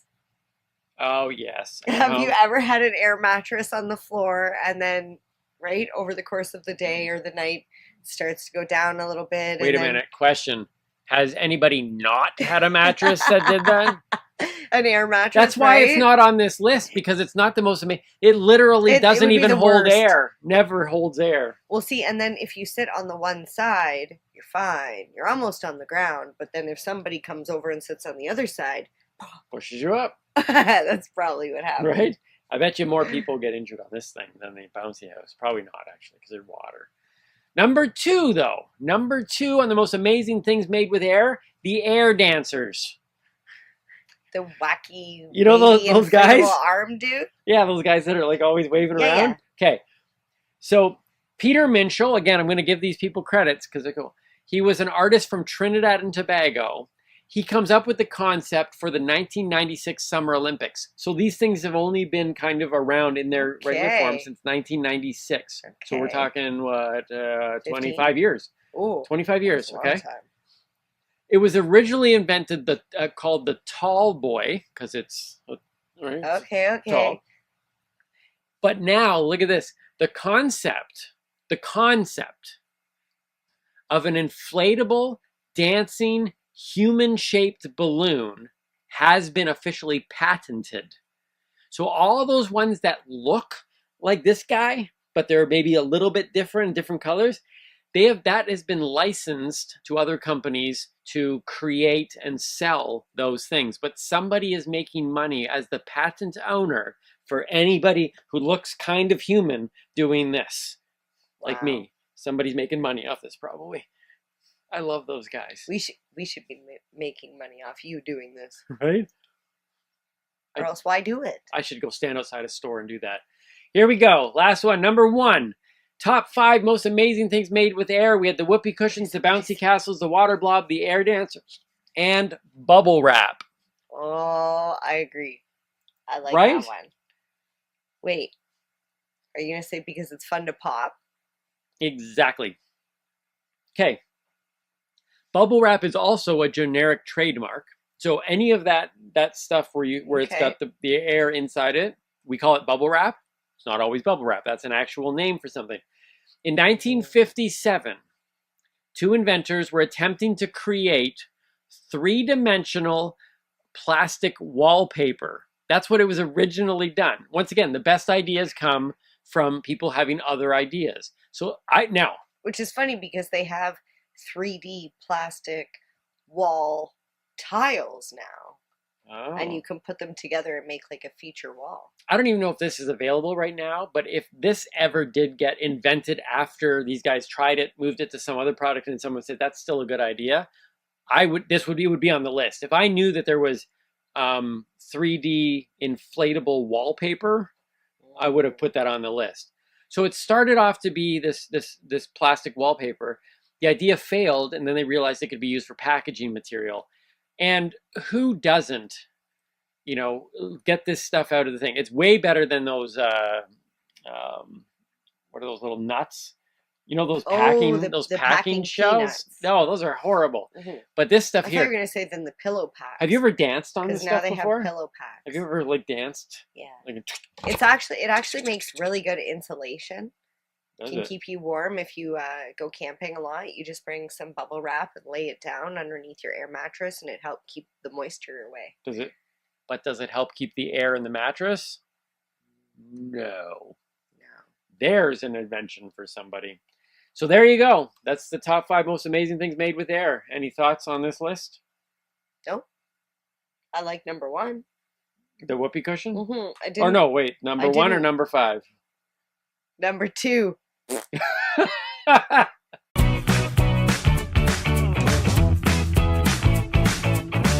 Let's take a look at Mary Jane's strain. I like that. Let's do it. Let's do it. What's the strain today, Mary Jane? Well, surprise, surprise, Cotton Candy Kush by Delicious Seeds. How in the world you might find a way to blend these things in with the themes? I really do. How many strains are there, by the way? Too many. Okay. No, I take that back. There's never too many strains. There can never be too There's many too strains. many to name. Because you've done an amazing job at occasionally being able to blend the strain name with a theme. Thank you. And so clearly there's a lot of choices. Anyways, point is, Cotton Candy Kush. Talk to us about it. Thank you. Cotton Candy Kush by Delicious Seeds is a hybrid cross between Power Plant and the lavender strain. So if you've ever had Power Plant strain before, it is a very, very powerful, high THC. It's a heavy hitter. If you like it, you'll probably like this one as well. I'm a little bit confused by the blend of bringing in Power Plant in because I don't know what you know about cotton candy floss, whatever it may be, but it is not exactly a powerful snack. In fact, it literally is just sugar and air. So not the symbol of power. So it's interesting that somebody took Power Plant and went, let's call it cotton candy. Well, there's a reason why they call it cotton candy, and it's because of the aroma that's given from the flowers. So it's a very sweet smelling strain. So the power is connected to the high THC because it's a powerful strain. Yeah, THC levels can reach up to 25%. CBD under 1%. So it is for the more experienced user. That would take me to the ground. Users have experienced and described the following effects: happiness, relaxation, as well as a feeling of euphoria. Can you give us the side effects? The side effects probably are red eyes and dry mouth. Yes, or also known as cotton mouth. That's right. Or pasties. Yes, having the pasties. I like how you did that. Pasties. The terpenes found in the Cotton Candy Kush strain are myrcene, pinene, and limonene. So it's a nice little blend there. All right, Cotton Candy Kush. Yes. Get it at your local dispensary. No, get it from Delicious Seeds. Get it from Delicious Seeds. Newbie. Sorry, that's what the doobies are here for.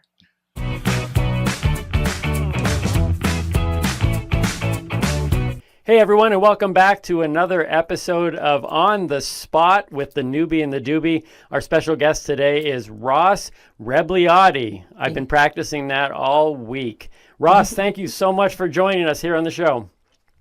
My pleasure. It's always good to get out of the cave once in a while.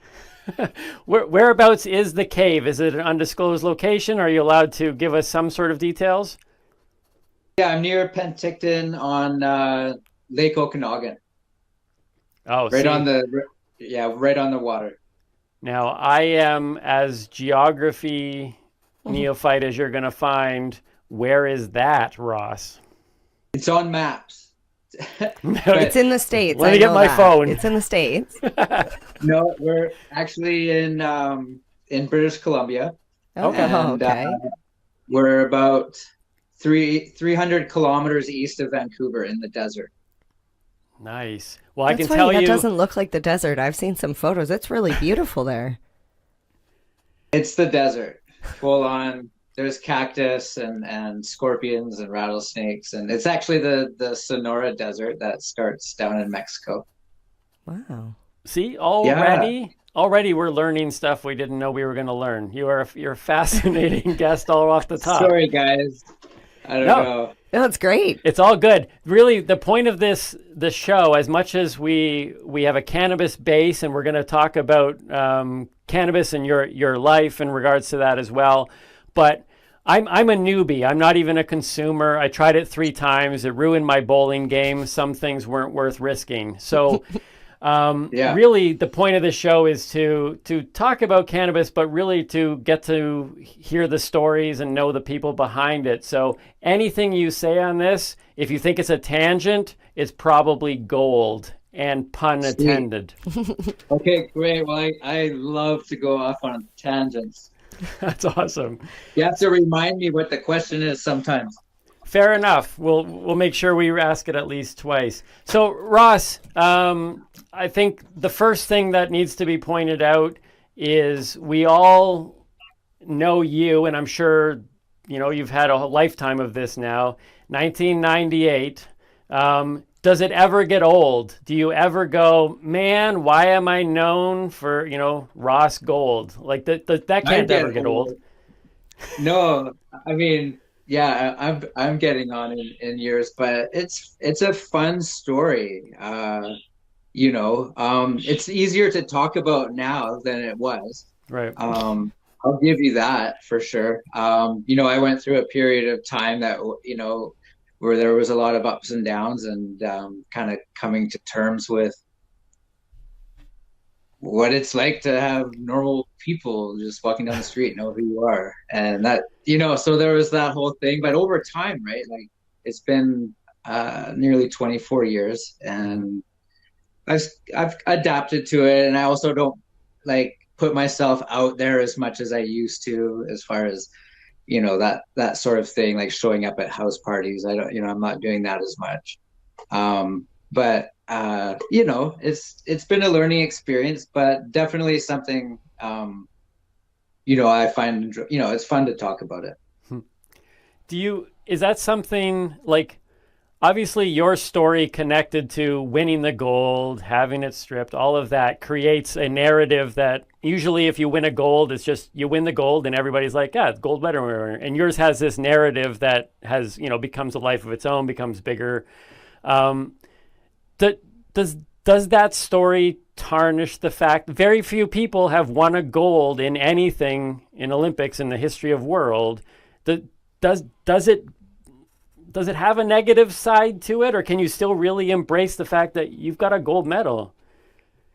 Oh, I guess in the beginning there was both, right? I could see, that there was positive, it started a conversation about cannabis that I was really hopeful about. And I knew that I was given a platform where I could, be that guy to, carry the cannabis torch, and at the same time, I knew I was going to be faced with adversity and discrimination and stereotype and stigma and travel bans and getting on the no-fly list after 9/11 and still being on it today. And wow, the whole kit and caboodle, like the 24, 48 hours after my win was an example of what the last 24 years have been like. I won, and the next day I was in jail. Like I wasn't just an athlete that lost a medal. Like they actually had me in jail, and if I didn't win in the court of arbitration, then they were continuing to process me, right? So after I came home, it was like the same thing. It was kind of like, okay, I got this like gold medal. It's like a university degree. Like it doesn't automatically mean that you just pull the thing and money comes out. Right. And so it came with there was a lot of corporate pushback. There was a lot of support for me privately. Like I had people confiding in me that, they smoke joints, or like a judge or a high up guy in corporate world will, oh yeah, me and my buddies or whatever. But at the end of the day, like they would never be able to get behind me as a company, and as far as coaching and being around the kids and stuff in those days too, was touchy. And so I wasn't able to really pursue like coaching and whatnot. Not to mention the travel ban right in 2001 from 9/11. Right when the X Games was starting, I was like slotted in like for sure to compete in the border cross and just continue my career. I was 26 right at the time.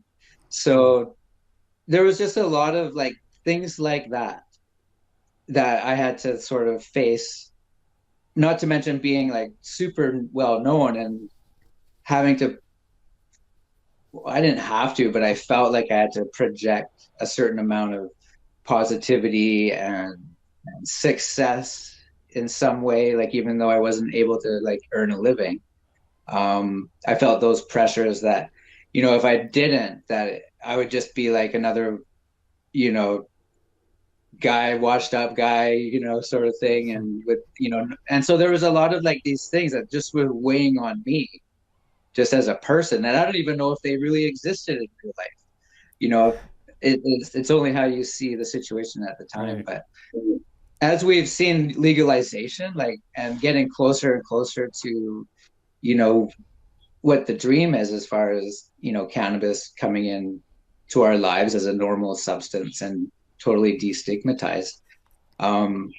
We saw that conversation start in 98 around the kitchen table. I had kids and all across the country do projects on me in school when they were in, elementary school right through to university. And to this day, I do interviews for university students that are doing different whatever. I don't even know what they're doing.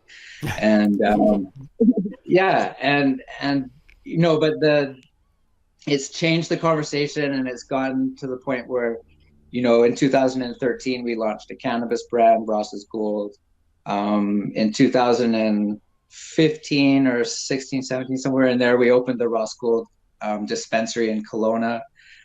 We won Best Dispensary in BC 2 times by Leafly out of Seattle.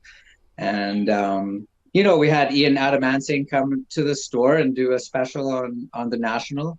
TSN did a special documentary on myself in the store called Higher Ground. It's definitely worth a watch. And, and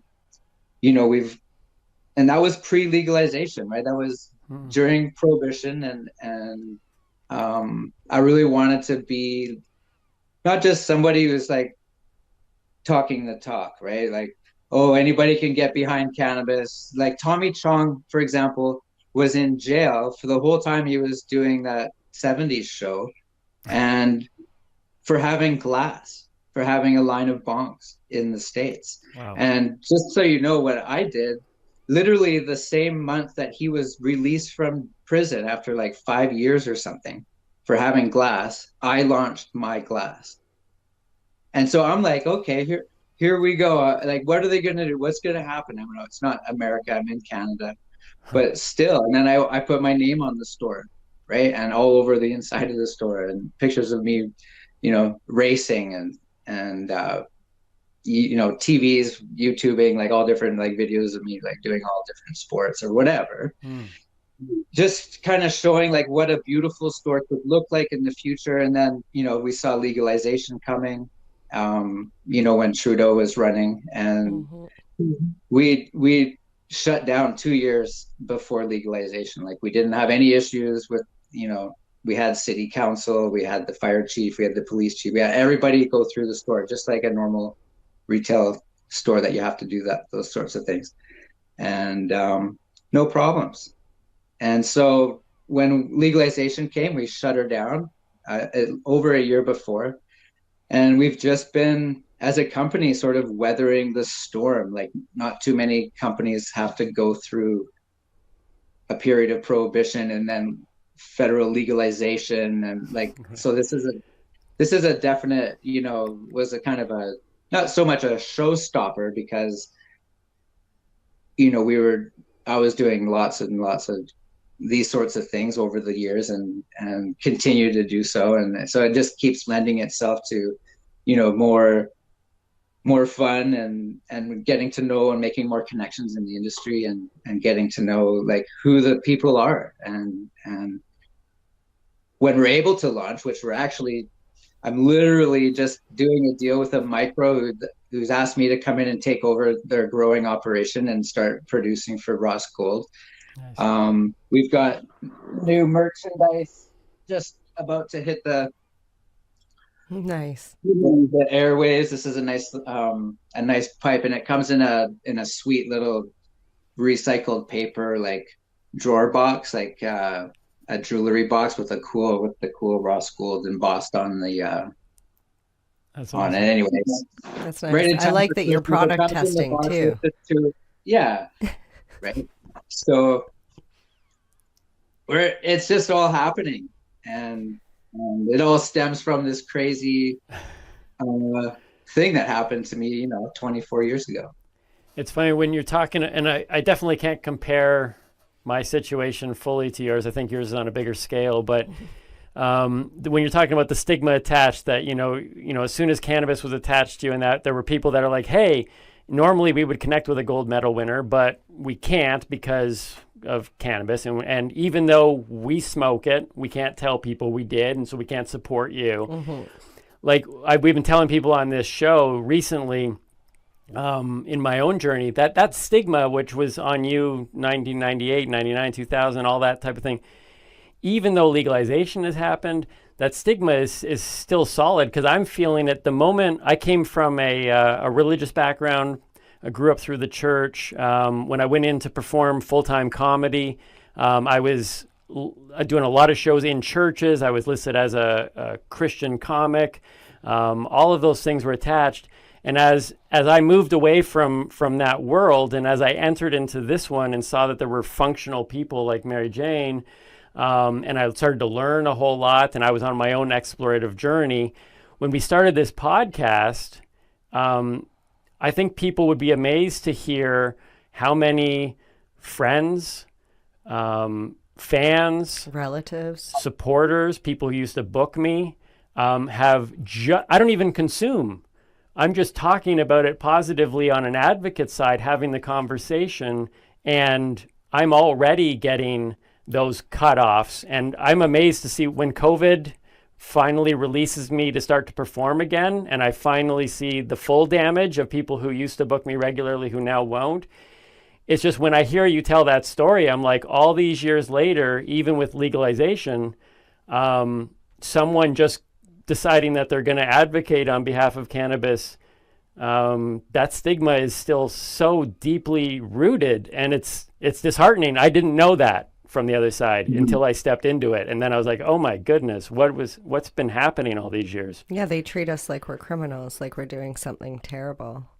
And honestly, Ross, I didn't find out about you until after you launched your glass line, because I was like one of those teenagers. I was off in my own little world. I was busy smoking weed and hanging out with the boys. And then I got a job at a glass store, or a head shop, as they used to call them. And your products hit the shelves. And I was like, what is this? First of all, beautiful, like right down to the logo and the gold color. I was like, what is this? I got to find out more. Like, why is this Ross Gold? And I was like, wait a minute. They thought that cannabis is a drug, like a performance enhancing drug, but everything they told us our whole lives, it slows people down, it makes you lazy. Dude, give him 2 gold medals because he won a gold medal with cannabis in his system. I was like, none of that made sense to me. Like, right. It's like, okay, this is, yeah. There's a lot of stuff in cannabis culture that, yeah, you should have gotten to, in my opinion. It was definitely a double win. Like, I had to win it again back. Like, I lost my first 2 appeals, right? And then went to the court of arbitration. So I literally did win it twice. But yeah, I got a medal from Italy, actually gave me a medal. And being that I have some Italian heritage, and actually got it tattooed on my hand. Oh, nice. Well, it is that time again. Time for a smoke? No, unfortunately, it's time for us to say goodbye. Okay. Well, we'd like to thank you for joining us today. And we'd like to encourage you to please check out our Patreon account. Become a patron. For a little bit of money every month, you can get a chance to help support what we're doing here and the things that we want to, not just to where we want to go, but what we want to grow. And that will help us do that. Also, though, you will have access to the full interviews of the guests that we have on this show. So you hear partial of those interviews on our episodes, but you can hear those full interviews over on our Patreon account, as well as some other bonus extras are available there. So please check us out at Patreon at The Newbie and The Doobie. And feel free to connect with us on Facebook and Instagram at The Newbie and The Doobie. And of course, you're going to want to subscribe to our YouTube channel and your favorite podcatcher, and push those little notification buttons, because there are little things hidden in there. Just because you subscribe doesn't necessarily mean you get the notification that a new episode is up, and we want you to be able to keep up to date with the things that we're doing in every episode that comes out. So YouTube and at your favorite podcatcher at The Newbie and The Doobie. Subscribe today. And while you're there, don't forget to share with your friends and family, regardless of whether they're a newbie or a doobie. And with this, I close. The Newbie and the Doobie is a weekly podcast. So until we see you next week, please remember, stay lifted and keep on laughing. Cheers.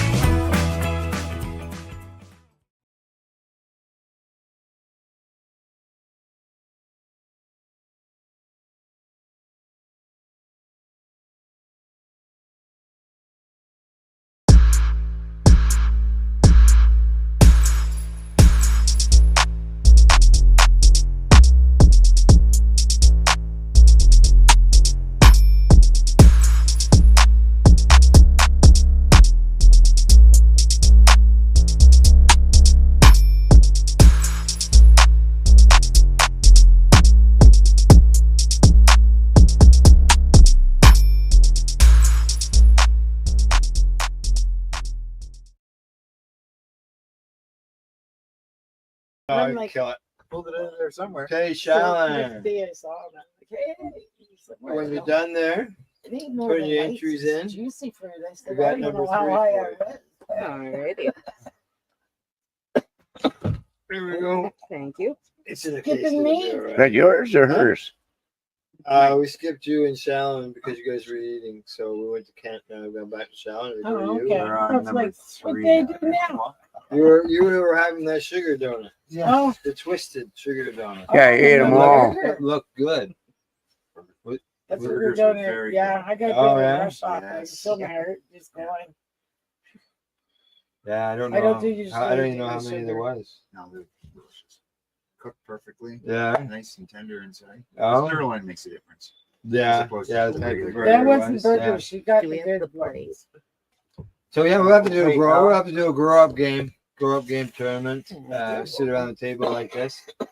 Have the thing on. Yeah, today would have been a perfect day for it. Exactly, because people just only heard me talk about it or read about it, including yourself, or even Throwing them away.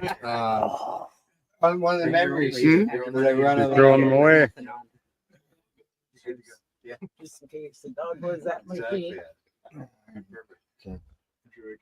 All right, how's that look? We got 2 dubs again. Everything seems to be 2 dubs. Peel. How's it rolled? Paper. Filter. No, she's cheating. No, I'm going to answer the You're question. going to do the dry as well. And Yeah. probably it's a good idea. Maybe we should. And then consider it'll doing go that. faster. All right, good dry. By the time it gets back to me, it should be good. It's not going to get back to you. We're going to Yeah, smoke it right here between us. It's got the long tapered filter on it with just the fold in the middle. So it's not fiber or whatever that other filter stuff is. You can definitely tell it's a joint. Is it like that last one? Seemed to me like It'll be something if you swallow it. I put that in the comments. I put it as a next smoker. I'm not comfortable with the feel of smoking. Yeah, well, there you go. Oh, I'm not comfortable neither. I get out of my car and smoke it from the back. Yeah. All my stuff's in the back of my knapsack. Right. What little I've got in there. Yeah. So we are on number 3. Yeah. Oh, I see. We're cutting off the end in order to make it easier to draw on to do the dry haul. Oh, really? Yeah, that made a difference. Yeah, it's 2 now. 2 now.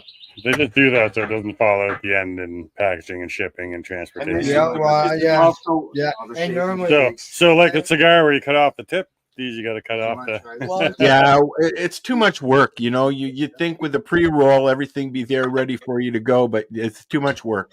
You have to augment it. Sometimes you have to re-roll it. You're hitting it with the lighter, right? So you're burning that paper right away. Yeah. So it would open it up. It would. Yep. And like as you mentioned, it closes it off to keep Keep it fresh and in there. Fresh and in there. Okay. That works. So far, they've been in tubes with no moisture. That works control. for me. Works for you too, doesn't it? Are Did you, you are tell you it or did it finding? steal it from you? How are you finding the newbies? Are Watch they now hard? over there, sucker on the thing. When are you going to pass that fucking What's thing? Al saying? Well, you wait How- a minute. You didn't even light it. No, you How got are you just not gonna finding the try it? doobies? Are they dry? Are they moist? Are they rubbery? They're probably not. The leak. There it Yeah. is. There's the leak. They'd be Yeah. probably 40, maybe 30. Pre-roll. a little all drier than usual. Than usual. yeah. Number You know, they 3. gotta get No, them yeah. dry. Okay.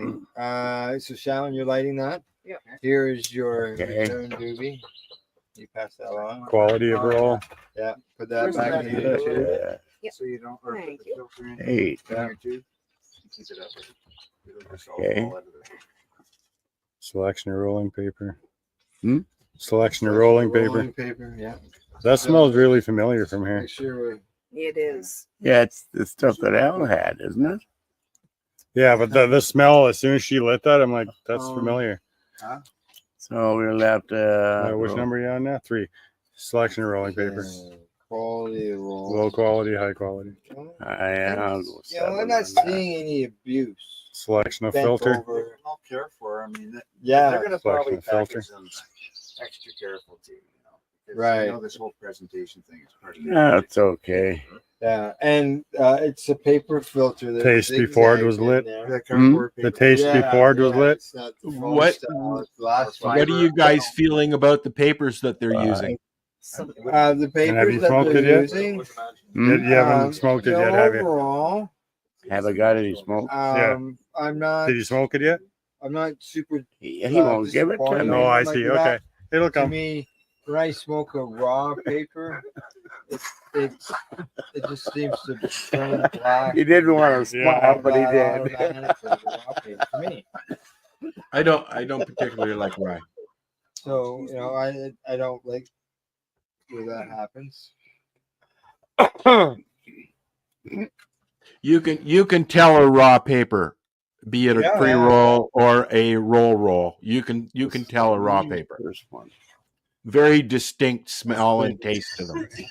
Yeah, Right. this is burning. This is burning really Thank good. you. There's no runs or anything. I can see a bit of resin on the paper. Now, probably the disappointing thing is yet again, it's another one that's got black ash to it. Right? So this is number what, Al? Yeah. What's that? What number is this? 3. 3. We're on 3 hours and 35 minutes. All right. Well, I'll be. It was 4 We more. could have done a telethon, dude. Yeah. I'll be doing some editing and releasing it in smaller. stuff. Buddy has a question for you. Number 7. Buddy Weed smoking 7th doobie. Way to go, buddy. I'm 7. Yeah. And then this one 8, and then another 9. Yeah, I'm up there. Okay, so how's that joint going?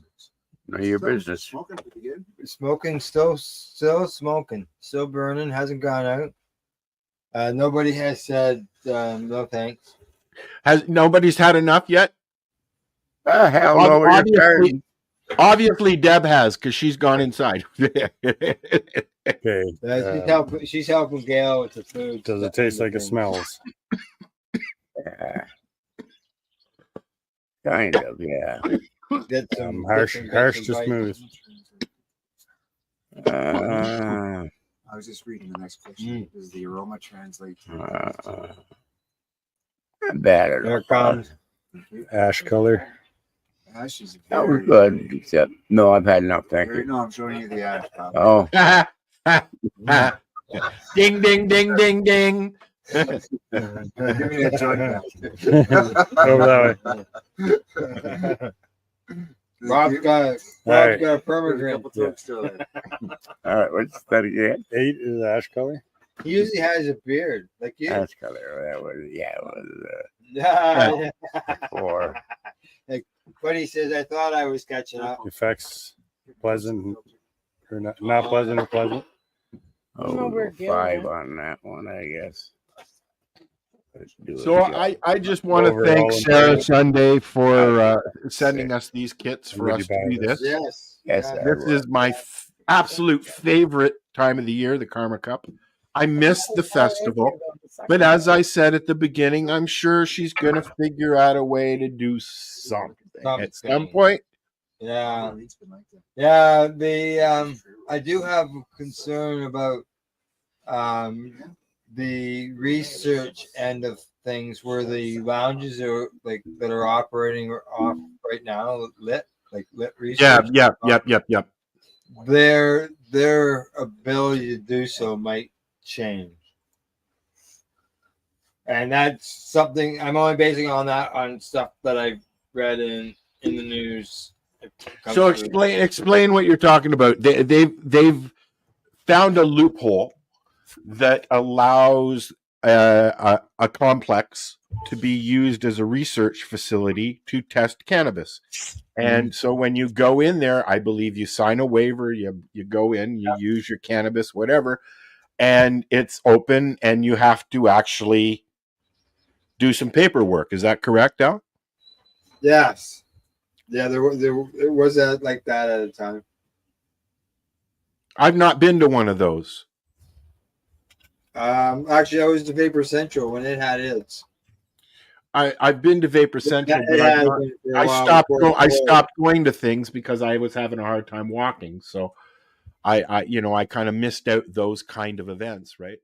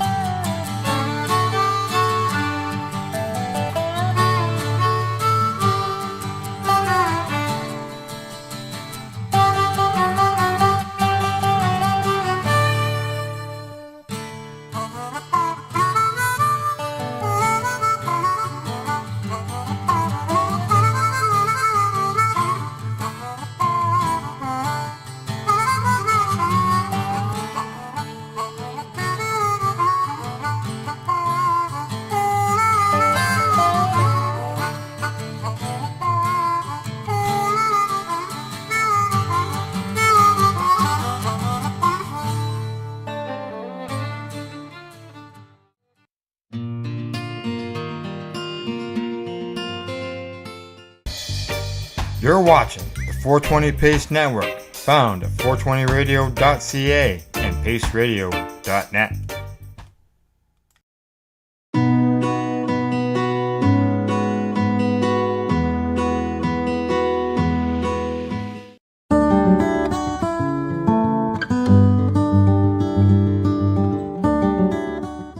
Video duty here.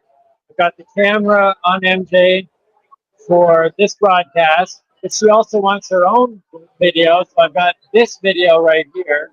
Look, there's her on my camera. Then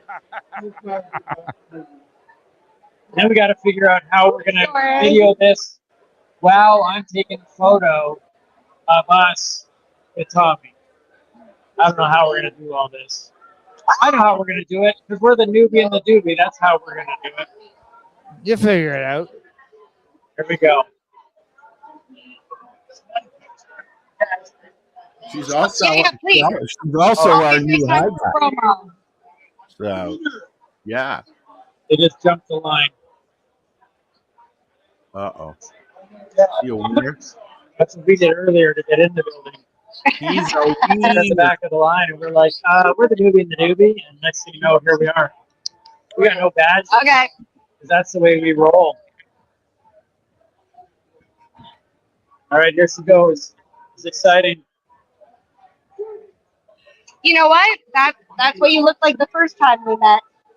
It was about 3 a.m., February 2nd, 2018. You performed at Casino Rama up in Aurelia. It was just after Shelby's birthday in Ontario. 2018, yes. And it was Shelby's birthday the day before. We had an interview where I gave you a present, you and Teach. You asked me a very important question, and I still brag about it. You asked me, do you suck or blow? And my response was, well, you gotta suck before you blow. I'm glad it hits just as hard the second time around. With that, I'd like to present the newest version of the Shatterizer. It's called the Bubbler. So this is a Canadian company. They absolutely adore you, as I do as well. And we also have one for your son, because I know how hard he works to help keep you going. And there's the info on it. And I just want to say, I seen a movie the other day that I had never seen before that you did with your family. Far Out Man. Yeah.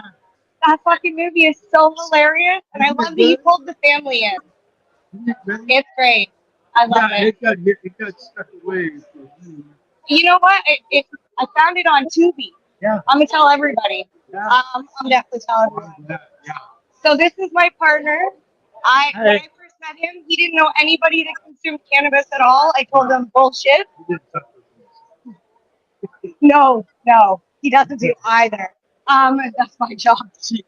But now we do a cannabis podcast together, and we educate other people. And actually, one of the first cinema reviews he did was on Evil Bong. Oh, yeah. I've watched all of your stuff. My dad had me watch even the Corsican Brothers, which is, I will say, it's not my favorite, but it's still good. It's still good. No, and it's definitely no what is that, after the smoke? Yeah, for sure. It's amazing. All right. Mary Jane Baker. I'm the doobie.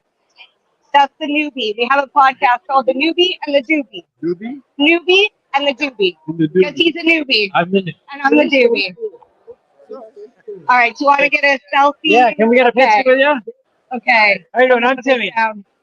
Nice to meet you. Or doobie? I'm the newbie. Yeah, he's the newbie. All right. Do you want to flip it selfie-wise? Yeah, I'm going to flip this. Too many technology here, Tommy. Too much technology. Here, I'm going to set you down. Do you mind? Can I sneak over here? I'm really tiny. I promise I won't. Okay. We do this thing called the newbie and the doobie sandwich, and you're the meat. Okay? All right. You mean head? No, definitely not. We've lost your video, by the way, guys. Oh, did you? Oh, okay, I'll move back in there. Yay! Newbie and doobie. Please tell Paris I said hello. I know he's around here busy. And this is our card here. That's us. Can you tell we like to have fun? It was so nice to meet you, Tommy, again. Oh, you're fine. I'm good. Thank you. I know. I've seen it. Thank you so much for your time. You've always been awesome. Thank you so much. Okay. All right. Those are for him. Yeah. Thank you so much. One's for Paris, though. Okay. All right. Let him know. There they go. Oh my God, I'm got the Shatterizer in it.